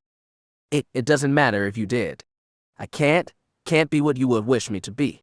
I can't give you that. Even if I was free of the system, I wouldn't be able to. I don't understand, he said. She winced. She shivered and took a deep breath. What he was feeling through the Force in that moment, it literally broke his heart. To become a sworn protector, she began with a shuddering breath. I was changed, not just genetically and mentally, but in other ways as well. They did operations on me to make sure that I would never have anything but my duty and service to my master or mistress. She looked down at her hands. They were shaking. I can never be anything more than what I am.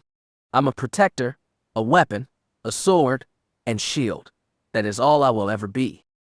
I could try to be a wife, but I could never be a mother. They made sure of that, the surgeries. Jazz winced. He now understood. Oh, Val, he thought. Poor Val. You deserve better. It was one thing when we had our night together. That is all it should have been. But us, it can't be, Jazz. Please try and understand. He listened to what she was saying. He understood. He even accepted it to a degree. But that didn't change his mind. He had chosen to save her life, and he would do so again.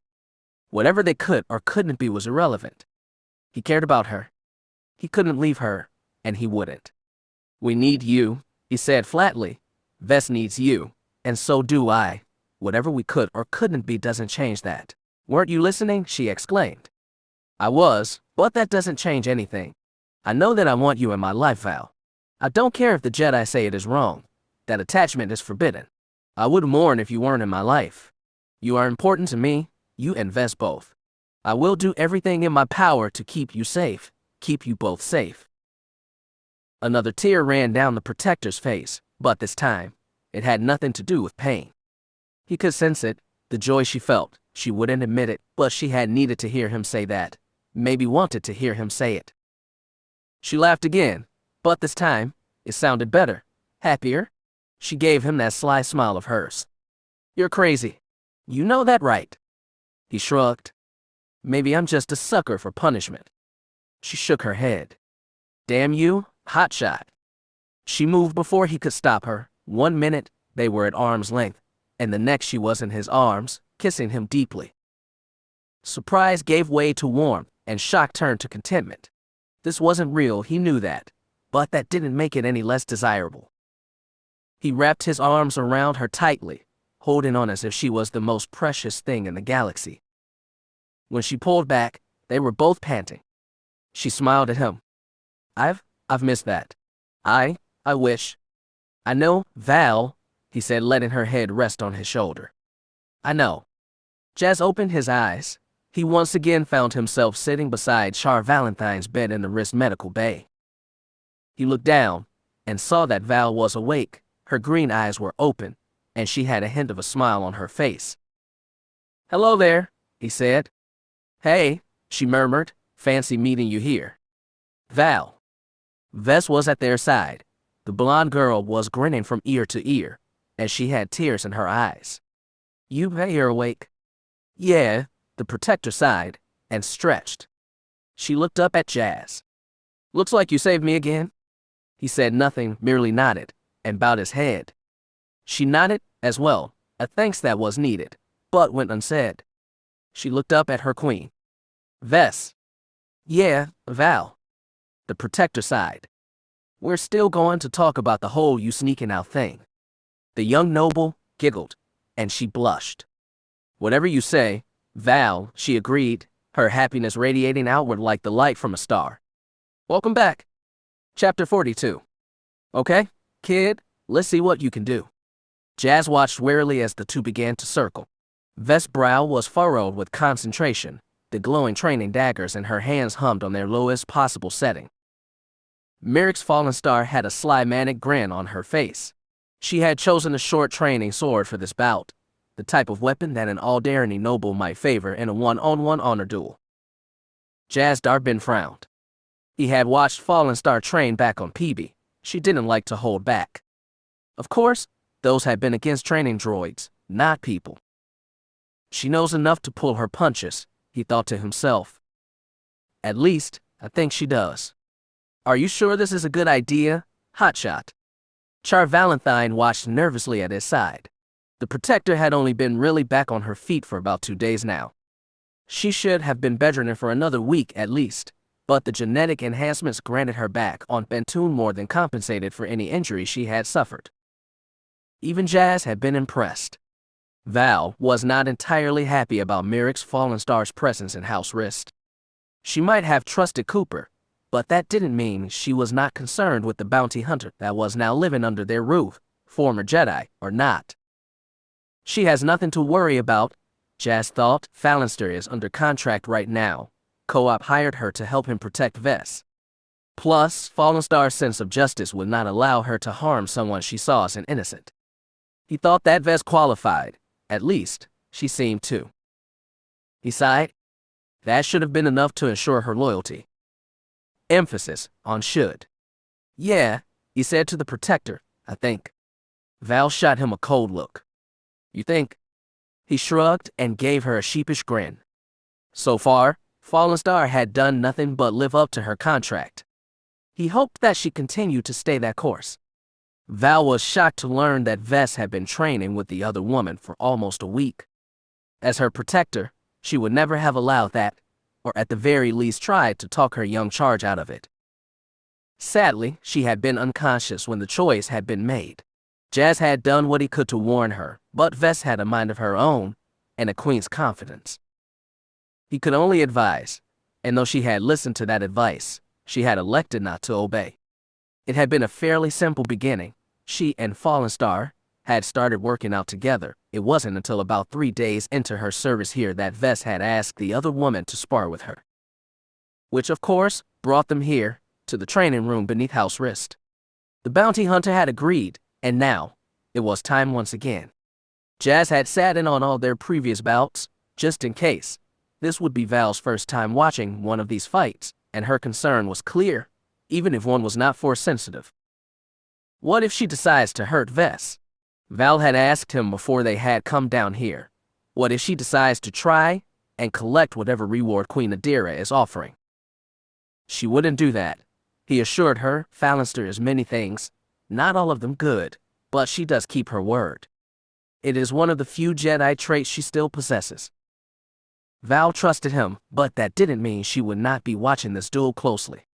She didn't know Merrick's Fallen Star. She would be damned before she let her hurt her mistress. Dressed in a combat suit, Vess radiated both confidence and caution in the Force. The training she had received from House Wrist had been extensive enough to know that against a Force-sensitive, she was at a disadvantage. She would need to be clever. She would. She attacked. 1 minute the two were circling, and the next, Vess was up in the other woman's face, her training blaze flashing. Fallen Star backpedaled, but Vess was already inside her guard. Her reach advantage with the short sword didn't even come into play. Vess' flurry was impressive, as was her speed. Jazz had worried about her during her first fight with Fallen Star, but had learned not to underestimate the young queen. Lady Rahana was a very good teacher. He could see that in the way that Vess moved, how she gave even a former Jedi pause. It was impressive, seeing how fast she was with those knives. He shook his head. Maybe this would not be such a lopsided fight after all. The bounty hunter managed to escape their first exchange and dance out of range. She extended her training blade, just enough to keep the young queen back, to make her rethink continuing the flurry. Fallen Star smirked at her. Naughty, naughty, missy, she said. You almost drew a little blood there. Vess grinned at her. Almost got you, Mary, she purred with a confident smirk. I'm getting closer. Fallen Star giggled.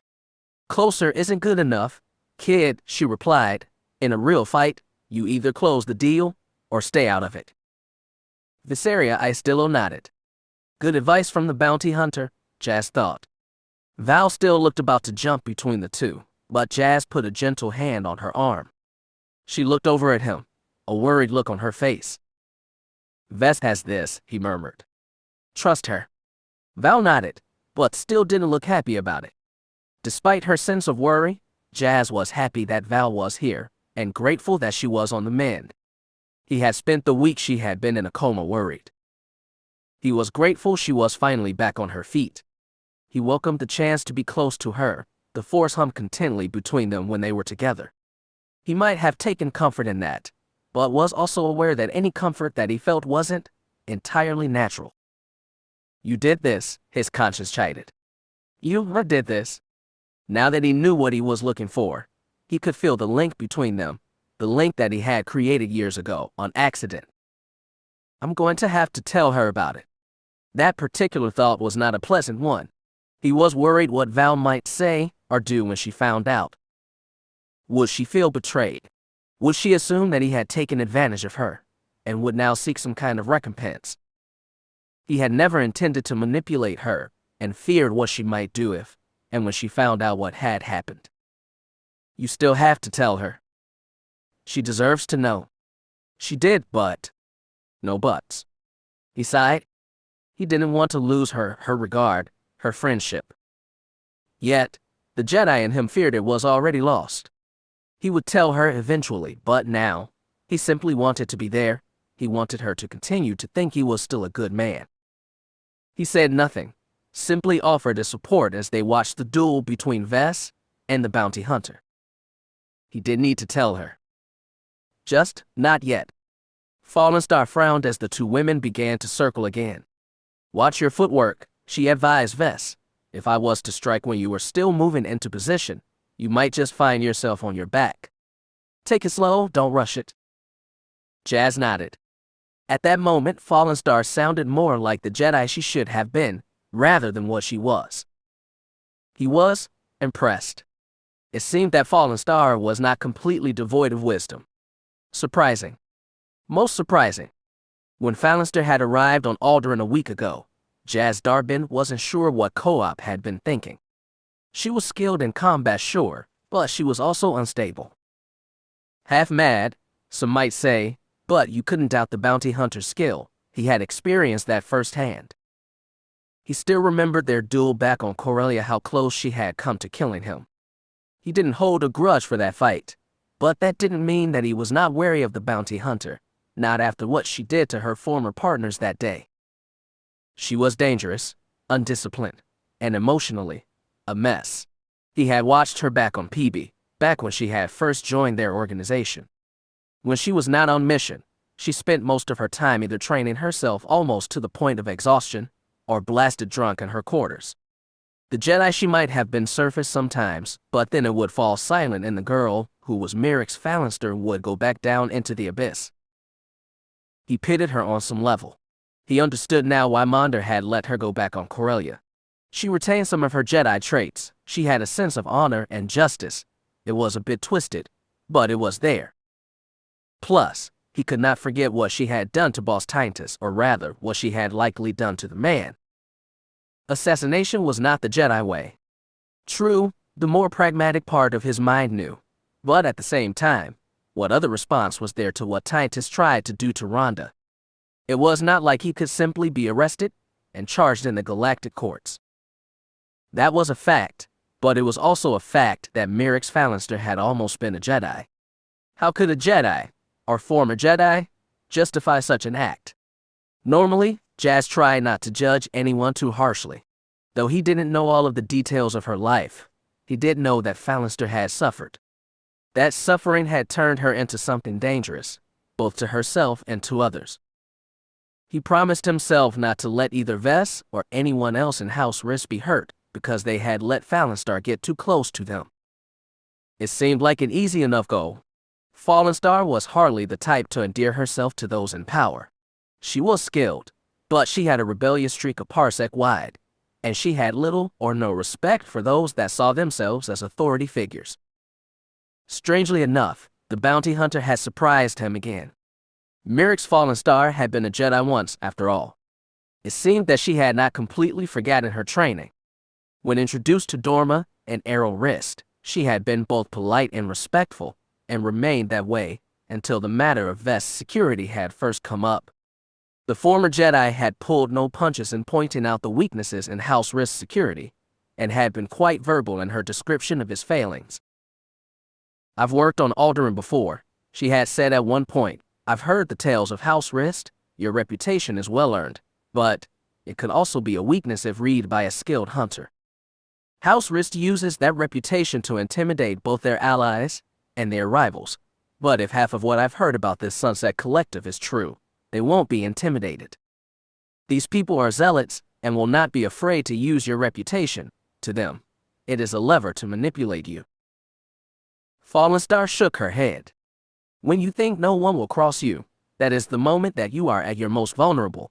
A skilled enemy will know that is the exact time to strike, because you won't be expecting it. Your pride will blind you, and you won't see the knife in your enemy's hand until it is too late." She had offered a plan to keep Vess safe, focusing mainly on the people around her.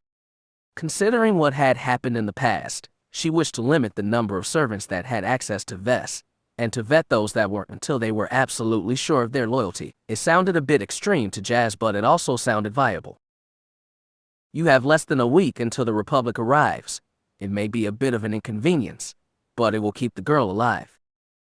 Her suggestions did make sense. In Val's absence, it had all seemed like a good choice.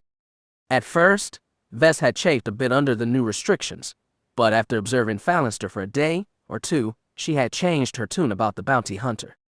Fallen Star could be rude and unstable, but she also knew the French elements that moved on any world, and was not afraid to speak her mind if she thought someone was wrong, even if that person thought themselves her better. Her attitude and her strength had impressed the young queen.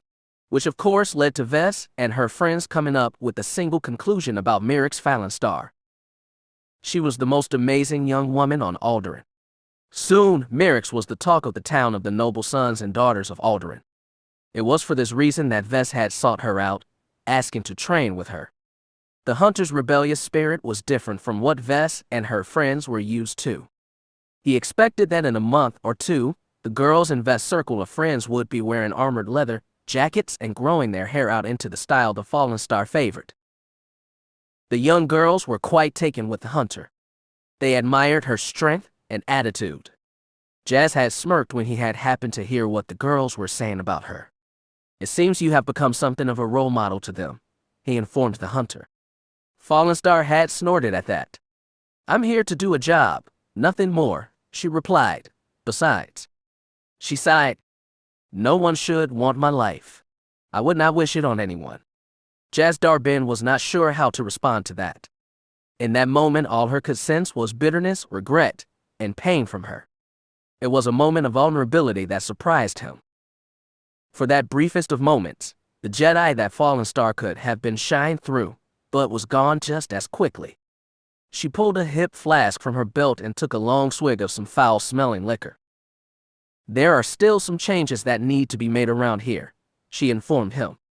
We have work to do. Vess' fondness for her had only grown in the days that they trained together. In Char Valentine's absence, Fallen Star had found herself fulfilling the role of both guardian and mentor. It was a role that had an effect on her. Being here, away from the criminal element that she was used to, it had awakened something in the failed Padawan. She was no longer drinking as much as she once had, and she was actually speaking more of the past, her history with Vima Dodana, her Jedi Master. Jazz took that as a good sign. Char Valentine, now awake and ready to resume her old position, was not as impressed as her queen was, but was at least willing to give the other woman the benefit of the doubt. Do you trust her? She had asked him. I trust that she will remain true to her contract and her sense of justice. As for Fallenster herself, Vess had started to win her over, as she did most of the people she met. They responded to the young queen, and in Fallen Star's case, she even started to lower her guard a bit. She had even come to accept the nickname that the girl had given her. Ready for another go-around, Mary? Vess asked her. The hunter smirked. Ready and waiting, kid, she replied. Let us see what you can do. Again, Vess darted inside the other woman's guard, her daggers moving extremely fast, and again the hunter backpedaled, avoiding the spinning blades. Rahana trained her well, Jazz said to Val. She is really good with those things. Val frowned. She is getting cocky, she commented. She is lowering her guard, if she is not careful. BZZTT. Vess gasped and fell to her knees. Fallen Star had caught her across the right shoulder with her training blade. Had it been a real sword, the young queen might have lost her arm. Val was at her side in seconds, getting between her charge and Fallen Star, not that the other woman continued to attack. Vess, Val called out, are you okay? It's all right, she called out with a groan, not wishing to have her protector fuss over her, just to burn. Jazz could see that. The angry red welt on the girl's arm, where Fallen Star's weapon had found its mark. The bounty hunter lowered her weapon. You were dropping your guard, she commented coolly. You were giving up safety for the chance of a killing stroke. It wasn't smart, Missy. Had this been a real fight, I could have finished you off right now. Val glared up at her. You wouldn't have the chance. Whoa there, the hunter said, lowering her blade. I wasn't trying to hurt the girl, merely educate her on what she did wrong. Jazz joined them, making sure this didn't escalate into a confrontation between Val and Fallen Star. He leaned down and inspected Vess' wound. It was not bad. We will get you a colto patch, he said. It will take care of the pain. No, Vess said. My queen. Val asked. It is fine, the girl insisted. I'll feel it for a day or two, but it will be fine. She looked up at Fallen Star. Pain can be a good teacher. Lady Rahana says that. It will remind me not to make the same mistake again. The hunter nodded. Smart lady, she said. Vess nodded. She smiled. It was a bit pained, but it was there. That flourish at the end was surprising. I didn't see it coming. I'm used to close quarters combat, Fallen Star replied. A lot of people think getting inside a Force Sensitive's guard is the only way to beat them. So far, I've proven them wrong. Vess giggled. Her eyes shone with respect for the other woman. Your skill with the blade is quite impressive, Mary. Your master would be proud.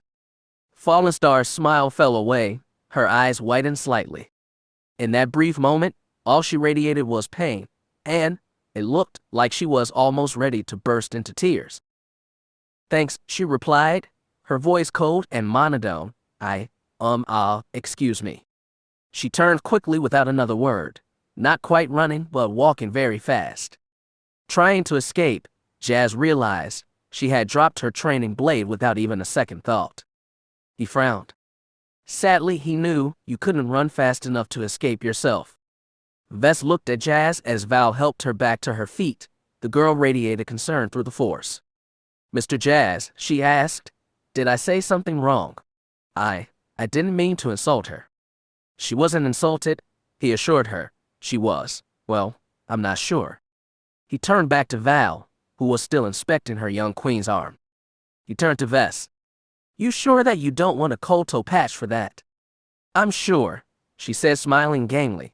It will give me something to talk to my friends about tomorrow. Val snorted and shook her head with amusement. I think your friends need to find less violent things to talk about. Jazz excused himself. Vess was clearly okay and had Val there to attend her. He was more concerned for Fallen Star in that moment. What he had felt through the Force. Such terrible pain. He decided to follow after her and make sure she was okay. He didn't want her doing anything crazy and giving her sense of instability. He thought it wise not to leave her alone, not right now. If she told him to leave her be, so be it, but it never hurt to check. He found her on the landing pad, checking over her ship. For a second there he had thought she had been prepping to leave, perhaps to flee even farther than she could on foot. She sensed him in the Force and shook her head angrily. What do you want? He shrugged. Vess was worried about you, he said.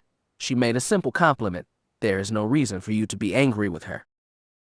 Fallen Star refused to meet his gaze. She kept her head down, focusing on the connection to one of the cargo pods on her ship. She took a shuddering breath.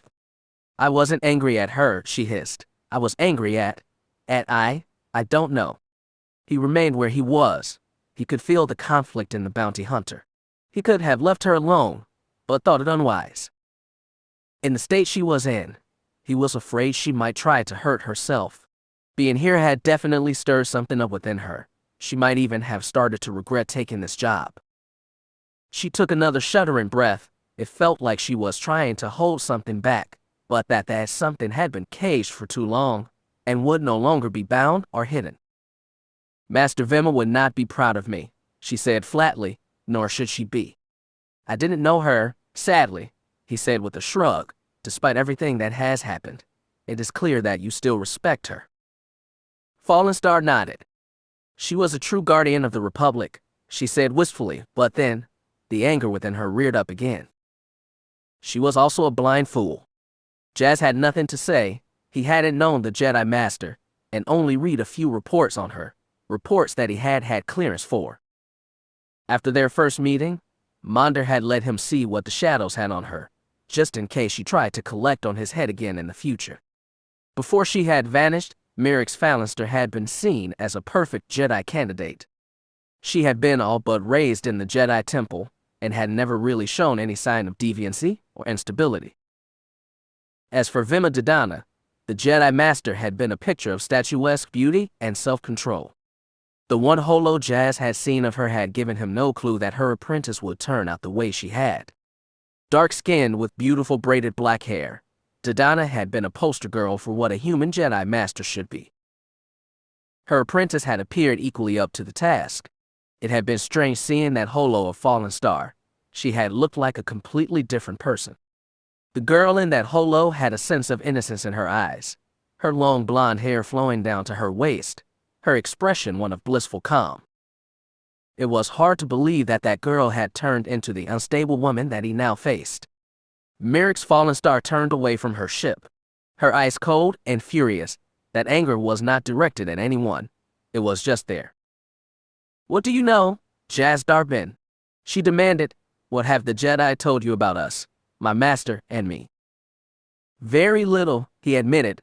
"I've seen holos of you and your master, the temple file ones. Beyond that, little else." Of course, she sneered. No point in telling the truth, not if it is not relevant in their eyes. She turned away again. He could have left, but he got the sense she didn't want him to. She needed to do this, he thought. She still needed to talk. She shook her head. "What did your precious file say about us? What did they say about our last mission together?" "Not much," he replied. "Only that you had been sent out into the colony worlds to mediate a dispute and that you had both disappeared." "Disappeared?" Fallister snorted. "That is one way to put it." She turned to Jazz again. Her eyes had that mad look he remembered from Corellia. It was the same look that she had had when she had shouted at him to kill her. "Negotiations would be short," she said to him. "That is what my master told me. The planet we were on was having issues with one of the crime syndicates. They were trying to set up shop on the world. It was close enough to the Corellian trade spine that they could do business with little oversight. The man in charge of the colony was out of his league. A spoiled princeling from Coruscant. Someone who had no real business being a leader on a new world." She shuddered in revulsion. "We met with the governor on Coruscant before we came to his world. He was quite taken with me. I could feel his regard, his curiosity. I should have said something to discourage him, but I held my tongue. I didn't wish to alienate him. We were there to help after all." Fallen Star laughed. "We were there to help," she snarled. "Yet, it was us that should have been calling for help. We didn't know that the little Murglak had already made a deal with the syndicate. He was already in their pocket and ready to cooperate. They asked only one thing of him, proof that he was willing to do what needed to be done." She shook her head. "I didn't find out until later, but he had informed the council that we had never arrived, our ship had never landed, and that he had no further need of the order. The matter had sorted itself out. He had made sure to be far away when we first arrived. He spoke with my master only on Holo and promised to be back the next day. In the meantime, we were to be his guests. His droids would see to our needs in the meantime." Jazz said nothing. He didn't wish to interrupt. He didn't want to take the chance of Fallen Star closing herself off again. She was finally talking. He thought it in her best interest to continue to do so. He thought this might be just what she needed to find her way back. "I can't say for certain what happened to my master, only that she died. I can say, however, what happened to me. My last memory of that mission was having dinner with my master. The governor's droids had brought us food, and we ate without a single thought that something might be wrong. Droids don't radiate malice in the Force. They simply do as they are programmed." She shuddered. Her eyes seemed far away, distant. "The next thing I remember, I'm waking up in an alley. I didn't remember who I was, or how I got there. I had been dumped on the outskirts of the colony, my head shaved, and wearing next to nothing." She shook her head. "It was snowing when I woke up. I had been left for dead. Maybe they thought I was dead when they dumped me, or counted on exposure to finish me off. That are the dregs that called the nearby spaceport home. I should have been dead, but the Force had other plans. The spacers that found me were not as bad as the other crews that the syndicate employed. They took pity on me and brought me aboard, took me to their medical droid. They took me with them when they left. Their kindness likely saved my life. They cleaned me up and nursed me back to health. According to the MD droid, I'd been given enough pure spice to kill a bantha. If not for the Force, I would have died in that alley." She shivered at the memory. "I remember laying on the medical table. As the droid tended to me, my memory had slowly started to come back by that point. I remembered my name, but little else. When the droid told me what had happened, that brought it all back." Jazz winced. He was pretty sure he could guess what had happened. "I had been violated. That is what the droid called it. I appeared to have tried to defend myself, but given the amount of spice in my system, I wouldn't have had much of a chance." Hearing that, The shock I felt quickly morphed into anger, and that did the trick. I remembered who I was, and what I had been doing on that world. My first thought was of my master, how I had to go back and rescue her.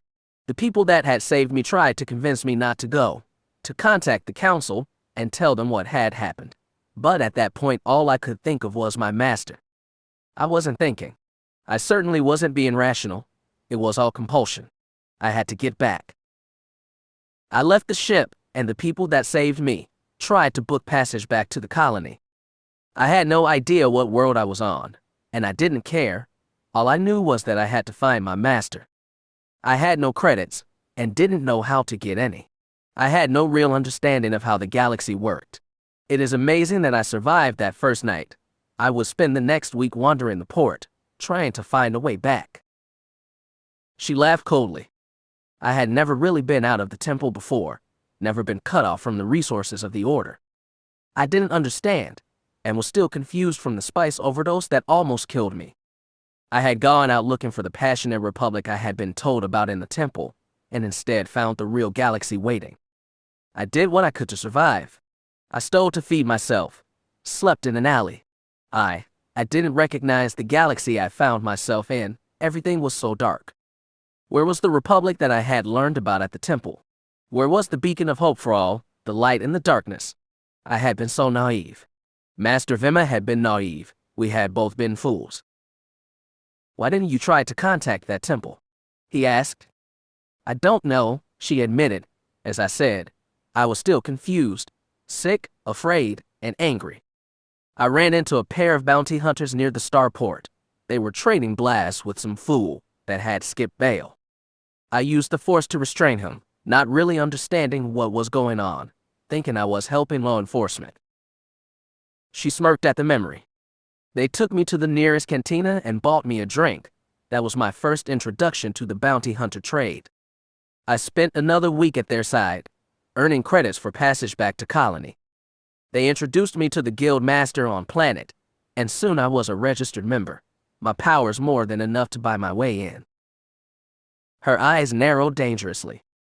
One of the hunters who helped me tried to get a little fresh with me one night. I put him in his place, finally starting to understand what the Force could really do for me outside of the Order. I left him alive, but he learned not to be so grabby. I returned to the colonies with new eyes. I was no longer the innocent Padawan that I had been. I could see the suffering of the people there, how the governor and his friends were exploiting them. I asked around, expecting to find that the Jedi had sent someone to look for us. It had been almost 2 months since we had vanished.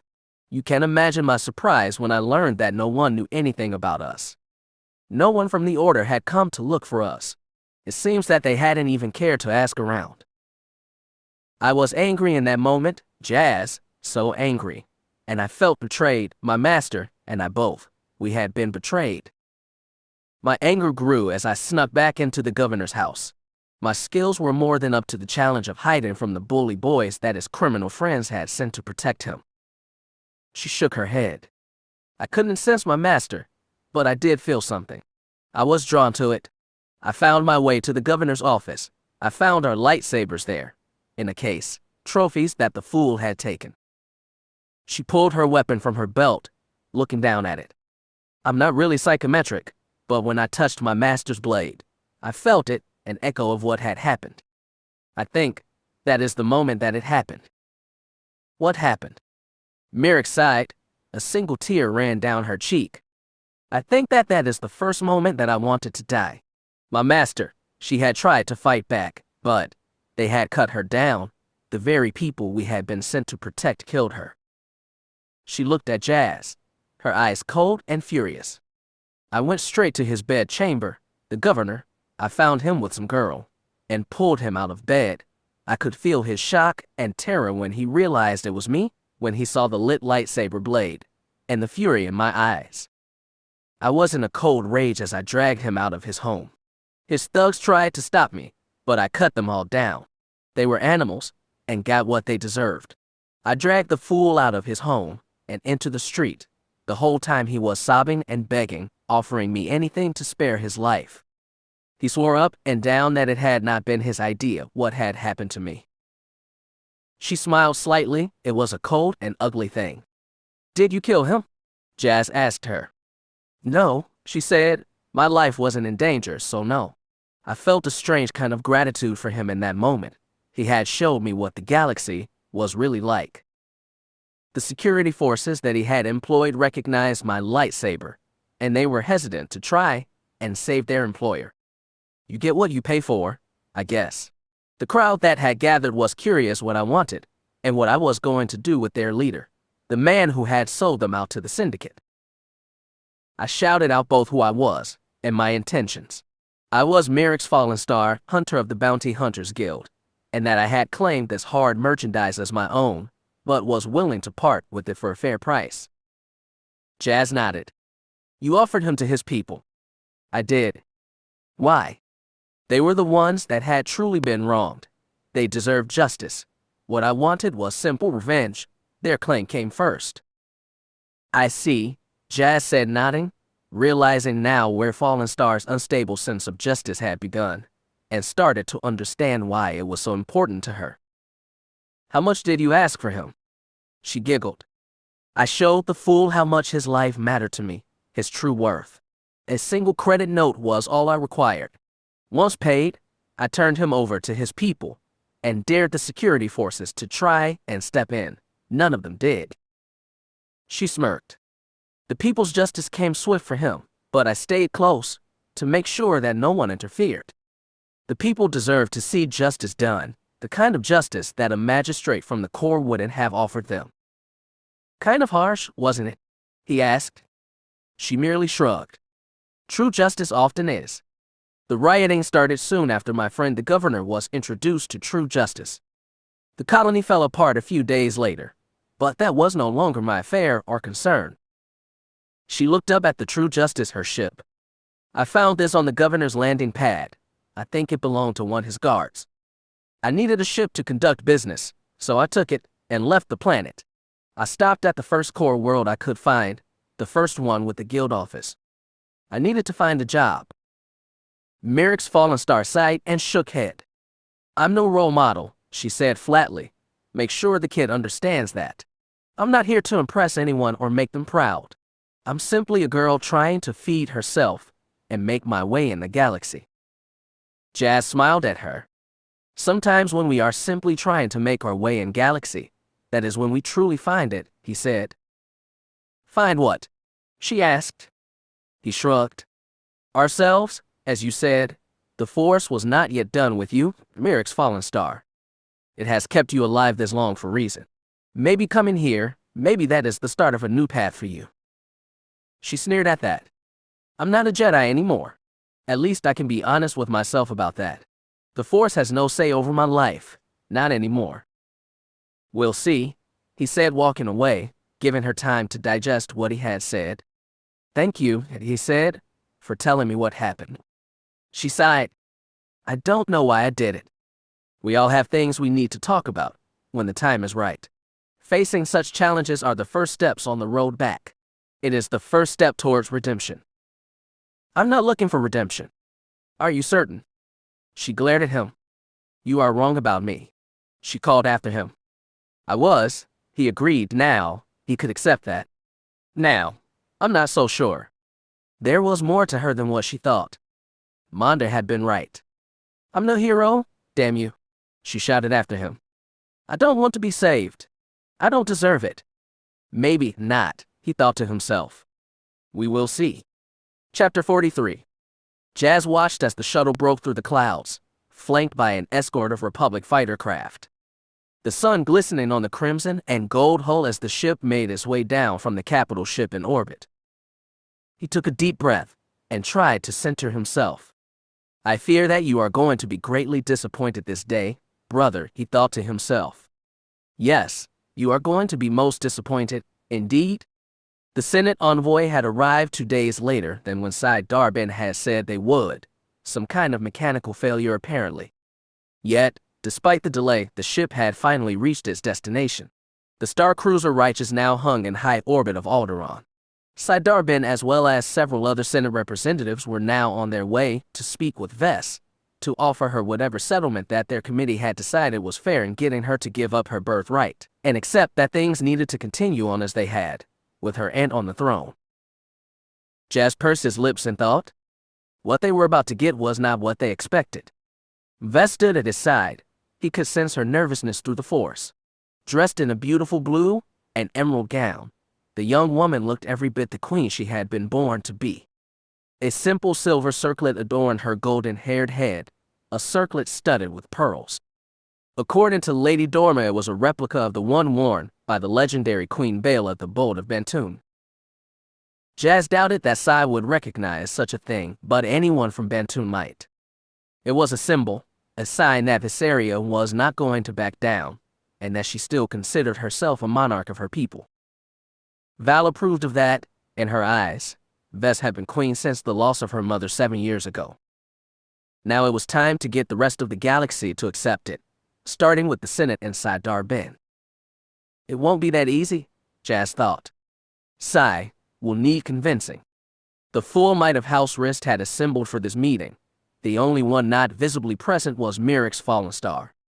Jazz could sense her presence, but he could not see her. He wasn't surprised. Given what he had learned about the former Padawan's history, he now understood why she would not look favorably on any Republic politician. These men and women weren't the governor who murdered her master and abused her, but that didn't mean that they didn't have an agenda that went beyond what was best for their people. Fallister understood that, and so did Jazz. Plus, she didn't wish to cloud the issue with her presence.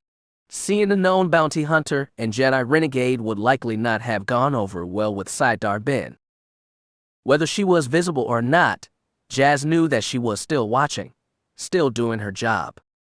Coop had paid her to look after Vess, but Jazz got the feeling that, even if he hadn't, since getting to know Vess, she might have just done the job for free. Vess had a way of winning allies and motivating people, but that is what a true leader did, wasn't it? This was not simply going to be an acceptance on Vessaria's part. It was not going to be a surrender. Jazz hoped that would be the first step towards negotiations. True negotiations, matters needed to be discussed if the succession on Bantoon was to be settled fairly. He just hoped that reason would win the day. They had plenty of examples in Republic history of why Vess' claim to the throne should still be honored, and that the Republic, if it was smart, should be willing to deal.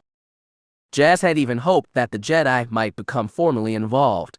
Perhaps a full delegation of negotiators could be sent to Bantoon to help resolve the conflict peacefully.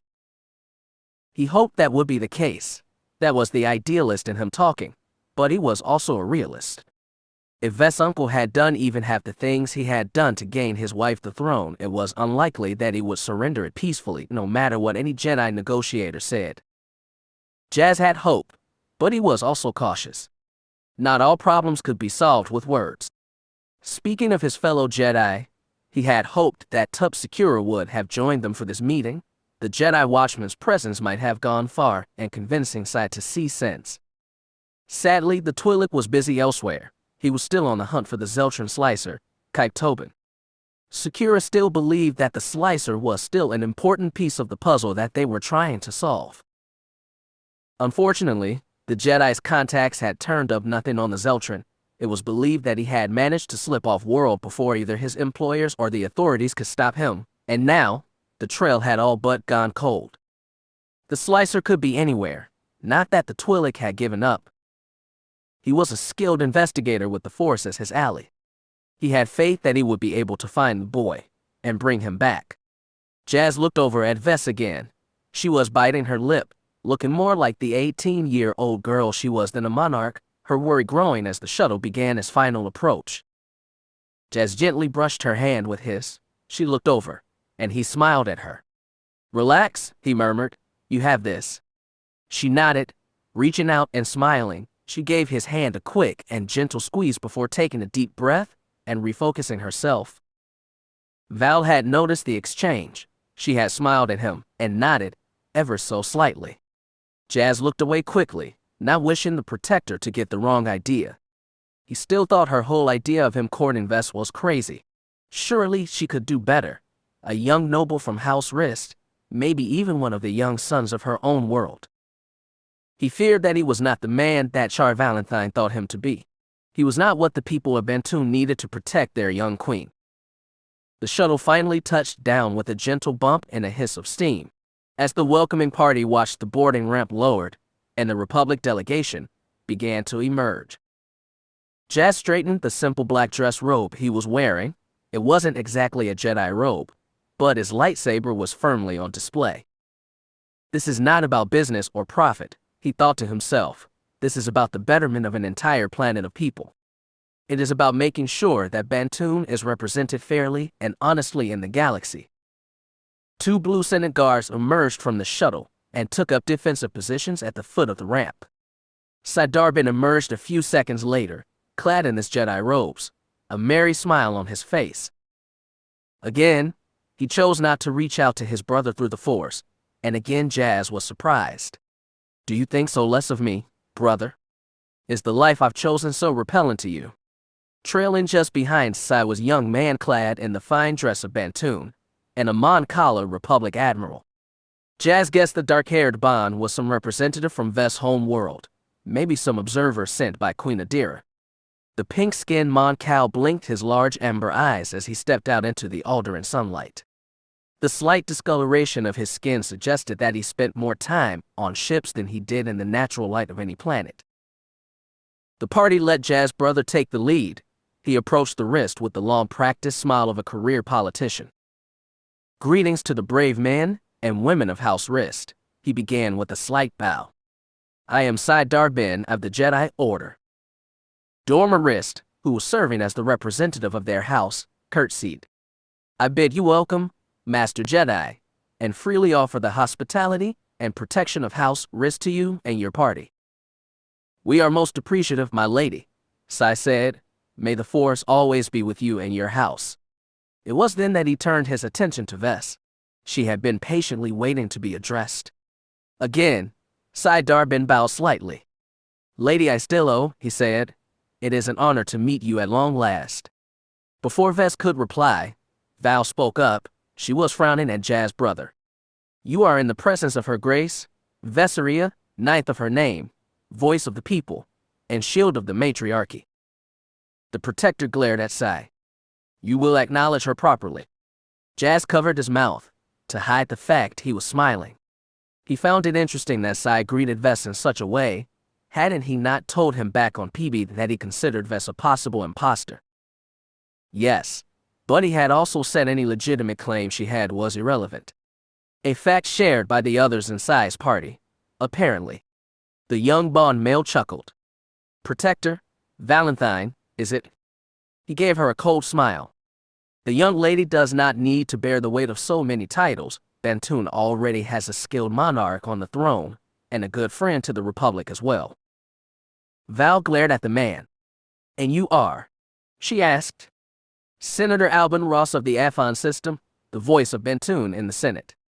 That announcement prompted looks of both shock and disbelief from both Val and Lady Dorma. But, you're a man, Dorma said. Last time I checked, the senator said dryly. Char Valentine's eyes narrowed. Your accent. You are not originally from Bantoon, are you? Bantoon is my home now, he assured her. I've been her voice in the Senate for almost 3 years now. Jazz frowned as he looked at the man, or rather, the pin on his coat. It bore a very familiar gold and black logo. I was unaware that a mining guild representative could hold such a high office in the Senate. The young man shrugged. My position as senator means that I often need to meet with the mining guild to discuss matters. My position within the guild is strictly to confer on matters involving Bantoon. I'm a mere advisor to the guild, nothing more. Jazz pursed his lips. It was a likely story, but he didn't really buy it. Senator Ross served as senator of Afon, which meant that Bantoon was only a satellite system, which meant they had no direct representative in the galactic government. Despite what he said to the contrary, Jazz didn't buy that he was simply an advisor to the guild. He had the look and accent of a Coruscanti, one born into both wealth and privilege, which meant he likely had grown up in a guild family. No, Jazz didn't really buy his story at all. Val looked at Sai Darbin, her eyes cold. What does the matriarchy think of all this? I can't believe that they would be happy being represented by not only an off-worlder, but a man as well. Bantoon has grown far more important than you realize. Protector, Sai informed her. The days of his isolation and adherence to outdated tradition is done. Val shot Jazz an angry look. Outdated tradition, she mouthed. Jazz could sense her horror and what she was thinking. Those traditions had served the bond for almost 500 years. In the last 7 years, Bantoon has become a valued member of the Republic. The Mon Cal Admiral spoke up in his raspy voice. Your 6 moons have provided much to continue Republic expansion. Your people can no longer remain bound to the rules of the past. Sai chuckled. I couldn't have said it better myself, Vice Admiral. The Mon Cal nodded, clearly pleased with himself. May I humbly introduce Vice Admiral Rackus. He has recently been assigned to oversee the new ship production line that is soon to begin on Bantoon. Our Republic engineers are very pleased with what we have found on your world. The new light escort vessels that will soon emerge from Bantoon will be the pride of the Republic fleet. Once Senate authorization has cleared the committee, Senator Ross reminded him. Of course, the Mon Cal nodded. Of course. Jazz pursed his lips. So much for starting any kind of constructive negotiation. It sounded like Sai and his friends had already decided the fate of Bantoon and his people. They had already carved it up and were distributing its future to their allies. Though he was not the type to enjoy hindering such plans, he found himself looking forward to at least slowing this triumvirate down. He saw 3 men before them, claiming to speak for Bantoon, but he didn't see a naturally born Bon among them. He preferred to side with those that had been actually born on the planet and knew a thing or two about the world that these others were trying to exploit. Dorma and Val at least had lived on Bantoon and knew his people. Could Sai or his Vice Admiral say the same? What about the Senator? No, Jazz tended to support the opinion of those that would have to live with the consequence of what was about to happen. Vess, who had remained silent up until this moment, crossed her hands in front of her waist and smiled politely. It does sound so very exciting, Master Jedi, she said, but, sadly, the Republic Senate are not the ones that can dictate Bantoon destiny. Such a fate, it belongs to the Bond people. The ore and crystal that you take from our moons is theirs. The ships and facilities that you wish to build are on their land. The matriarchy of the Bond must decide how best to serve our world, not the whims of world business and political leaders born far from our shores. Her reaction stopped Sai Darbin in his tracks. His smile remained in place, but Jazz could sense his disbelief. Lady Istillo, he said, I believe that my brother has spoken with you about how things are. Surely you can understand. I understand that you and your allies wish much of my people, and that you hope that I will step aside and allow you to decide the course of my world and the people that my family has served for almost 5 centuries. The young senator frowned as he looked at Sai Darbin. I thought we came here to accept the young lady's writ of abdication. Think again, pal, Val said, flashing him an evil smirk. Jazz turned to his brother. For the first time he sensed Sai reaching out with the Force, trying to understand what had happened. Clearly, he felt something had gone wrong. Jazz almost smiled. No, brother, he wanted to say, nothing has gone wrong. In fact, something is going right for once. The Vice Admiral glared at Sai Darbin.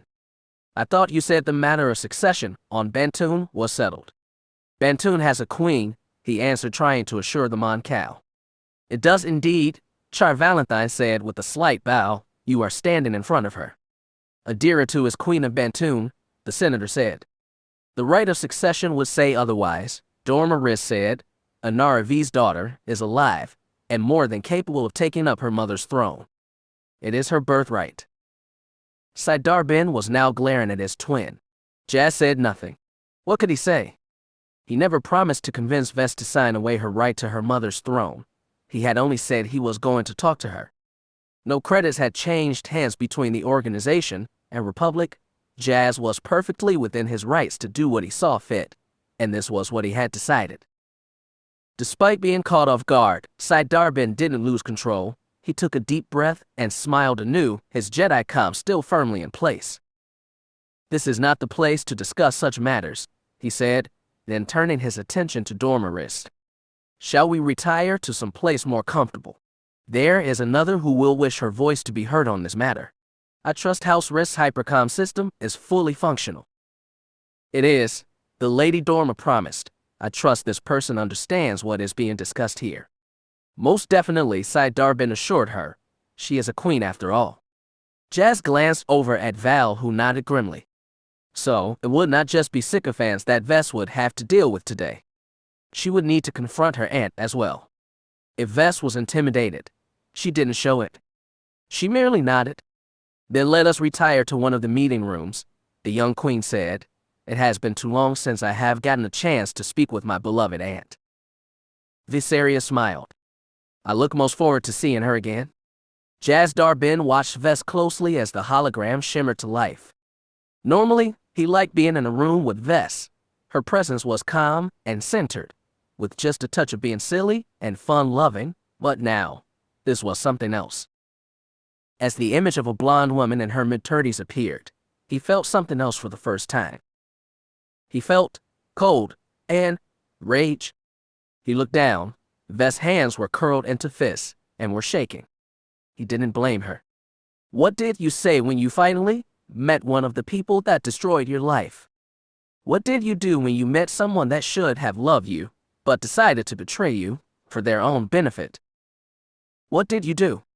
The hologram of Queen Adira looked upon Vess for the first time, and the other woman blinked. She seemed surprised, to say the least. Vesseria, she said, her voice guileless, her expression one of innocent surprise. Hello, Aunt Adira, Vess said coldly. It has been some time. The queen laughed nervously. Vesseria, oh, praise the gods. You are alive. We had all but lost hope. Jazz frowned. He wasn't sure if the woman's response was genuine or if she was simply playing with her niece. Vess had had a target on her back for years now, for assassination attempts that he knew of. Did the queen truly know nothing of these attempts, or was she simply a better liar than most? Yes, Aunt, I'm alive, Vess acknowledged, and have been living a moderately safe life here on Alderaan, living in exile. The queen's eyes widened slightly. Exile? Oh, Starfish, that won't do. That won't do at all. The queen gave her a warm smile. You should have contacted me years ago. We have had so many pretenders step forward these last few years, so many claiming to be you, claiming to have survived the shipwreck that claimed your poor mother and father. I'm sure, the girl said, glaring at her aunt, only just keeping her temper in check. Jazz could only imagine the accusations that were running through Vess' mind at that moment. This woman had profited from her sister's death. Had she known about it, or was she simply an innocent pawn? Had her husband kept her in the dark all these years about what had happened to her niece? Jazz was too much of a cynic to believe that that was the case. What of Ulrich? Adira asked her. He was your protector. Did he also survive your ordeal? At the mention of her previous protector, Vess shuddering, no doubt remembering the boy's blaster at her head. Jazz remembered the boy very well. He had been in on the scheme to assassinate the queen and her family. He had believed he would be granted a lordship for his part in securing the throne for Adira and her husband. He had perished at the hands of the Red Eclipse. The criminals that had killed Queen Anera, the escape pod he had been on, had been blown up. Had Vess been aboard that pod when he had fled, she would have been dead too. Ulrich died serving Bantoon, as he saw it. Anyway, Vess answered. The poor boy, the queen said, shaking her head. Yes, Vess said dryly, the poor boy. It was at that moment that Val stepped into the hollow field. Lady Adira, she said, drawing the queen's attention. Her presence clearly startled the queen. Chief Valentine, we had heard you still lived. I still live, she said coldly, and I serve your niece, the rightful queen. If Adira was insulted, she didn't show it. This is most troubling, the queen said. I thought that all sworn protectors were supposed to perish with their masters or mistresses. Your sister named her daughter my mistress before leaving Bantoon. My bond is intact. It simply serves this area now and forever. That is good, Adira said. I'm most pleased that my niece has not been alone through all this upheaval. Again, Jazz could not tell if the woman was being serious or if she was lying. There are those here on Bantoon who believe that you found some way to cheat the system, the Queen said, that you were somehow involved in the death of my sister. Given your history and family name, I'm sure you can guess why. Val glared at the woman she considered a usurper. Char Valentine's history was well known to him. Yes, she had been a thief once and been accused of murder, but the latter had not been her fault. If the Queen thought to use that against Val, all she would end up doing was annoying the protector and only increase her desire to see the woman removed from the throne. Any protector on Bantoon can tell you that that is impossible, Val said. The system always wins. As for Queen Adira, had we been together, I would have gladly followed my imperative, but her orders regarding her daughter were clear. Queen Adira too smiled serenely. Then, at last, all has been explained. At last we can put this tragic time in our history to rest. She turned again to her niece. There is no need for you to remain in exile anymore, Starfish. Please come home, Lyran, and I will welcome you with open arms. It will please the matriarchs to know that you are finally back in the palace, that you are home, and safe. Unwise, Jazz thought, if Vess entered the palace on Bantoon, she would likely spend the rest of her life as a hostage, or have a fatal accident shortly after her arrival. Val wouldn't risk it, and he was sure the Vess was smart enough not to accept such an offer. The young queen smiled coldly at her mother's sister. And what will be my place in the palace, dear aunt? Vess asked. As a matriarch of our family, of course, you will still need to complete your education, of course, but now that the matter of the succession has been settled. Vess gave her a cold smile. But the succession has not been settled, aunt. I've not abdicated, nor will I ever. That news stopped the queen in her tracks. You haven't, Vess, you cannot hope to. I've heard of your work on my people's behalf, aunt, Vess said. You have served well as regent and steward of the throne, but now it is time to do your duty to our people and step aside. The queen has come of age, Val added. It now falls to her to govern and carry out her place in the succession as her mother would have wanted. For the first time, Adira Istillo didn't look innocent or happy. She was almost glaring at Val, but once again addressed her sister's daughter. There is much that you don't understand, niece. Bantoon has advanced much with Republic aid. I can, and will, learn about those advancements, and Adira, once the throne is mine, and the matriarchs and I have been consulted on what has been done in the name of the people. The queen frowned. You do not understand what this would mean, Vesseria. Our people need unity. I understand how you must feel, but the crown must come first. You are not ready to lead our people, and you are not prepared for the threats that we've been facing. Several matriarchs have been disputing the Istillo throne for months now. If you continue down this path, you will legitimize their resistance. If you don't do your duty to the throne, you could cause a civil war. Our people will suffer and die. I don't wish to see our people suffer, aunt, but at the same time, I will not give away my rights. If you agree to step aside, the two of us could do much to bring the matriarchy back into order. There are many here that would question your legitimacy, Vesseria. They don't know you like I do. They will assume that you are a pawn of outsiders, a puppet of off-worlders. Vess refused to back down. She remained undaunted. Jazz was impressed. He had to admit he found it ironic that Adira would accuse Vess of being a pawn of off-worlders, considering who she had sent to negotiate on her behalf. The queen sighed and sat back in her chair. She shook her head wearily. It is clear that we shall have much to discuss when you return home, Vesseria. I would be most honored to see you as a guest here in the palace. In Vesseria's palace, Val added. She might have said more, but Vess stopped her with a raised hand. We do have much to discuss, Vess agreed, but you will excuse me if I prefer a neutral site. She gave her aunt a cold smile. You do understand the need to feel safe, I trust. Of course, Starfish, of course, the queen replied sweetly. She smiled warmly at the girl. We shall discuss this as a family, as is proper. There is no need for problems between us. Our family saw enough of that after the troubles began under our descendant Baali. What happened back then doesn't apply here, Aunt, Vess reminded her. Viseria IV and Denai III were twins. The succession was contestable during their lifetime. You are my mother's sister, but I'm her firstborn child, and you, forgive me for being blunt, have no legitimate heir. That comment didn't go over so well with the queen. Her eyes narrowed angrily. Must you be so cold, niece? I'm merely stating a fact, Vess said. You have my sympathies for your recent loss, but the lines of succession are clear.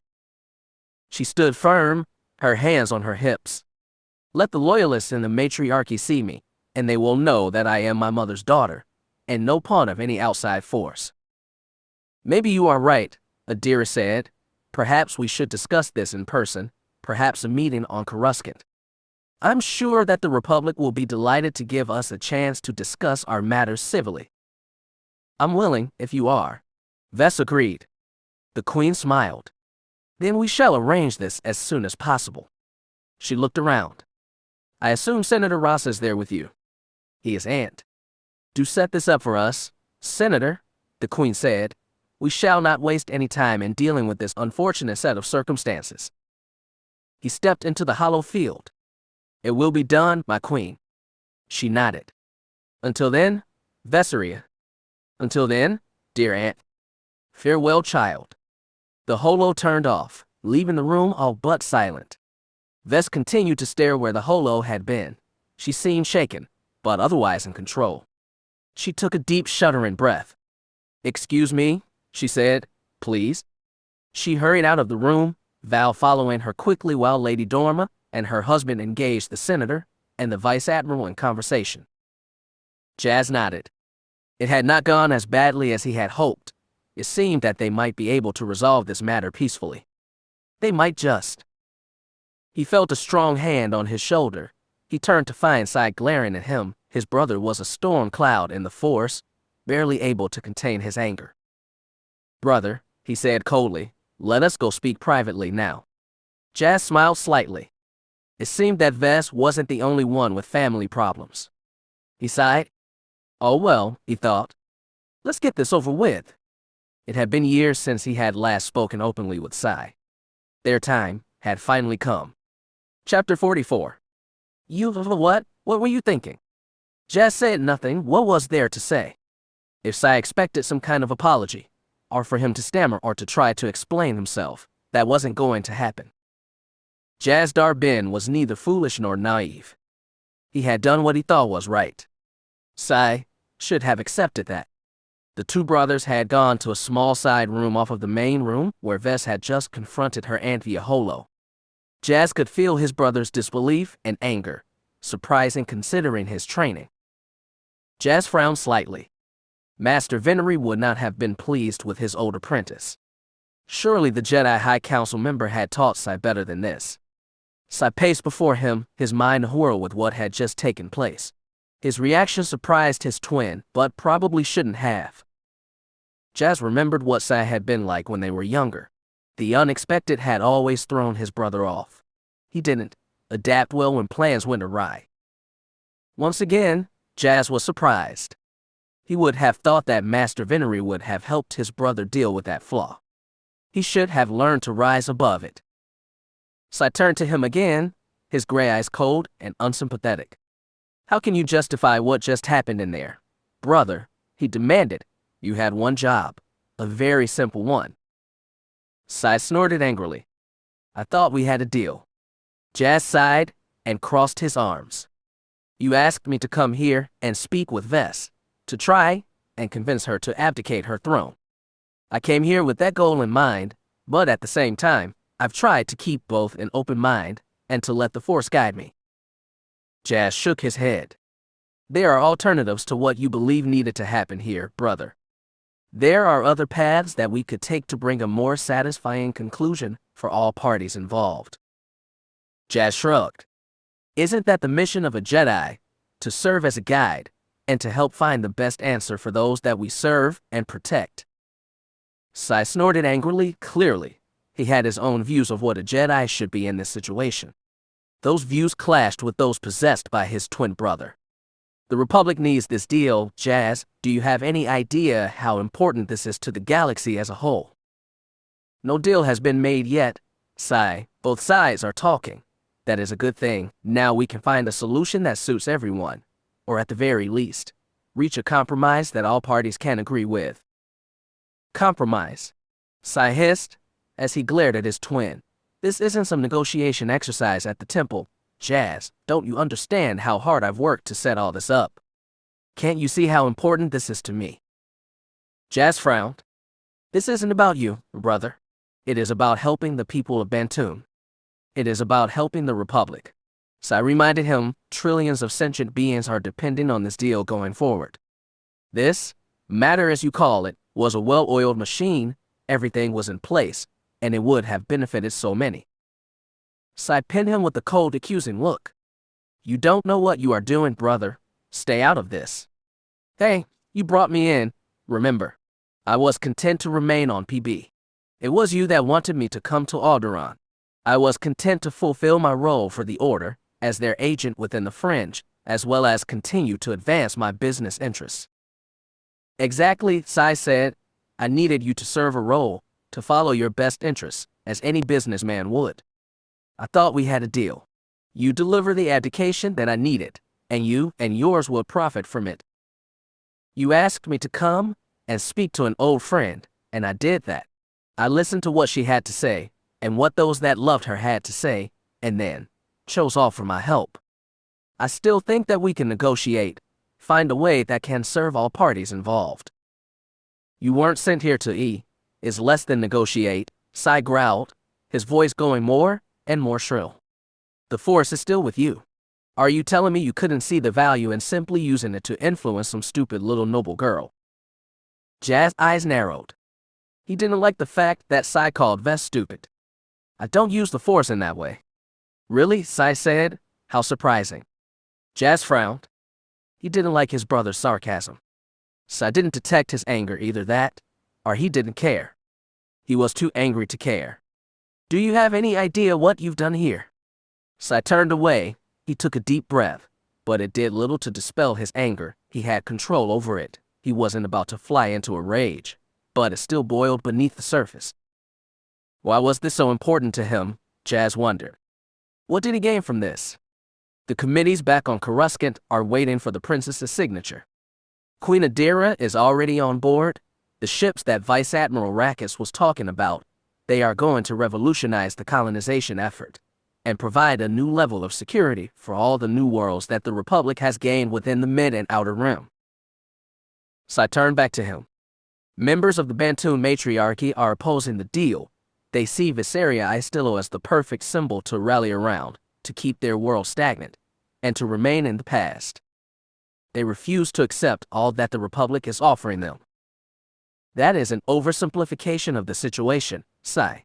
The Bond are members of the Republic. They deserve to have a voice in how their world is run. They have yet to learn their place.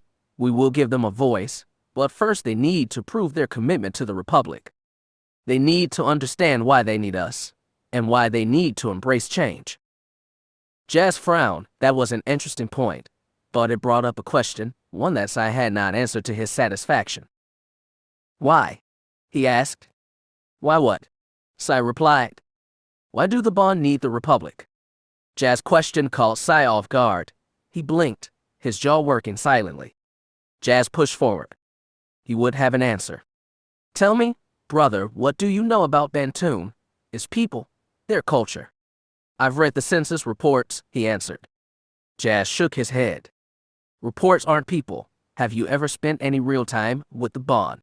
Have you talked to one about their world, their history? I'm not talking about a business discussion you might have had with the senator or one of his staff. I'm talking about an actual person from Bantoon, someone that has spent their life there and has a stake in what you are trying to do to their world. Jazz sighed. I've spoken with them. I've heard from Viseria Istillo and Char Valentine. I've also spoken with the lords and other highborn that have come here to try and court the young queen. I've learned much about their world. They are justly proud of the home they have built for themselves. The Bond are a strong people, brother. 500 years ago, They were divided into warring city-states, but when pirates invaded their world, tried to subjugate them with an army of droids, the Bond fought a near 40-year war of liberation. They didn't need the Republic Navy or the Jedi to free them from their oppressors. They did it themselves. Their people put aside their differences and worked together. They unified as a planet, and have remained so ever since. They even had their own Force wielders. They didn't need the Jedi to tell them how to use it wisely. When the Sith attacked them, those wielders sacrificed themselves to try and save their world. And despite their loss, it worked. The Bond resisted the Sith and won back their freedom. They didn't need the Republic or the Jedi to free them. They fought and freed themselves. So I gave him a cold look. You admire these people. You don't think they deserve our admiration. Now, the Republic has come to their world, telling them that what they have done, how they have lived for almost 5 centuries is wrong. Our business interests have taken it upon themselves to meddle in affairs that they should not have. Did the Mining Guild assassinate Queen Inara V?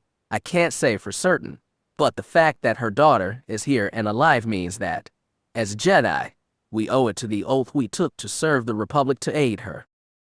She has a rightful claim to her mother's throne.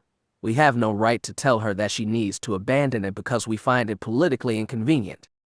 The Senate should accept this. Progress needs to be maintained, brother, Sai spat back. Do you think that this girl will do what the Republic needs? What is best for Galaxy as a whole? She deserves the chance to prove herself, Sai. If Queen Adira and her husband are responsible for the death of Viseria's parents, shouldn't the Jedi do what we can to see justice done? Sai Darbin turned away from him then. Jazz could sense that his brother didn't want to hear this. He had come here with a plan. He had made promises that he shouldn't have made. Yet, his pride would not let him let go. He didn't wish to adapt and find another way. This is for the greater good, brother, he said again. The Republic needs this. The committees that have been put in charge of this are not acting for the benefit of the Bond, brother. Can't you understand that?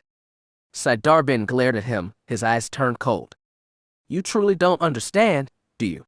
You never have understood. Jazz frowned and crossed his arms. And what don't I understand? You never looked at the big picture. You always thought that you could solve the galaxy's problems by involving yourself in the affairs of the small and insignificant. Sai shook his head. You never had the drive to do what needed to be done, and yet you were always applauded and adored, even when we were young. You always had to make me look a fool, despite my willingness to go beyond where you would even dare tread, to do what was right for the greater good. Jazz pursed his lips. What was this now? They were no longer talking about Bantoon. It seemed that Sai had something to say, and yet, Jazz didn't think this was the time. This wasn't about him wanting to make Sai look bad. It had never been about that. Sai glared at him, his gray eyes filled with disdain. You dare lecture me on how a Jedi should act, and what a Jedi should do. You, who turned your back on the Order when they offered you a chance to come back. You, who chose to hide in the shadows and pull strings. Jazz shrugged. He had no need to defend his choices. He had accepted the mission the Council had given him 5 years ago, and now, that he realized that there was more for him than mere duty, he could finally say he was content with that choice. It took coming here to realize it, he thought to himself. By helping Vess and Val, it helped me as well. I finally found my way back. He had found the serenity that he had sought. He was no longer hiding behind a mask of apathy. He felt hope, both hope and compassion. Why was his own brother trying to belittle him for that? Surely he could feel the truth. I chose to remain where I could help, to use my skills for the benefit of others. You could have been so much more, Sai replied. You chose to step away from the Order. You may think yourself an acolyte of the light, but all you are is a useful pawn of the powerful. Sai sneered at him. You are a common thief, Jazz. You aren't worthy to stand in the light. You are not fit to call yourself a Jedi. I never said I was, he responded. He was starting to get angry now, but he would not let Sai bait him. I walk the path that the Force has put me on. I don't need to swagger around in Jedi robes to prove that I listen to the will of the living Force and try to do what is right. Be careful, brother, he said. Your pride will be your undoing if you let it. Sai laughed at that. You think I care what you think? You are not walking the path of the light, brother. I can sense it. It is not the force that guides your actions, but your weaknesses, your attachments. You actually care about the bond. You think you're playing the hero, but you are wrong. You are standing in the way of the Republic, the light in the darkness. A government is not the force, brother. People are flawed, they can be greedy, and they make mistakes. And as a thief you would know all about greed, wouldn't you? Jazz ground his teeth. He was trying to maintain his calm. There was no emotion, there was peace. Sai was trying to bait him again, like he had done on PB, but again, why? Why was it so important to him to see me lose control? I won't deny that I was shocked that I heard you came back. I was surprised that the Mandalorians took you in. Why that nest of savages didn't kill you on the spot, I'll never know. Careful, brother, Jazz warned him again. Do not speak ill of my clan. Your clan? Sai sneered. You actually think you are one of them. I never swore the creed, but that doesn't mean that I don't care what happened to them. They took care of me, gave me a choice, let me choose the path that I wanted to walk. Isn't that what family is supposed to do? Aren't they there to help you find your way? Butchers and bounty hunters all, Sai growled. I can see where you started to go wrong now, having to survive in that nest of scum. Don't, Jazz warned him again. And when you escaped them, you still didn't come back. You didn't seek to rejoin the Order and make a real difference. You became a criminal, an ally of thieves and liars. Sai Darbin shook his head. The council should have just taken your blade and sent you the labor corps. At least there you would be productive. At least there you wouldn't be damaging the galaxy any more than you already have. Sai tried to walk away from his emotions. Jazz sensed that he was done with him, that his brother believed both fully and truly that he was above him in all things. He thinks he is better than me, Jazz realized. Maybe that was what did it. Jazz Darbin's eyes narrowed. He had heard enough. He had had enough. S.Y. He grabbed his brother's sleeve and spun him around. Sai hissed, and looked about to push him away, but in that moment, that brief instance of contact, Jazz gasped. In that moment, he saw it. In that moment, his whole understanding of the last 15 years changed. He felt swept away. The force moved him in a way that he couldn't believe. He couldn't move, and he couldn't speak, but he could see. After all this time, he could finally see. He was back about the Jedi ship. He was 9 years old again. Only this time he was not seeing with his own eyes. He was seeing with the eyes of his brother. He was looking through the gray eyes of Sai Darbin. Again, he heard the blaring of alarms, felt the ship exploding all around them. He found his way into an escape pod, the noise and the flashing lights drowning out everything around them, almost everything. Sai looked up.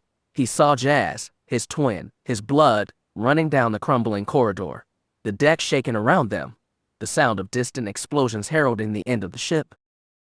Sai reached out for his brother. He was so close now, so close to joining the rest in escaping and returning to safety and his life.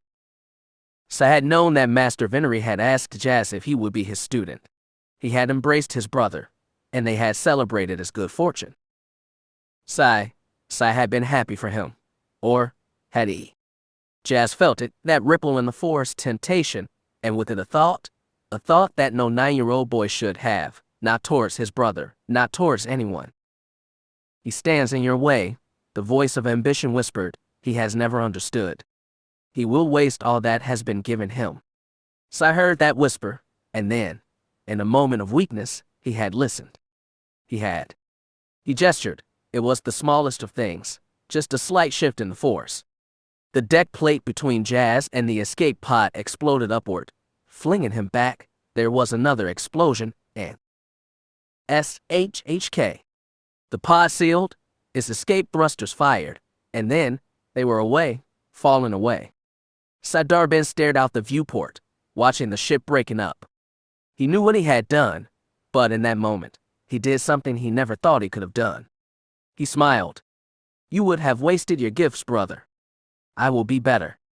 I was always better. Jazz gasped.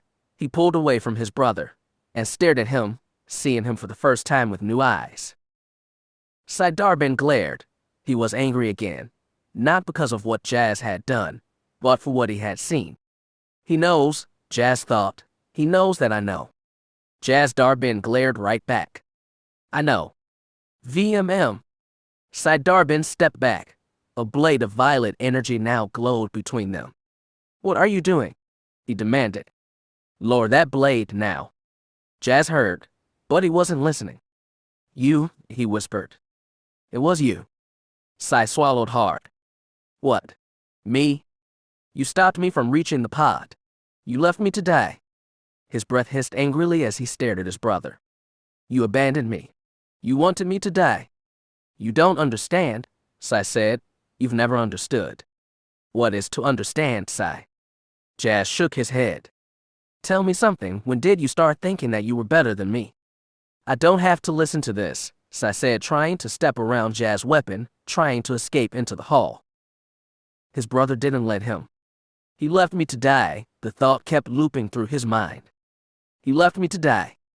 Do you deny it? Jazz asked. Do you deny ripping up that deck plate? Do you deny trying to murder me? Sai sniffed. I've never tried to murder anyone. But you did stop me from reaching the pod. Sai waved his hand dismissively. You are imagining things, Sai said. I reached out with the force. I tried to give you a chance. You didn't jump soon enough. I raised that deck plate to help you. You could have leapt from it and made it to the pod, but you were too slow. His brother shook his head. You could have saved yourself, but you weren't good enough. You were never good enough, Jazz. Is that what you tell yourself? Jazz demanded. Is that how you justify what happened? I've nothing to justify. My conscience is clear. I've become everything that you never had the skill to become. I will sit on the Jedi Council one day. I will be Grand Master one day. And what will you be, Jazz? Some smuggler still wading through the filth of the galaxy. Jazz was almost shaken now. He still couldn't believe it. Now he understood why his brother had refused to reach out to him with the Force, why he had avoided him all these years. He didn't blame himself for Jazz's loss. He was angry that Jazz had survived. It didn't matter what lies Sai told himself. Jazz now knew the truth. He was determined to make sure that others knew it too. I'm taking you into custody, brother, he said. Sai laughed. You want to arrest me? Yes. For what? For tearing up a deck plate. Sai tried to step around him again, and again Jazz blocked his path. His brother gave him a dirty look. Get that lightsaber out of my face. I said you are coming with me, Sai. You will go before the Jedi shadows. Sai shook his head. You can't be serious. You aren't going to harm me, Jazz, I can sense it. You are a thief, but you won't kill your own brother. You won't kill in cold blood. Jazz hissed angrily. He could hear the distant whisper of the darkness. It was practically begging him to surrender to it. All he had to do was let go, and Sai would realize just what it was he had created that day. He would. VMM. The two brothers both looked up. A third lightsaber had been ignited. Its aqua-colored blade glowed brightly, turning his wielder's face as white as a bleached skull. Merrick's Phalanster grinned as she stepped out of the shadows. Jazz was caught completely off guard. What? How? He hadn't even sensed her. What is this? Sai demanded. Who are you? Fallen Star, the bounty hunter said, grinning. But you can call me Justice. True Justice. Sai's eyes widened. Fallen Star, he murmured. He must have recognized the name.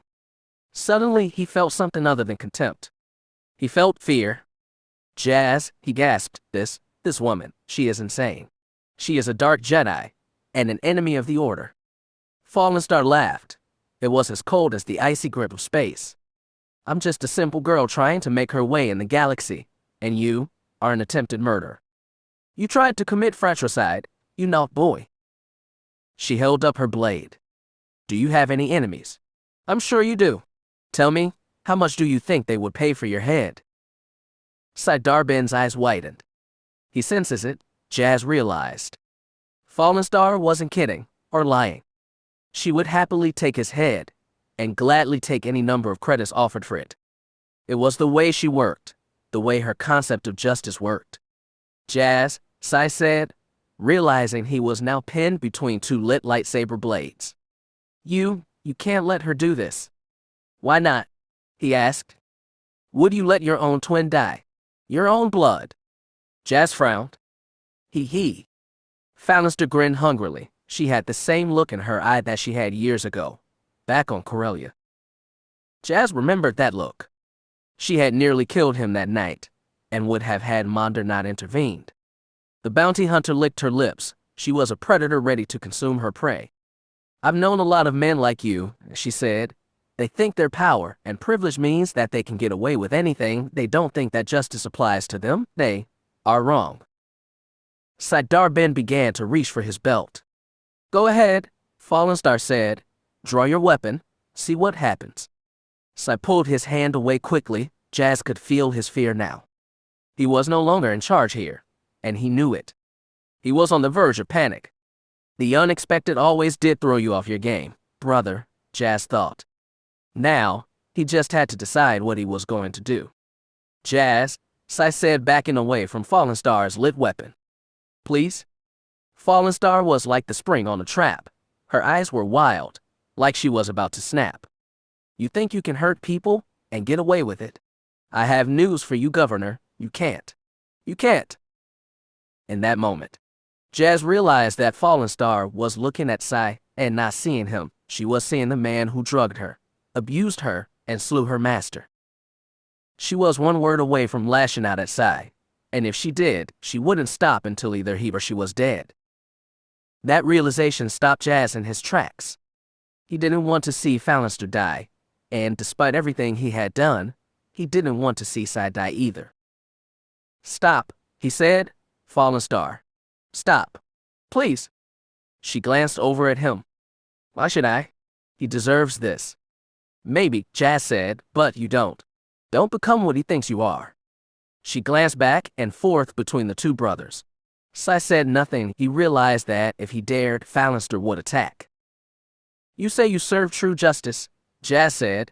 Well, as one of the people that this man wronged, I'm asking you to step back.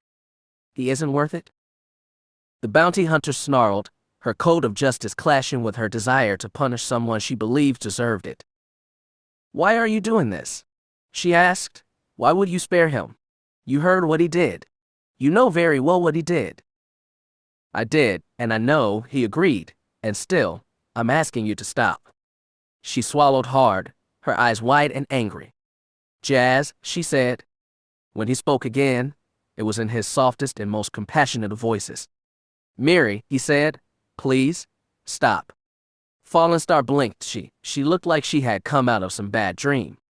She didn't lower her weapon, but she was no longer radiating with that cold sense of malice that Jazz had first felt on Corellia. Finally, she lowered her weapon and powered it down. She sighed heavily. You are lucky your brother is here, pal, she said. You should be on your way to one of my merchandise pods right now. She turned to Jazz. She smiled weakly. You called me, Mary. Vess says it suits you, he said with a shrug. I'm starting to agree. Fallen Star, Mary smiled. She stepped back, standing down, letting him decide what should happen next. Jazz sighed and lowered his weapon. This is over, Sai, he said. We're done. When we return to Coruscant with Vess, you are going to turn yourself over to the Jedi Council. It is time you answered for what you did. Sai continued to watch Fallen Star, but he sniffed at his brother's command. You think Master Venery will believe that I acted with malice? I was a 9-year-old boy, Jazz. They will look at my record since and know that I'm not what you think I am. You need to do this, Sai, for your sake. Why? You think this will give you closure? You think the Masters will see you as more than what you are? This isn't about me, Jazz said. It is about you. You can still come back. You can stop yourself from turning into something worse. I know what I am, Kite Tobin said. I'm a Jedi. Then you will do what is right, Jazz said, bowing to him. Goodbye, brother. He turned and left, Miri falling and stepped behind him. You never understood, Jazz, Sai called out. You never could grasp the bigger picture. Maybe so, he thought. But if grasping the bigger picture meant turning out like Sai, he didn't want to. He sighed. I'm not like you, brother, and I never will be. Praise the Force for that. He is never going to do it, you know, Mary said. I've known men like him. He will never confess to what happened. I've given him a chance, Jazz said. The same chance that Manda gave you 5 years ago. She frowned. You think he is worth saving? Jazz shrugged. He is my brother. I have to think that he is worth it. She nodded. My way would have been faster. You wouldn't have had to wait to see justice done. Justice will be done, Jazz said, but first, we need to help Vess. She is the priority. She shrugged. You're the client, she said. Your call. He nodded. Thanks for standing down, Mary. You did good? She smirked. Don't tell anyone. I have a bad reputation to uphold. He smiled. Don't worry, he promised. My lips are sealed. Chapter 45. Is it true what they say about Coruscant? Is it really all one big city? Jazz smiled as he watched Vess prepare for their trip. The girl radiated excitement. Despite the dangers and tough choices she would face in the coming days, she was almost all innocence and eagerness. It was very fetching. Most of it, he replied. Some of the mountains and lakes were left uncovered, but for the most part, yes, Coruscant is one big city. Amazing, the girl said, as she stopped to check on Claude. The loath cat mewed at her from inside a pet carrier. Unlike his mistress, he didn't seem very eager to begin this trip. Char Valentine stood near the door. The sworn protector was once again fully armed and armored. She was currently checking her blaster pistols, making adjustments to the sights. We still need to proceed with caution, my queen, she warned her young charge. Neither your aunt nor the mining guild will be happy with these negotiations. They will try to stop them? Vess smiled. That is what I have you for, isn't Val? You, Mr. Jazz, and Mary, you will keep us safe. The loath cat mewed again and reached out for his mistress. Vess stopped to gently rub one of his slender paws. It is okay, Claude, she murmured. We're going on a little trip. We're finally doing something to try and help my home. As the girl continued to pack, Jazz reached out with the Force, trying to get an idea of what they would soon face. He was surprised to find any attempt to look into it was clouded. Many elements were in play at that moment, so many emotions, desires, plots, and plans. It did spoil his enjoyment slightly. Val is right, he realized. They needed to be wary. Once they made it aboard the Righteous, all would be well. No one in their right mind would dare attack a Republic warship, much less be able to catch one as it moved through hyperspace. If the conspirators that wanted to stop Vess were to make a move, it would need to be either before she left Alderaan or when she was on her way down to Coruscant's surface. Jazz would do what he could to minimize that risk. Both he and Fallen Star would be traveling not in a shuttle, but in their individual ships. Miri had her true justice, while he would be using an armed courier ship, one of the few the organization had here on Alderaan, left by co-op, just in case Jazz had needed transport with a bit of teeth. We will be covering Vess' journey every step of the way. He thought if someone was going to try anything, they would find that the girl was not without defenses. I've done all I can, he knew, but that couldn't entirely kill his rising nerves. The Force remained cloudy. He didn't like that. You think the Jedi Council will support Vess' claim? Val asked from her place by the door. She spun her pistol like a trained gunslinger and slid it back into its holster. The Council is not as ambitious as members of the Senate can be, Jazz said. They will seek to see order maintained, but at the same time will also acknowledge Vess' rights as both a queen and a citizen of the Republic. He nodded. The Council will try to do what is best, I believe that. Vess smiled wistfully as she finished packing her small bag. A larger trunk of clothes and jewelry had already been sent off with the servant droids. Those would serve well when Vess did address the Jedi and whatever negotiators that the Senate assigned to oversee the matter of the Bantu succession. For now, the young queen was simply trying to be comfortable, dressed in a pale white blouse and black pants. She slipped on the old nerf-high jacket that Jazz had given her years ago. She gave him a warm and grateful look. Thank you for this, Mr. Jazz. I've done nothing, he shrugged, merely reminded everyone involved that you have rights in this matter. Which is more than most would have done, she said. You came here because you were worried about us, and you stood by both me and Val in this. We are both doubly grateful. Char Valentine nodded. My queen speaks the truth, hotshot. We do owe you one. Jazz looked away, hoping he wasn't blushing. It was funny, he was not the type to get emotional. His training usually prevented that. These two did something to him. They made him open up. He found himself thinking back to their first meeting all those years ago. Had he known what effect they would have on him? You can't let them go, he thought to himself. Not this time. He nodded. He hated to admit it, but these two ladies were quickly becoming his life. Maybe co-op was right. Maybe it was time to look to the future, find a life outside of the organization. Coop would understand, and Rhonda would help him too if he didn't. Whatever happens, he thought, my life is about to change again. Vess took one last look around her quarters. It would likely be some time before she returned, if ever. Jazz hoped that she would be able to return to her home, to stand on Bantoon once again.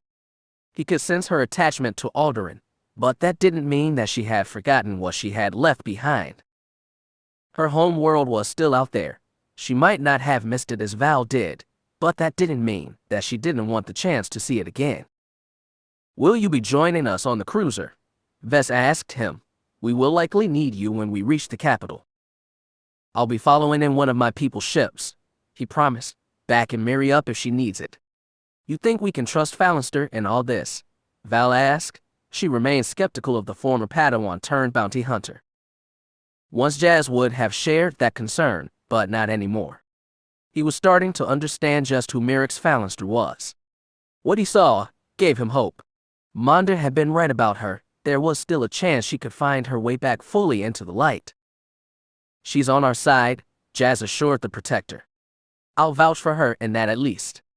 Our side, Vess said, grinning. I'm glad to hear you say it like that. Jazz Darbin shrugged. I've been involved in this since I found you in that alley years ago. The Force brought us together. I need to see this through. Vess blushed as she looked at him. I'm glad you're here, she murmured, here with me. As I said, I have your back, I won't. Vess ran to him then. He had been startled, but hadn't backed up. She was in his arms, embracing him. He put his arms around her, returning her hug.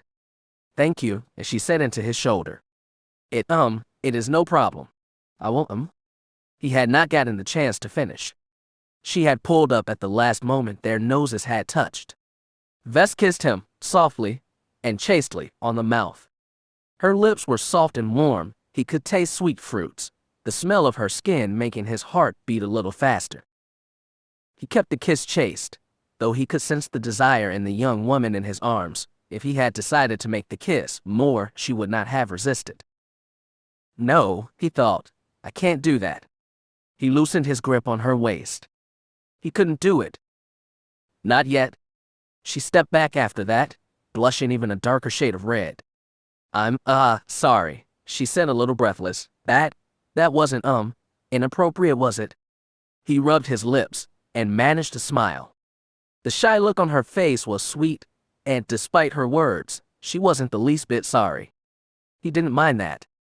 No, he said in a shy voice. She beamed brightly, happy to hear that. Good, I hope it wasn't the last time. Jazz glanced over at Val. She was not meeting his gaze, focusing on one of her pistols again. He felt many things when he looked at the Protector. Satisfaction that he was not completely rejecting what she had offered him, her idea that he would be a good husband for Vess. Yet, he also sensed a bit of sadness, disappointment. Despite her training and programming, Val still had once in this life. Jazz guessed that giving up what they could have been was not easy for her. You need to get out of here, his Jedi caution warned him. This is too much for you to deal with right now. It is too much. He bowed respectfully to the young queen. I will see you aboard the cruiser. She nodded, happy to hear him say that. He glanced up at the Protector. Val. See you in a bit, hotshot. He bowed to her as well, and turned quickly, not wanting to run, but moving quickly, needing to get out of there before anything else could be said or done. Jazz Tobin sighed. So, what are you going to do now? He thought to himself. Where do you go from here? For once, the Force offered no guidance. It doesn't matter what I do next, he knew. Someone will get hurt either way. He didn't want that. He had never wanted that. He knew what Val had wanted of him, and she knew what it would cost her if he did it, but that didn't mean that she was a mindless automaton. She was still a young woman with feelings and desires. Vess cared for him, he knew that. He had felt it in that kiss. If he asked it of her, would she grant Val her blessing that the two of them could be together? Would she allow Val to act against the system? If Char Valentine asked that of him, he would have done it without hesitation. Vess loved Val, she respected her too. If the two of them came before the young queen and asked her to release her protector from her vow, would she do it? He would stand beside Val if she desired it. He would do his best to be a good mate to her. Even if they could not have a family in the traditional sense, he would love her and care for her. Maybe they could even go off together, see the galaxy. He was not without his own resources. Yet, as he thought about that, he knew that that desire would never be. Val had too much love for Vess. It had gone beyond her programming at this point. She would never ask that question of her queen, not if she believed that he and Vess could work. But the question was, could it work? He wasn't sure. He cared for Vess as well. In the last 2 weeks he had gotten to know her. The beautiful, fun-loving young woman she was.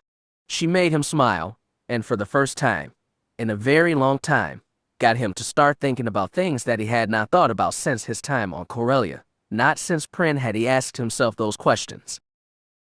If he was to accept Val's offer, go to Lady Dorma, and ask to court Vess as a proper suitor, he would endeavor in all things to make her happy. He found himself remembering his vision, the one he had had after the fight on the North Mountain. He found himself thinking about the child, strong in the Force, but with his gray eyes. Was this what the Force was pointing him to? Was Vess the woman that would give him that child? If so, that would make his daughter a princess, wouldn't it? The girl would have to learn to be a queen, as her mother had. What kind of father would he be to a future queen? What kind of role model could he be? A smuggler, a common criminal. Such thoughts were daunting, to be sure. He would do his best, but... damn. Vess made him feel happy, but Val remained, well, Val, he was drawn to her strength and courage. She had been the first woman he had ever been with that had left its mark upon him. He would always care for her and be fond of her. They had so much in common. If she chose to remain at her queen's side, even if they had been granted leave to continue their relationship, he would have stayed, he would aid her, he would help her keep Vess safe. Yet, that would hurt the young queen. He would be in her life, but it would not be the way that she wanted. She would not like that. He shook his head. He saw no way to win here. He knew he needed to make a decision, but whatever choice he made, one heart would get broken. He didn't like that. Maybe the best choice was not to make the choice. That thought made his brow furrow. He could decide to step away, ask Master Vey to formally bring him back into the Jedi Order. She believed him more than capable of becoming a full Jedi Knight. He didn't want to hurt them, the two women that had come to mean so much to him. If he stepped away, that might be the right call, but it would hurt him as much as it did them. Now you see the problem with attachment, he thought. Now you understand why the Jedi forbid it. Possession is forbidden. Passion is forbidden. Could he do it? Could he simply let go and avoid the choice entirely? It wouldn't be that easy. It never was. So, which one will it be? Jazz nearly jumped in his rush to make it to his ship. He didn't even sense Merrick's Fallon Star waiting in one of the alcoves to his right. She gave him a soft smile. Tell me, Jazz Tobin, will it be lovely lady number 1, or will it be lovely lady number 2? He glared at her. You know, it is a good thing you are a bounty hunter. You would make one horrible minder. She grinned savagely at him. He shook his head and tried to walk away. You should get to your ship, he advised. We will be leaving soon. I'm on my way, she promised, falling in step beside him. She gave him a sad smile. It isn't easy, is it? No, he said, Not even bothering to play coy, Miri was Force-sensitive too. She could no doubt sense the conflict within him. You can't have them both, you know. I don't want them both. She shrugged. Or, then again, maybe you can. I knew this Jedi from Sierra. He had 6 wives, but that was because of the low male-to-female birth rate on his world. Think about that, Jazz. 6 wives. 6. Imagine the hell that would be on holy days and feasts. Miri, he said, giving her a suffering look. I don't want to.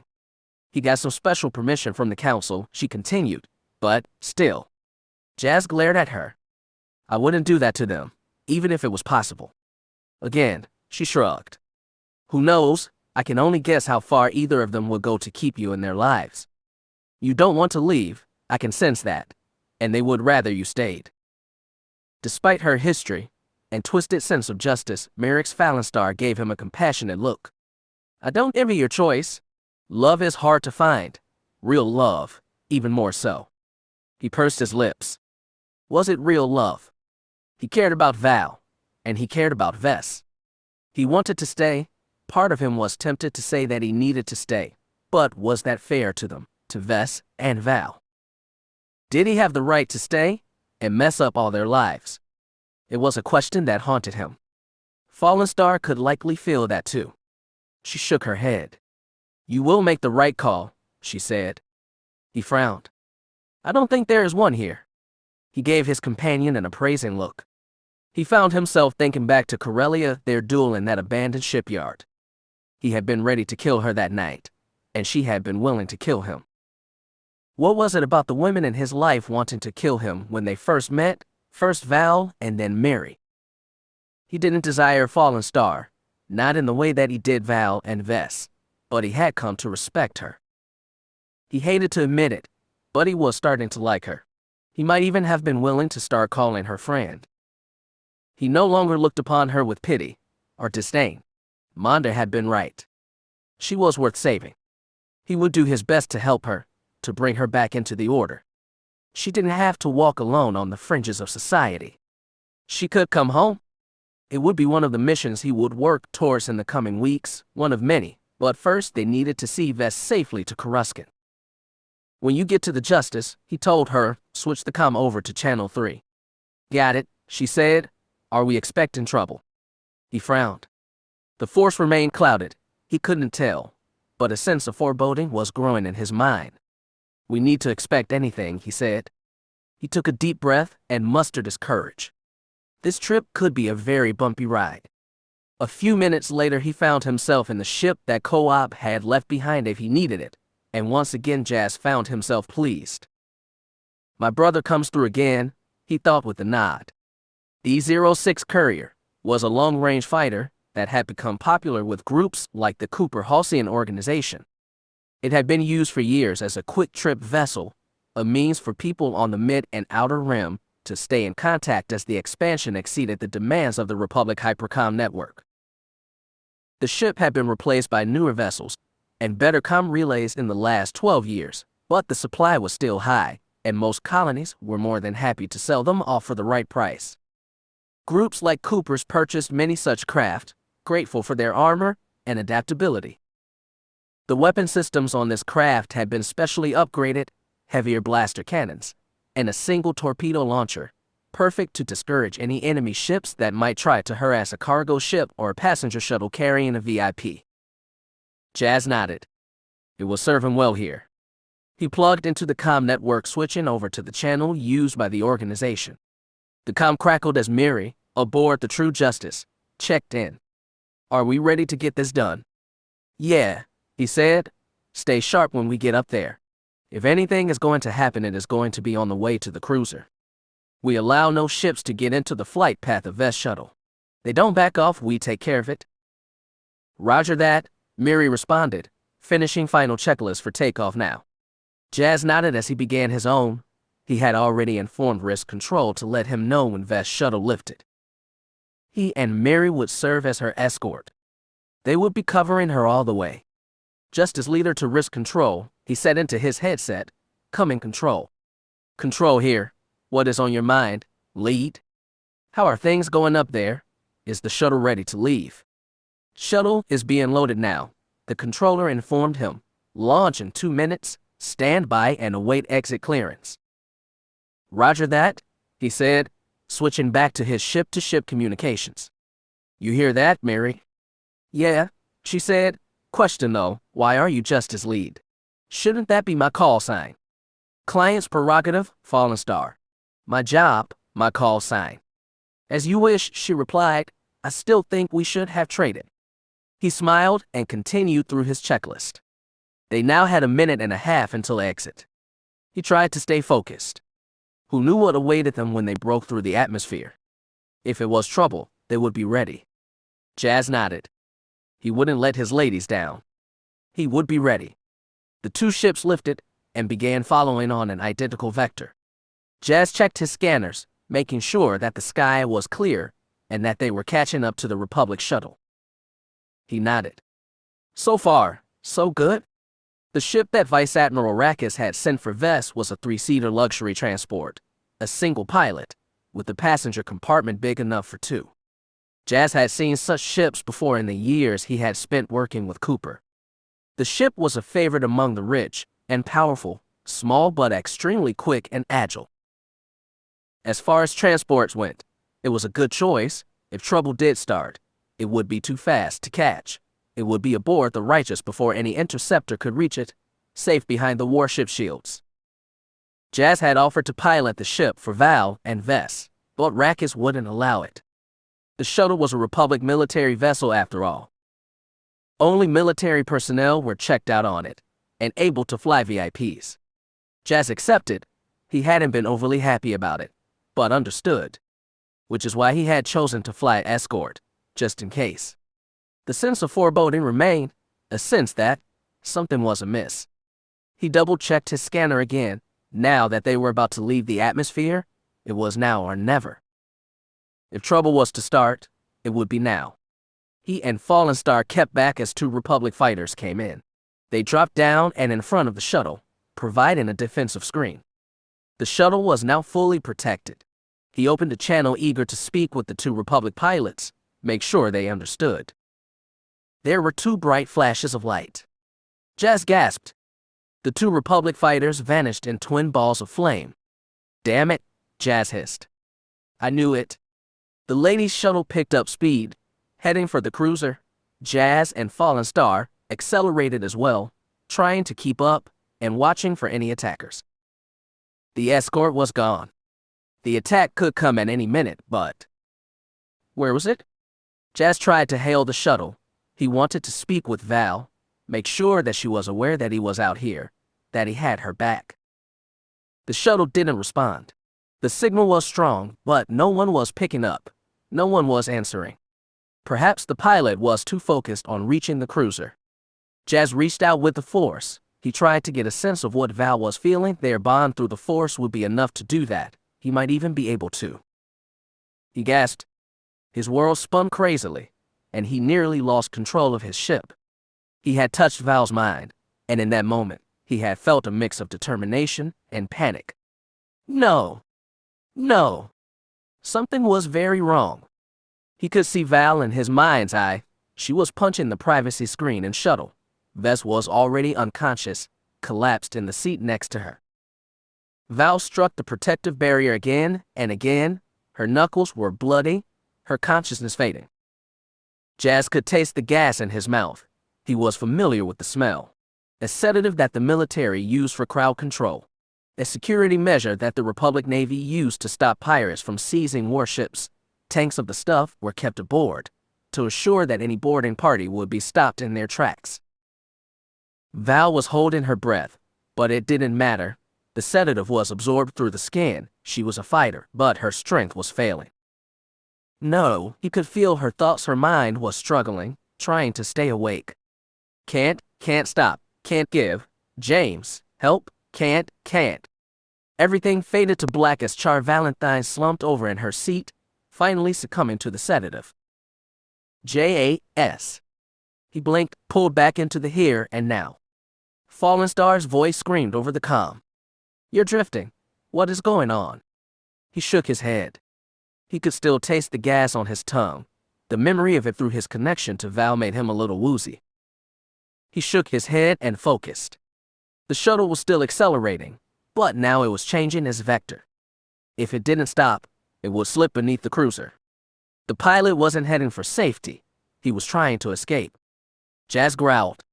The pilot was trying to kidnap Vess. Miri, he called out. I'm here. He heard her call back. Something is wrong. I can't feel it. We have to stop that shuttle. He called back.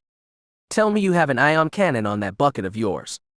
It is charging now, she called back, switching to targeting computer. Forget it.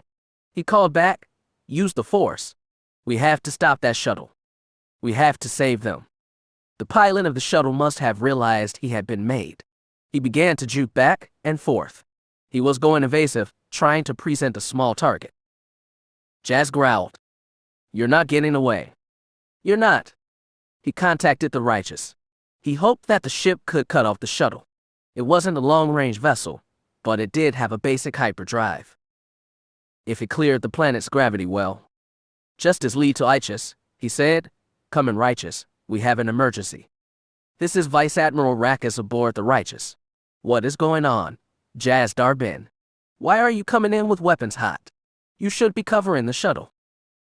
The shuttle is no longer under Republic control, Admiral. The pilot is not trying to reach your landing bay. He is trying to escape the system. Rackus didn't reply. The silence was deafening. Did you copy, Admiral?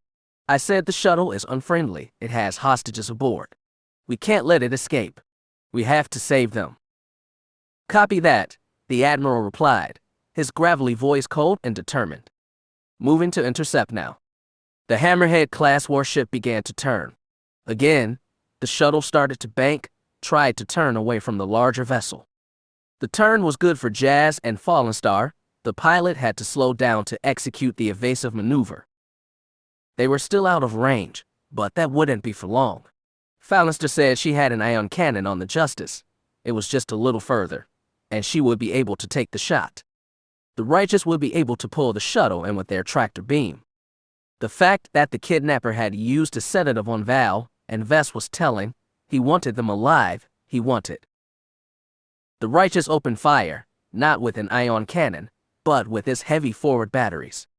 The shuttle juked again, barely avoiding being disintegrated. Jazz gasped. What the hell was Rackus doing? Righteous, hold your fire. He shouted into the comm. The hostages are already dead. Jazz Darbin, Rackus called back. The Republic does not deal with terrorists. We will not allow this murderer to escape the system. They're not dead, Admiral. Jazz shouted, they're alive. I feel it. The Righteous didn't turn away. It was now coming in on a pursuit vector, its guns tracking the fleeing shuttle. What the hell is he doing? Fallen Star shouted over the comm. Tell him to fall back. I got this.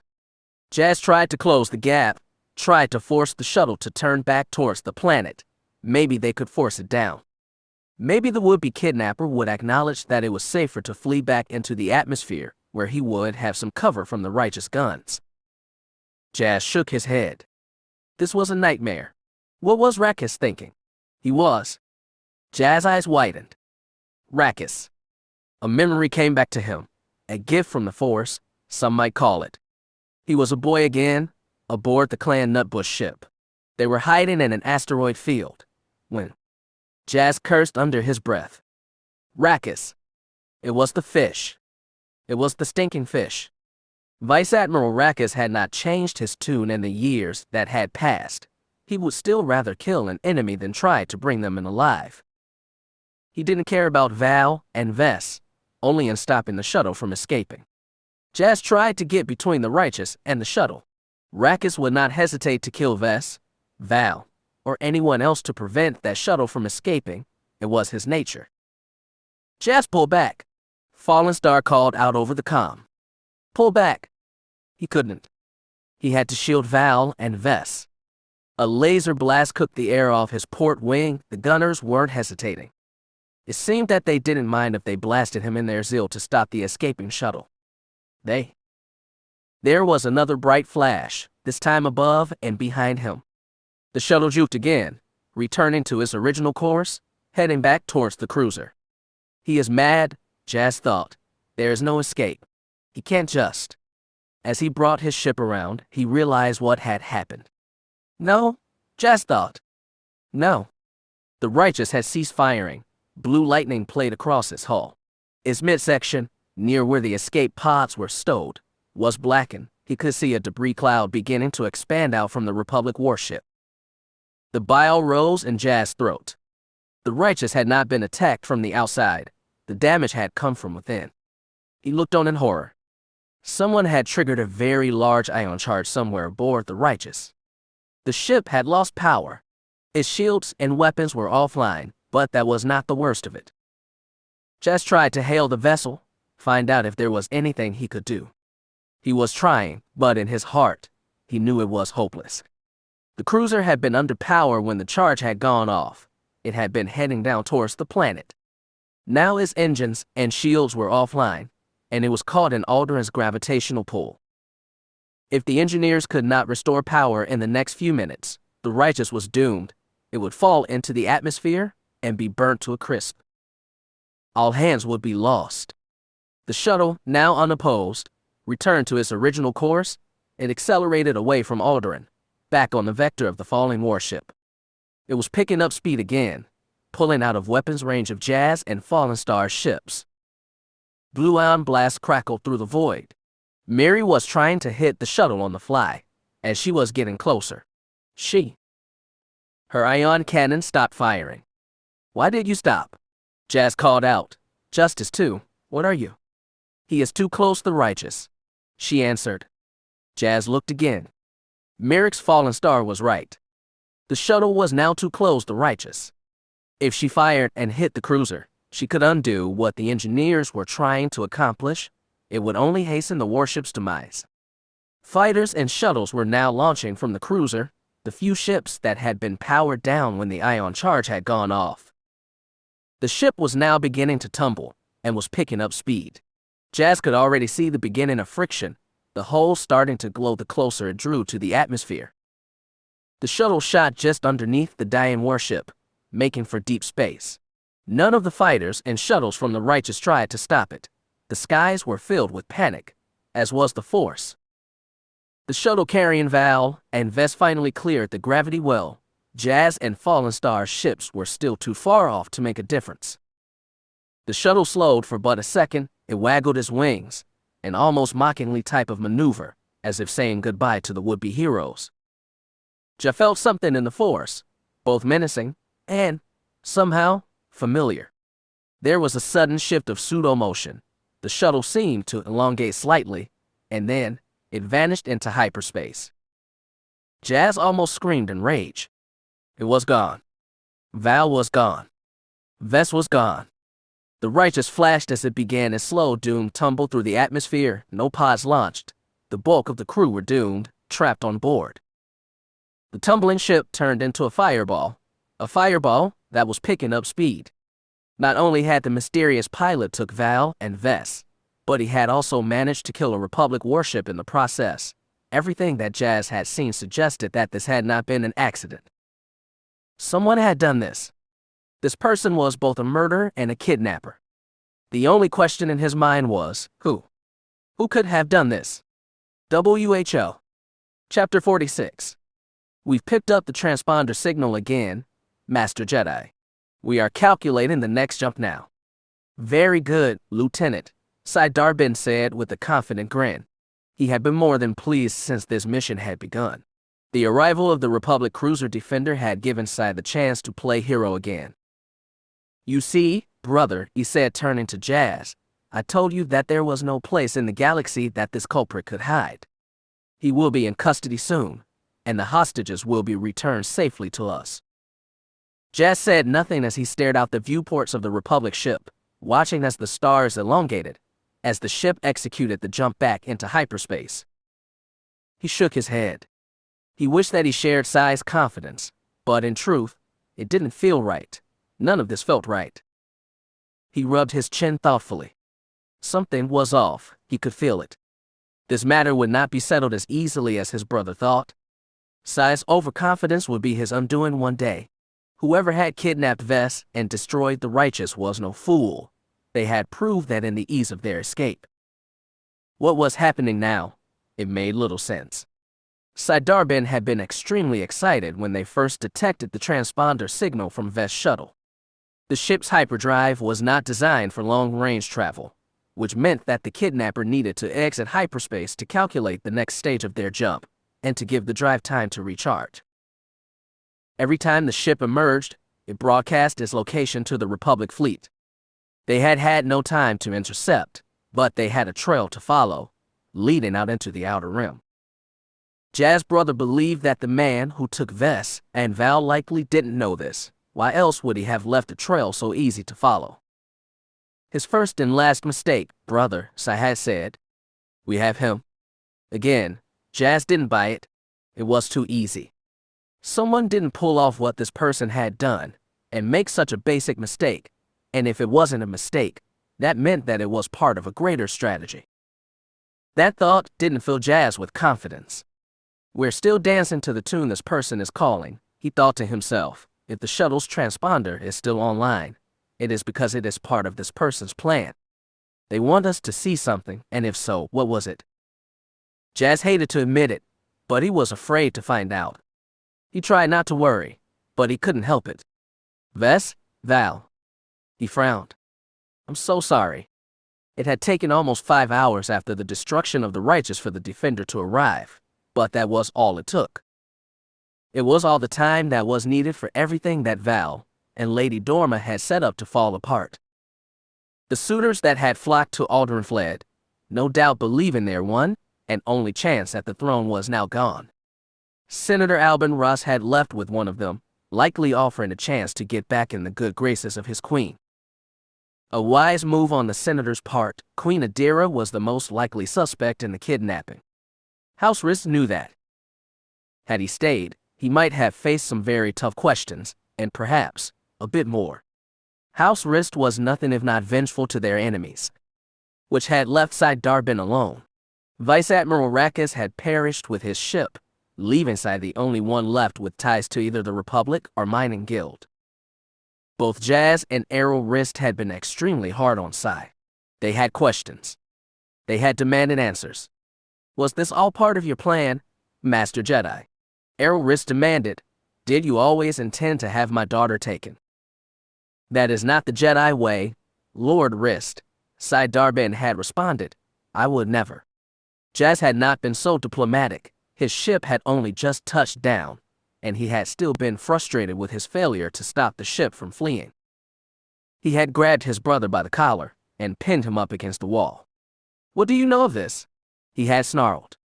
WHO did you hire to take them? Brother, Sai had said, showing fear for the first time, control yourself. Jazz had taken a deep breath, but he was not angry or out of control.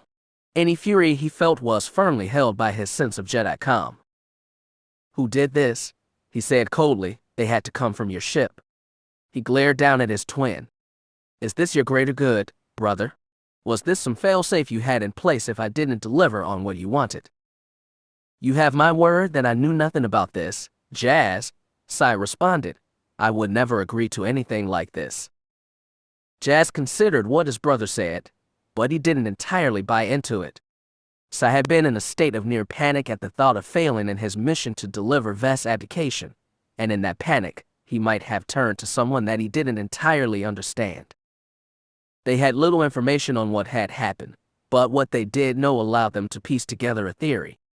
The righteous had been late in his arrival to Alderaan. They had needed to stop at a shipyard, mechanical trouble. It was likely there that the kidnapper had first come on board. Alderaan security had discovered the remains of a boarding pod attached to one of the righteous escape pods. The ship had broken apart on entry, but his armor had shielded enough to leave some evidence.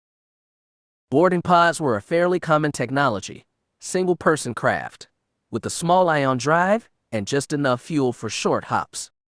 It was likely that the person who did this attached to the righteous, and from there cut their way into the escape pod, and thereby gained access to the ship.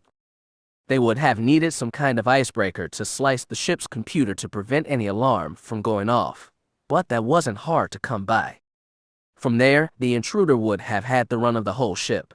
The person was likely wearing a Republic military uniform, which would explain why they weren't detected.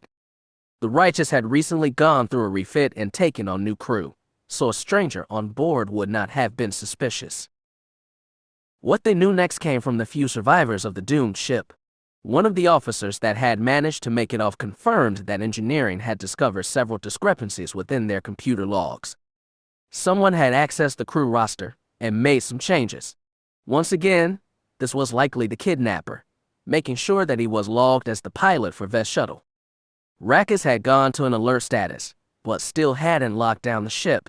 He had been confident that they could contain the intruder, and that his presence would not affect their mission. Rackus had been wrong. Jazz could guess with some certainty what happened next. The intruder had managed to disengage one of the sedative tanks from the Righteous defense systems and installed it on the shuttle, rigged it to disperse shortly after takeoff. If he had sealed off the pilot's compartment, he would have been safe from the gas while he secured his two prizes. It was also safe to say that sometime in his journey he had rigged the two escort ships with explosives and primed the ion drive on his boarding pod, turning it into an ionic charge that would disable the ship when he needed it.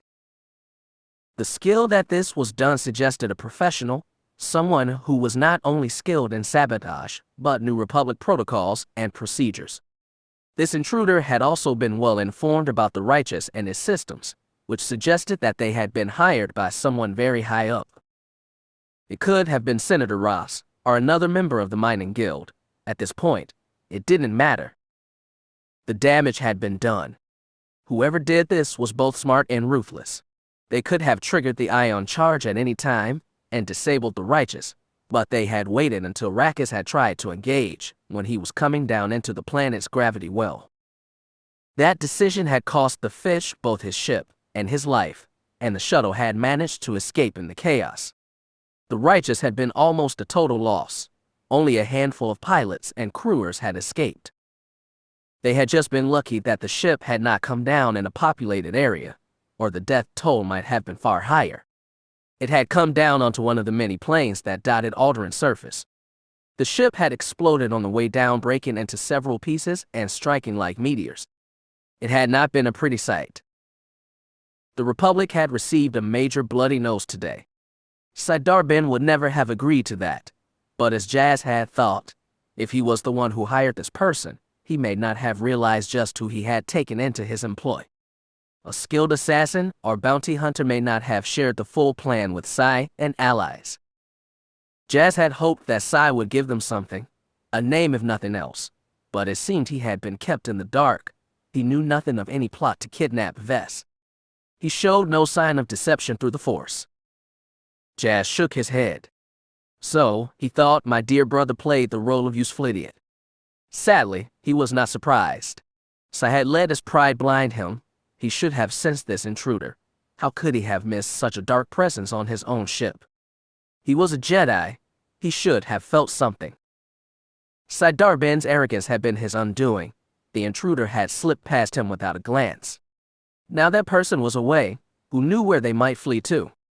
Jazz had hoped that Sai would know, that he would give up what he knew. It might be the only way to salvage something from this tragedy. Sadly, his brother knew nothing. They were back to square one. Fallen Star had not returned with him. She had plotted a pursuit course for the shuttle. She would stop at any planet or station along the ship's last projected trajectory. She still had hope that she might be able to catch it, but Jazz wasn't so sure. Once the kidnapper was away, he wouldn't need the shuttle anymore. If he had a larger ship waiting along that escape vector, he wouldn't need to stop at any planet or station. The shuttle could have been easily abandoned. Jazz had let his brother go. He could still help. He let Sai reach out to his Republic contacts. They still needed help. Jazz tried to contact Top Sekura. The Jedi Watchman needed to be informed about this outrage. He might even have some idea how to proceed. Jazz had tried to speak to Dorma Rist, but she was in seclusion, choosing to stay close to her other children.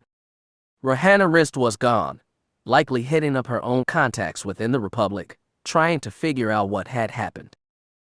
Which had left Jazz to work with Lord Errol. He had not spent much time with Vess' foster father in the 2 weeks he had been here. but he quickly came to see that that man did love Vess as if she was his own. His worry and concern radiated out through the force. Our little ones are only 5 and 6, he told Jazz. Vess was a good big sister to them. They will not understand what has happened. Jazz had no words of comfort for the man. He had not really spent much time with the rest of the man's family. Val had kept him fairly busy. Plus, he was blaming himself. He had felt something was amiss. He should have stopped them. Now, all he could do was try and make up for it. He would do what he could to help Vess' family. "I'll find them, my lord," he promised. "You have my word on that." Lord Rist had nodded. "You care for my daughter, don't you, Sir Jazz?" He turned away quickly, hoping that the Alderani would not see the flush creeping up his neck. Did he care for Vess? Yes. He also cared for Val too, and that was the problem. "I do care for her," he admitted, "and for Val, I won't let you down. I'll find who has taken them." He had been worried that the Lord might push the issue further, but he didn't, to which Jazz was grateful. "Do you think they are both still alive?" the Lord asked him. "I do," Jazz replied. If the people that had taken Val and Vess had killed them, he would have felt it through the Force. His connection to Val would have confirmed it. No, she was still alive. How long they would remain that way was unclear. It depended on who had hired the kidnapper, and yes, Jazz was fairly sure that the man had been hired. What they had seen up to this point suggested this had been a professional job. Whoever had done this was well-funded and very slick. The only question now was who paid for it, and what was their intentions concerning Val and Vess. If this was a matter of ransom, the demand would come soon. If this was a contracted job, they should hear the results soon enough. If Queen Adira was behind it, she might make an announcement that her niece had been killed in a tragic accident, of course, but then again, she might not. Perhaps it would be better if Viserys simply vanished, never to be heard from again. If the mining guild was behind this, Jazz couldn't imagine them leaving Vess alive for very long. She was a threat to their business, but again, they would try to make it look like an accident, and they would likely seek to remove the person who carried out the job. They knew too much. Whoever was behind this, the sad fact was that Jazz and his allies now had to wait. It would do no good to flail about blindly. As hard as it was to admit, they had to be patient. They needed to wait. It had been while they had been waiting for more news that Sai had informed them that a Republic vessel had picked up the ship's transponder signal. It was moving away from the core and out into the outer rim. Sai, being Sai, had taken charge of the investigation and the pursuit. Perhaps he hoped to win back some favor with his allies. They would likely not be happy with the loss of a Republic cruiser. Jazz had insisted to accompany him. He would not leave Vess and Val's safety entirely in his brother's hands. Sai Darbin had accepted, if only to lord over the fact that he was the one who would save the two women. Jazz cared nothing about that. All that mattered was Val and Vess. Finding them and keeping them safe was his first and only priority. Sai could have the glory. He just wanted to get the women back. It was all that mattered. It was all he cared about. Again, the Defender exited hyperspace, only this time it was not in some random empty system. Ja Darbin frowned. A small planetoid floated before them, a rough-looking world, and, strangely familiar. "Report," the Defender's captain called out. "We are picking up a clear signal from the transponder, sir," the comm officer informed him. "It is coming from the planet's surface." "Then we have finally run our quarry to ground," Sai said confidently. "Open the channel to the surface. Let them know that we have found them." "I believe that caution would be wiser, brother," Jazz said, interrupting him. "If they know that we are up here, they might harm the hostages." Jazz pinned him with a cold look. "Let me go down to the surface. I can find them and get them out. Then you can do what you want with the kidnappers." Sai frowned as he considered the offer. He had to know that it was the right call. This still makes no sense, Jazz thought. It was too easy. The planet had no defenses and appeared uninhabited. It was a jungle world, and that was about it. Once again, he got the feeling that they were being manipulated. We shouldn't have made it this far. Very well, Sai said with a nod. I'll go with you. Together we will free the hostages and end this crisis once and for all. Jazz said nothing, he merely nodded. In truth, he would have rather handled this matter on his own. He didn't entirely trust Sai in this. He still had a lot to gain should Vess turn up dead. Yet, I have to trust him. It was not a pleasant thought, especially considering that they were brothers. Jazz shook his head. You don't get to choose your family. It was sad that Jazz trusted Co-op far more than he did his own flesh and blood. When he thought about his clan brother, there was both love and respect. Jazz didn't feel that way towards Sai, not knowing what he had done. He could only hope that his twin didn't have some greater agenda in helping try to save Val and Vess. Jazz nodded. So be it. Sai grinned triumphantly. Captain, keep the ship in high orbit, block the hyperspace exit point. We will be taking a shuttle down to the surface. We will send word once the hostages are safe. As you say, Master Jedi. Come, brother, he said, motioning Jazz forward. Justice awaits. They had said little to each other as the ship made its way down to the planet. Jazz continued to reach out with the Force, trying to sense Val's presence. He felt almost nothing, only the merest sense of the protector. She was likely still unconscious, either that or... No! He wouldn't think that. Sai, who was flying the shuttle, looked over at him. Fear not, Jazz, he said confidently. We are the blood of Darbin, scions of the Force. We will not fail in our mission. Jazz wished that he could be so confident, but he wasn't. He couldn't shake the feeling that they were walking into a trap. He didn't sense anything from their quarry down on the planet. It was a rough place, dark and full of predators, and again, strangely familiar. Jazz had a brief sense of deja vu. Something about this place, it was. He couldn't put his finger on it. The shuttle broke through the clouds, revealing a harsh and thick jungle. The transponder signal was coming from a small clearing a few hundred clicks up ahead. Sai put their shuttle down, far enough away that they wouldn't be detected. The twins emerged and drew their lightsabers. Sai in his Jedi robes, Jazz in his pants, shirt, and leather jacket.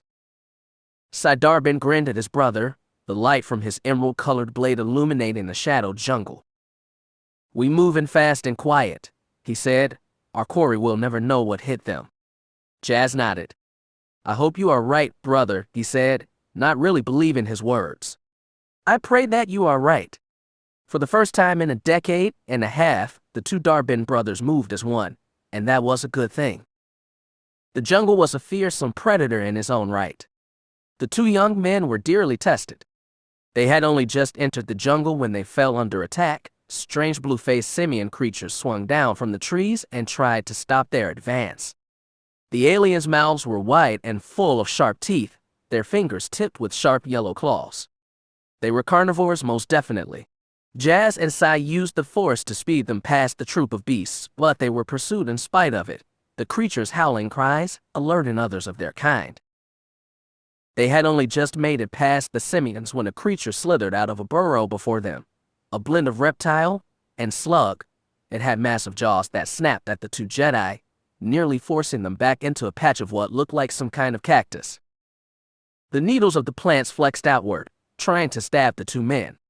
Jazz and Sai danced around the creature, using the Force to shove it forward and down upon the strange plant. The lizard slug hissed as it hit, but was quickly tangled in vines that seemed to rise up from the plant's base. Jazz shivered at the sight. The creature's struggles quickly ceased as the tentacle-like vines pulled at his flesh, dragging great hunks of it into petal-like protrusions that seemed to double as mouths for the plant. The two Jedi fled quickly. They could already hear the distant howling of the simians. The lizard slug might have kept them back, but now that it was gone. This way, Sai cried out, pointing with a hand scanner, pointing in the direction of the stolen Republic shuttle. They moved quickly, but also carefully. Killer plants, lethal apes, slug lizards. Jazz shook his head. Why would anyone come to this place? It was a death trap. As they finally cleared the jungle and found the shuttle, they came to understand. Jazz came to understand. The Republic shuttle had been brought down in a large clearing, an open area that had been turned into a camp of sorts. Neither Jazz nor Sai sensed anyone around, only the shuttle and the distant sound of the jungle and its many predators. The clearing had been surrounded by a makeshift stockade, a fence formed from large trees dragged into place to make a defensive barrier. Every so often, along the fence, Jazz could make out bleached skulls on pikes. The simian creatures, he realized, someone had piked up the heads as a warning, perhaps a means of scaring off others of their kind. The two Jedi slipped through the fence with ease. Within sat the Republic shuttle, its hatch wide open. It took all of Jazz's self-control not to run up to the shuttle to see if he could find any clue to Val and Vess' whereabouts. He approached the shuttle carefully, noticing something else laying on the ground not far from where the shuttle had touched down. Jazz frowned. He recognized the item in an instant. It was badly rusted and covered with mold and plant life, but he knew what it was. It was an old weapons case, a Mandalorian-designed weapons case. He shivered. It still bore the signet of Clan Nutbush. Things were starting to make sense. He called out to Val, hoping she would respond. Sai called out to Vesseria, no response to either. They approached the shuttle. Jazz kept his blade at the ready just in case. The dangers of this world were making it hard to sense individual threats through the Force. Everything was threatening here. Sai beat him to the shuttle, and nearly paid for it. An animalistic yowl came from within, and something leapt out. Sai dodged, but lost his footing, falling to the ground.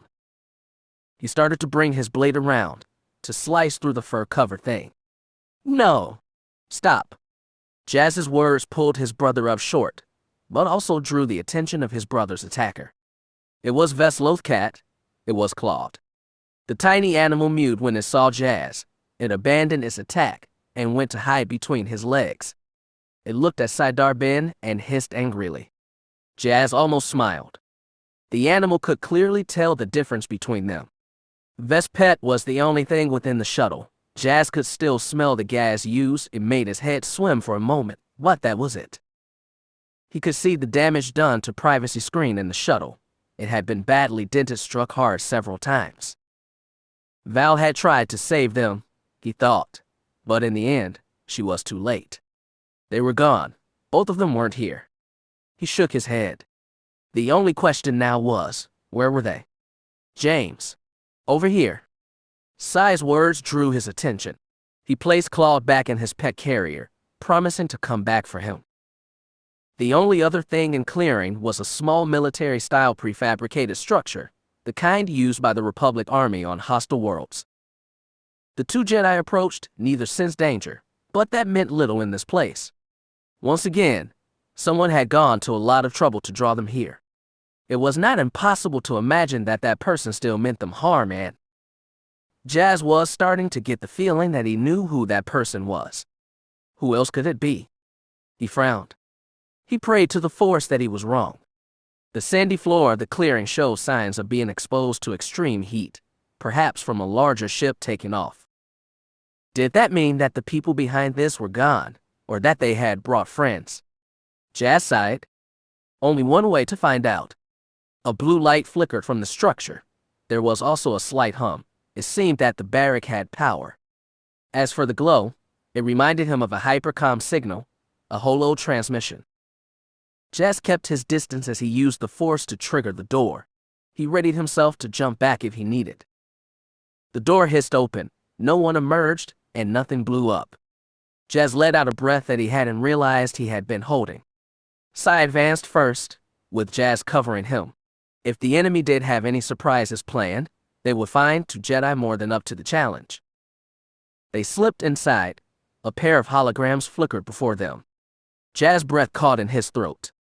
Char Valentine and Visceria I still lay on what looked like two examining tables. They were both motionless, their eyes closed.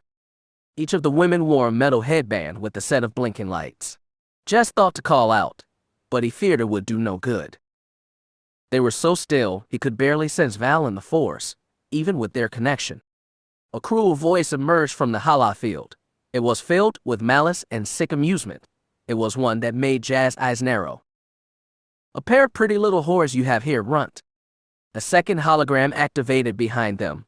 Jazz and Sai both spun, expecting an attack, but it didn't come. Jazz glared at the man staring back at him over the holo, the ghost from his past. He wore a Republic military uniform, but had never served in the Republic Navy to Jazz's knowledge. He wasn't as big as Jazz remembered, but he was still quite bulky, broad-shouldered, and with a thick neck. His brown receding hair was graying at the temples, and his nose was crooked from being broken years ago, broken and never fixed. As for his face, the left side was puckered with scar tissue. It looked like some kind of chemical burn, and his left ear was missing. The damage done to his face gave him a permanent grimace, an even uglier sight considering that he was trying to smile. The worst was the man's eyes. They were a deep blue, cold, and as pitiless as the void of space. Jazz had only seen them once. Before that, they had been hidden behind a helmet. A Mandalorian helmet. You, Jazz hissed. I should have known. What happened to that Republic cruiser? It reeked of you. His old enemy laughed. Who else would it have been, runt? Targo Sai growled. Who else would have brought you back here? Jazz nodded. Now he remembered how he knew this place. It was the planet they had exiled Targo to 10 years ago. The exile that he had escaped. Jazz Darbin shook his head. The day he had feared had finally arrived. Targo Sai was back. The former second of Clan Nutbush sneered at him. I told you we would meet again, he said coldly. Jazz looked at the holo, back at Val and Vess. Let them go, Targo, he said. You want me? I'm right here. Are you challenging me, pup? I don't do honor duels anymore, but I gotta say, you look a bit more formidable than the last time we fought. You mean when I defeated you? A 15-year-old boy ended the short, violent rule of Targo Sai. The Mandalorian sneered. You trying to get on my bad side, Jazz? Too late, kid, you're already there. Targo moved forward. He vanished from the holofield only to appear next to the unconscious pair of women. He smiled as he drew a vibro blade from his belt. He put it to Val's throat. No!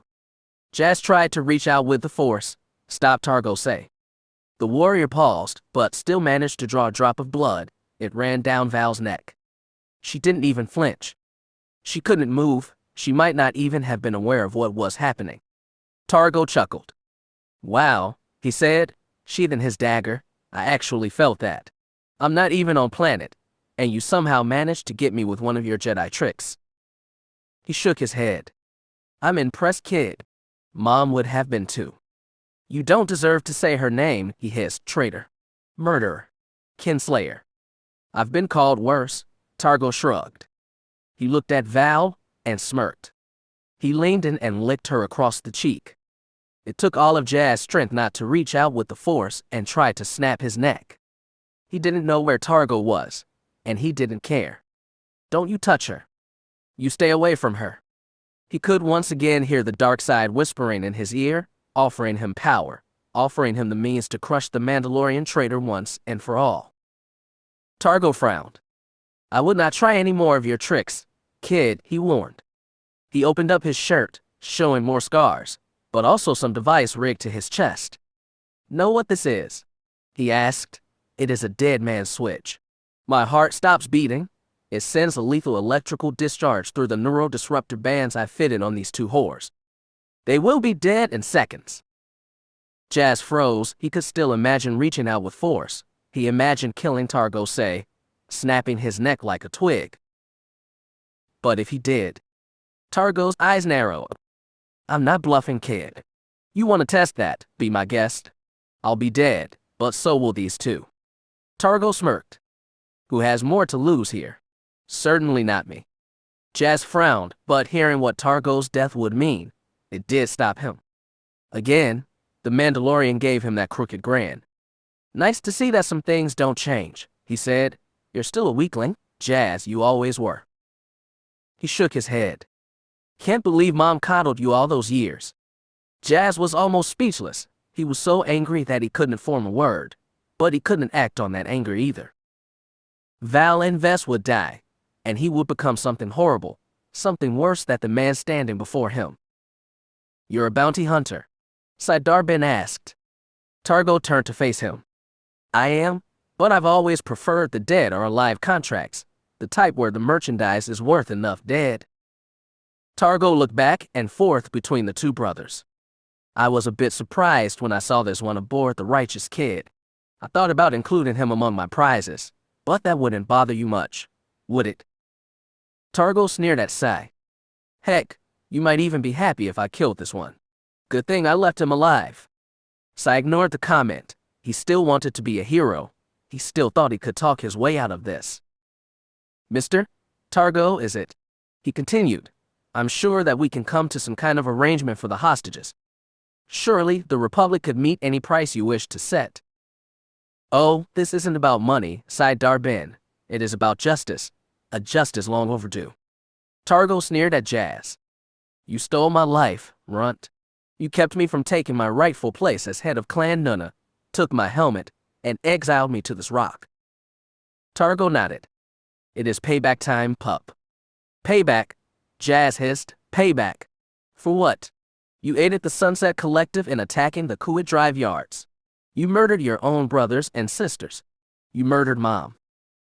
Jazz pointed at him. You did this to yourself, Targo. The bounty hunter shrugged.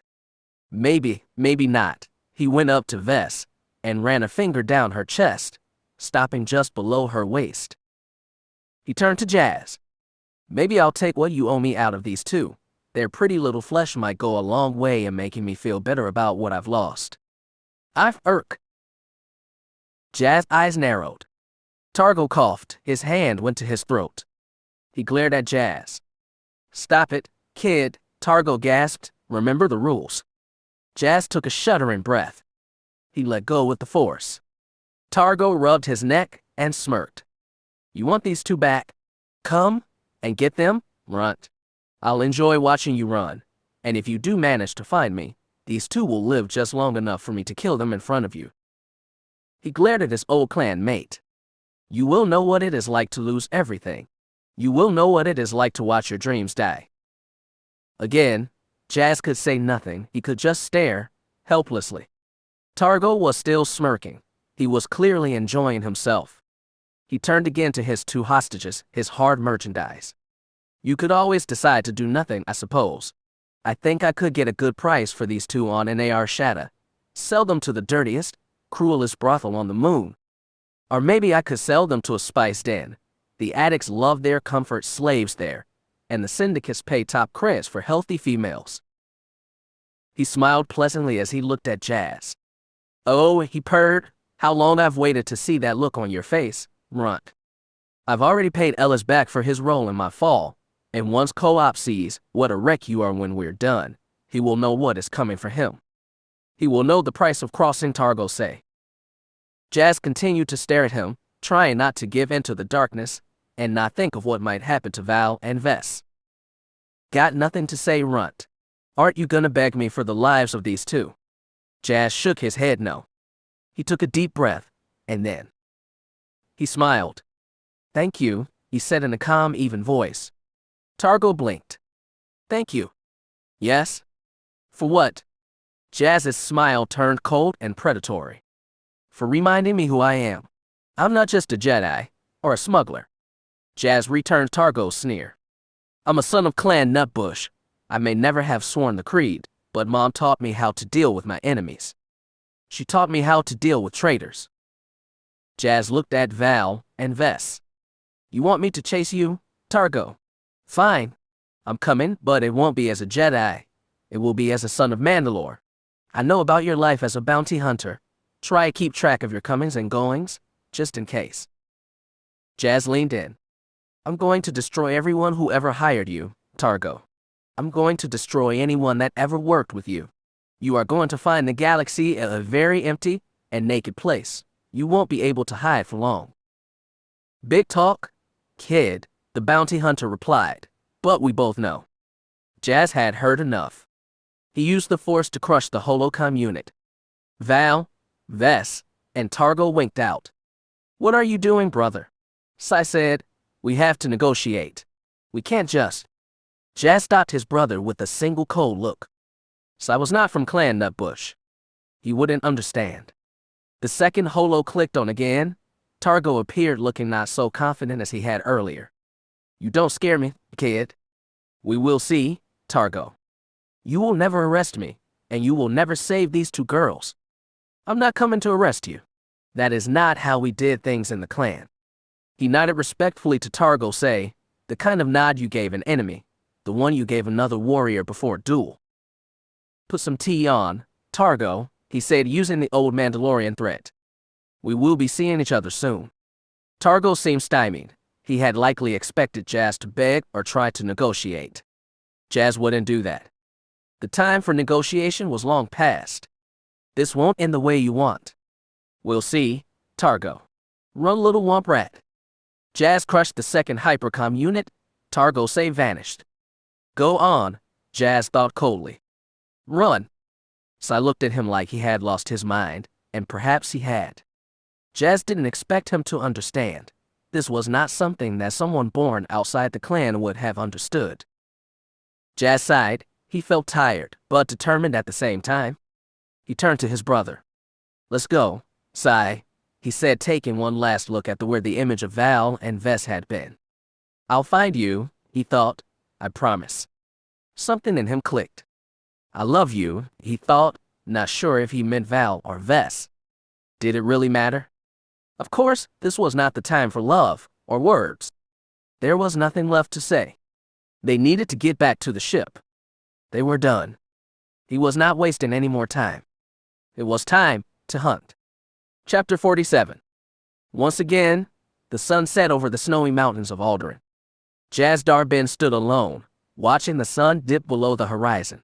He stood on one of the several balconies of House Rist. He had only just returned, but would soon be gone again. He sighed and looked down. He held his lightsaber in his hand, the blade unignited, but ready should he need it. He stood there and found himself thinking about many things.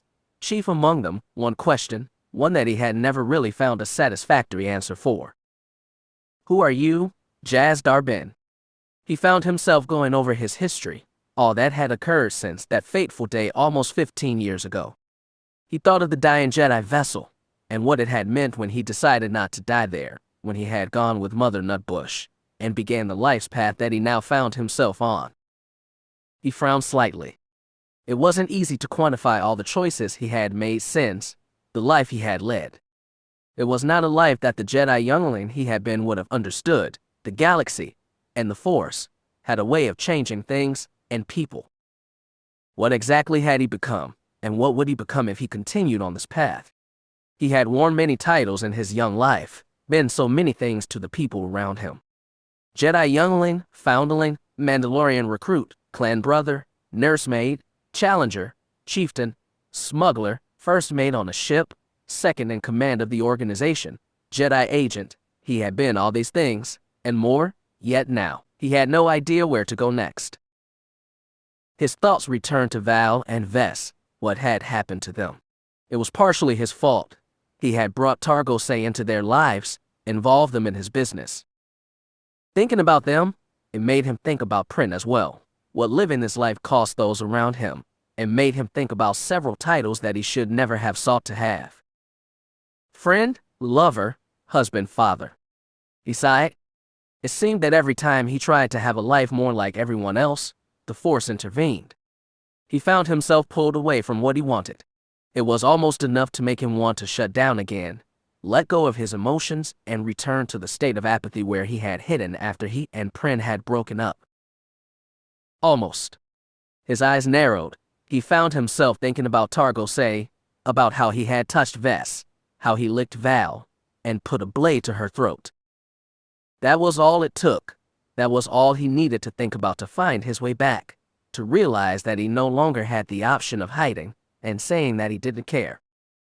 I can't go back, he realized. How did the old saying go? You can't go home again. He thought about the promise he had made Targo Sai. He thought about the hunt he was about to begin.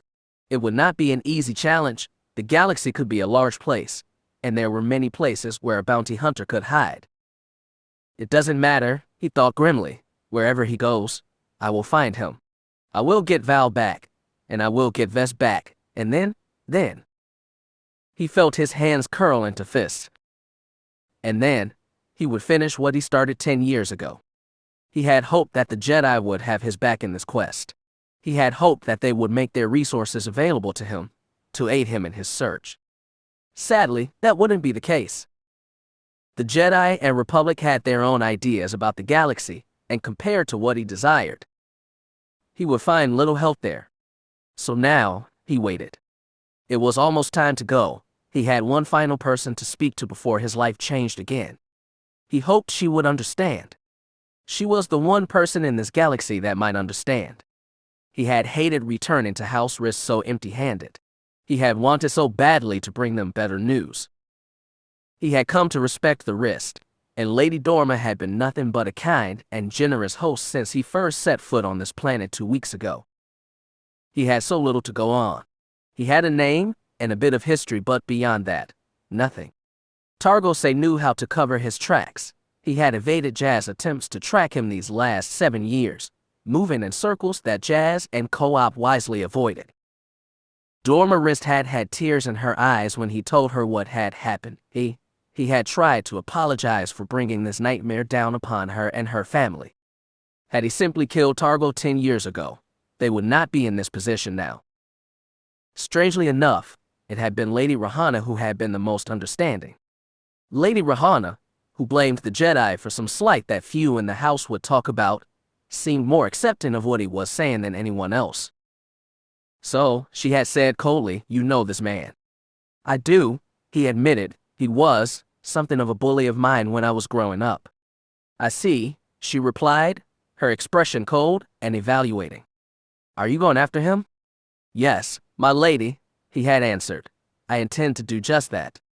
"So you will bring him back to face justice, to face the courts?" Jazz's eyes narrowed. "Not this time," he had said coldly. "I let justice take its course once. I don't think I will do that this time." He managed to find his way out of what should have been his end, find his way back, and managed to thrive. "No, he isn't going before the courts, not this time. I think he has lived long enough." Rahana Risk, assassin, and sister to Lord Risk nodded. "When you find him, if your Jedi sensibilities will not allow you to do what needs to be done, please feel free to contact us. We would love to thank this man for the pain that he has caused this family." "I understand, my lady, but you need not worry. As I said, he has lived long enough." That made the woman smile. "Very well," she said. "When you see him, please say goodbye to him from us." He had nodded. He understood exactly what she wanted. He would not disappoint her. "Good luck, Sir Jazz," Dorma Risk said through her tears, her eyes red with tears of fear and worry. "Bring my daughter back." He nodded. He would do it. He would find a way. Somehow. There were some things in this galaxy that a person should not touch, a line they should not cross. Targo Sai had crossed that line. It was time for him to answer for it. It was after that he had heard from the Jedi Council. He and Sai had sent a joint report, informing them what had occurred. What had happened to Char Valentine and Viseria Aistillo. It was their response that had him waiting on this balcony. The decision that they had made that had prompted him to explore what he had been and what he might become. It had been enough, he supposed. He had made his choice, and now he would need to learn to live with it. He heard the sound of her ship as he stood there waiting, felt her presence so clearly through the Force. It is about time, he thought. He was starting to wonder if she had gotten lost. He put his weapon back on his belt. The sun had sunk much lower now, barely peeking over the mountains. He was wondering if she had brought any news, good or bad.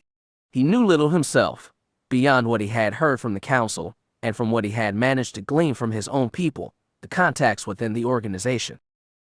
He had recognized the need to let Co-op know what had happened. Targo had said he would wait until after he had finished with Jazz before moving on to his next target. Coop and Rhonda had needed to know that the former First of Clan Nutbush was moving, that he was finally getting ready to strike at them directly. He didn't intend to give the man a chance. He intended to keep Targo very occupied in the next few months. He hoped to end this matter quickly, but he wasn't holding his breath. Their old enemy was not stupid. Targo had proved that during his escape. He had become a man that clearly made few mistakes, save one. He took two people that I care about. That was his first and last mistake. Jazz had needed to make a few arrangements.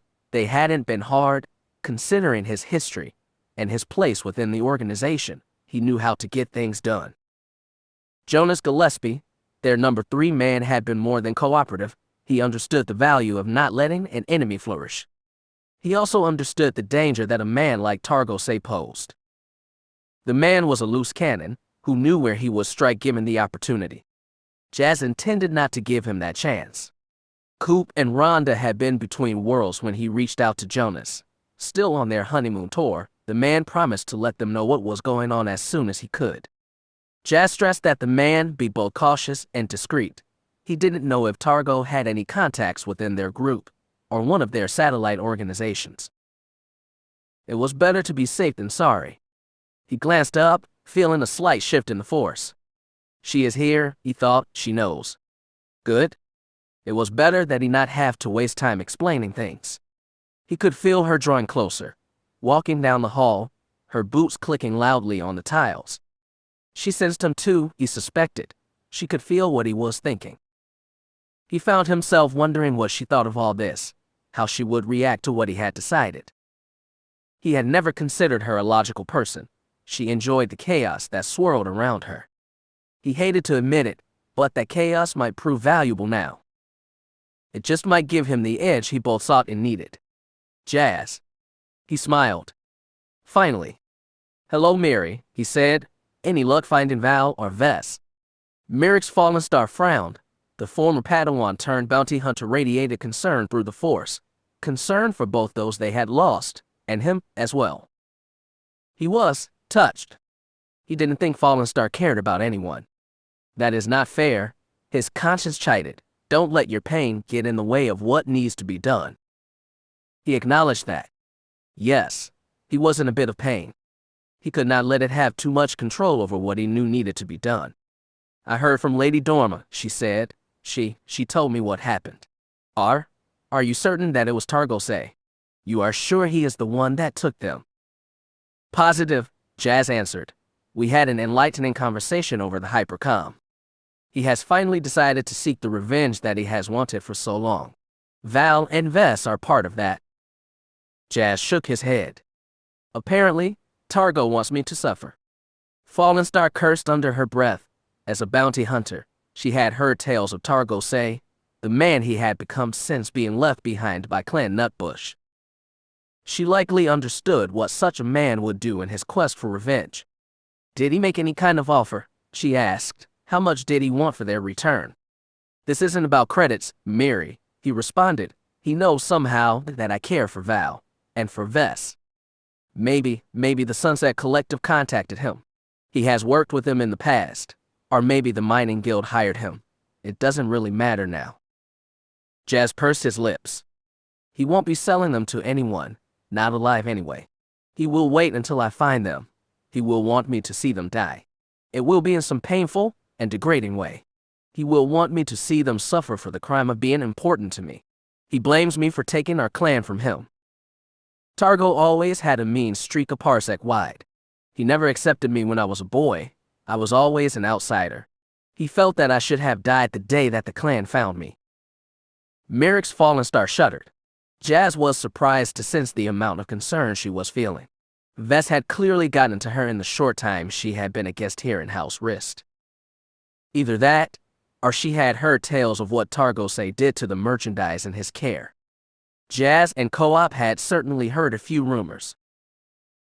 None of them were pleasant. Fallen Star frowned. She crossed her arms over her chest. What does the council have to say about all this? Vess was traveling under Republic protection. Surely the Order is not going to let this matter go unanswered. They aren't, Jazz replied, but from the look on his face, she could likely tell he was not pleased with the decision. No, he was not pleased at all. The council is dispatching 2 Jedi Knights to pursue Targo Sai. They will find Vess and bring her home, safely if they can. What is our role in all this? She asked.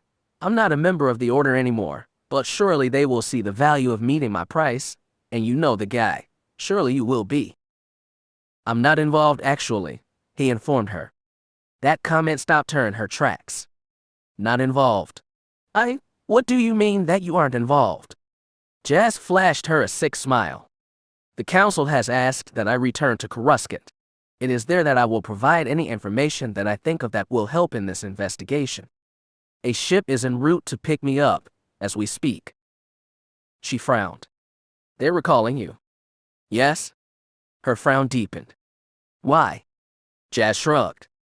Because I'm the cause of all this. I've introduced vicious Mandalore clan politics into a situation that the Republic had well in hand. I interfered in the Jedi investigation of this crime and prevented the Jedi involved from carrying out negotiations. Jazz chuckled at that last part. He had not really believed it himself when the council informed him. I have been busy, he thought, haven't I? Fallen Star's eyes narrowed. I think I can guess who offered that take on events. He nodded. Yeah, Sai didn't waste any time in making sure that he was blameless in all that has occurred. Miri hissed angrily. You should have let me kill him, she growled. No one is going to believe you now about what happened when you were kids. Jazz waved his hand dismissively. There was never really any chance of anything coming of that, Mary. Most of the Order has already made up its mind about me and my degree of usefulness. He shrugged. A pair of Jedi Knights are coming to escort me back to Coruscant. I'm to surrender my lightsaber to them, and come in quietly. The council will evaluate my performance in the last few years and make a more serious decision regarding my future within the Order. Right? Merrick's Fallen Star said dryly, which means after they have gotten all you know about Targo, they will likely send you off to the Labor Corps. They wouldn't want to antagonize your old enemy any further. They will think that by taking you out of the equation, they will have a better chance of dealing with Targo, convince him to negotiate. That sounds about right, he agreed. But we both know that it won't work, she added. If you won't come after him, he will force the issue, likely hurt Vess, Val, or both to try and draw you out. That sounds about right too, he agreed. So why are you still standing here? She shouted. I thought you cared about Val. I thought you cared about Vess. I do. So you are just going to trust Sai and his ilk to do what is needed. You're willing to gamble with the lives of two good people because the council says that you should. What would you have me do? You can tell the council to go to hell. She snapped back. I can't believe you are even considering this. I didn't take you for the type to just give up. Mary. Don't marry me, she hissed. Think about it. The Republic didn't want Vess involved in this matter in the first place. You really think that your brother will actively look for Vess, or will he use this as an excuse to give his friends in the Senate exactly what they want? I had considered that. Yes. I had hoped that Master Vey would convince the senior members of the council to assign someone else to handle the investigation. I'm not the only one who has attachments in this. Sai has his desires too. I hope that the council will see that and act accordingly. Fallen Star shook her head. She was still not happy with what she was hearing. So that is it then? You have just given up, rolled over like the good little cat hound. I wouldn't put it that way, he replied. Really? She said. Well, how did you put it? What did you say when the council told you to submit and leave Vess and Val to face degradation and death? What words did you use to try and sway the glorious Jedi Council to see things in a new light? There was only one thing that I could say, he answered. Yeah, and what was that? Jazz met her gaze with his even one. His eyes remained cold and focused. I said one word. And what was that? He took a deep breath. Even a few hours later, he couldn't believe that he had done it, that he had done what he had done. I said, no. That stopped her short. No. Yeah. You told the council no. He nodded. I told them that I couldn't, and wouldn't, abandon this investigation. I wouldn't be returning to Coruscant, and I would not be surrendering my lightsaber. She blinked, slowly, her wide manic grin spread across her face. So you told them to go to hell.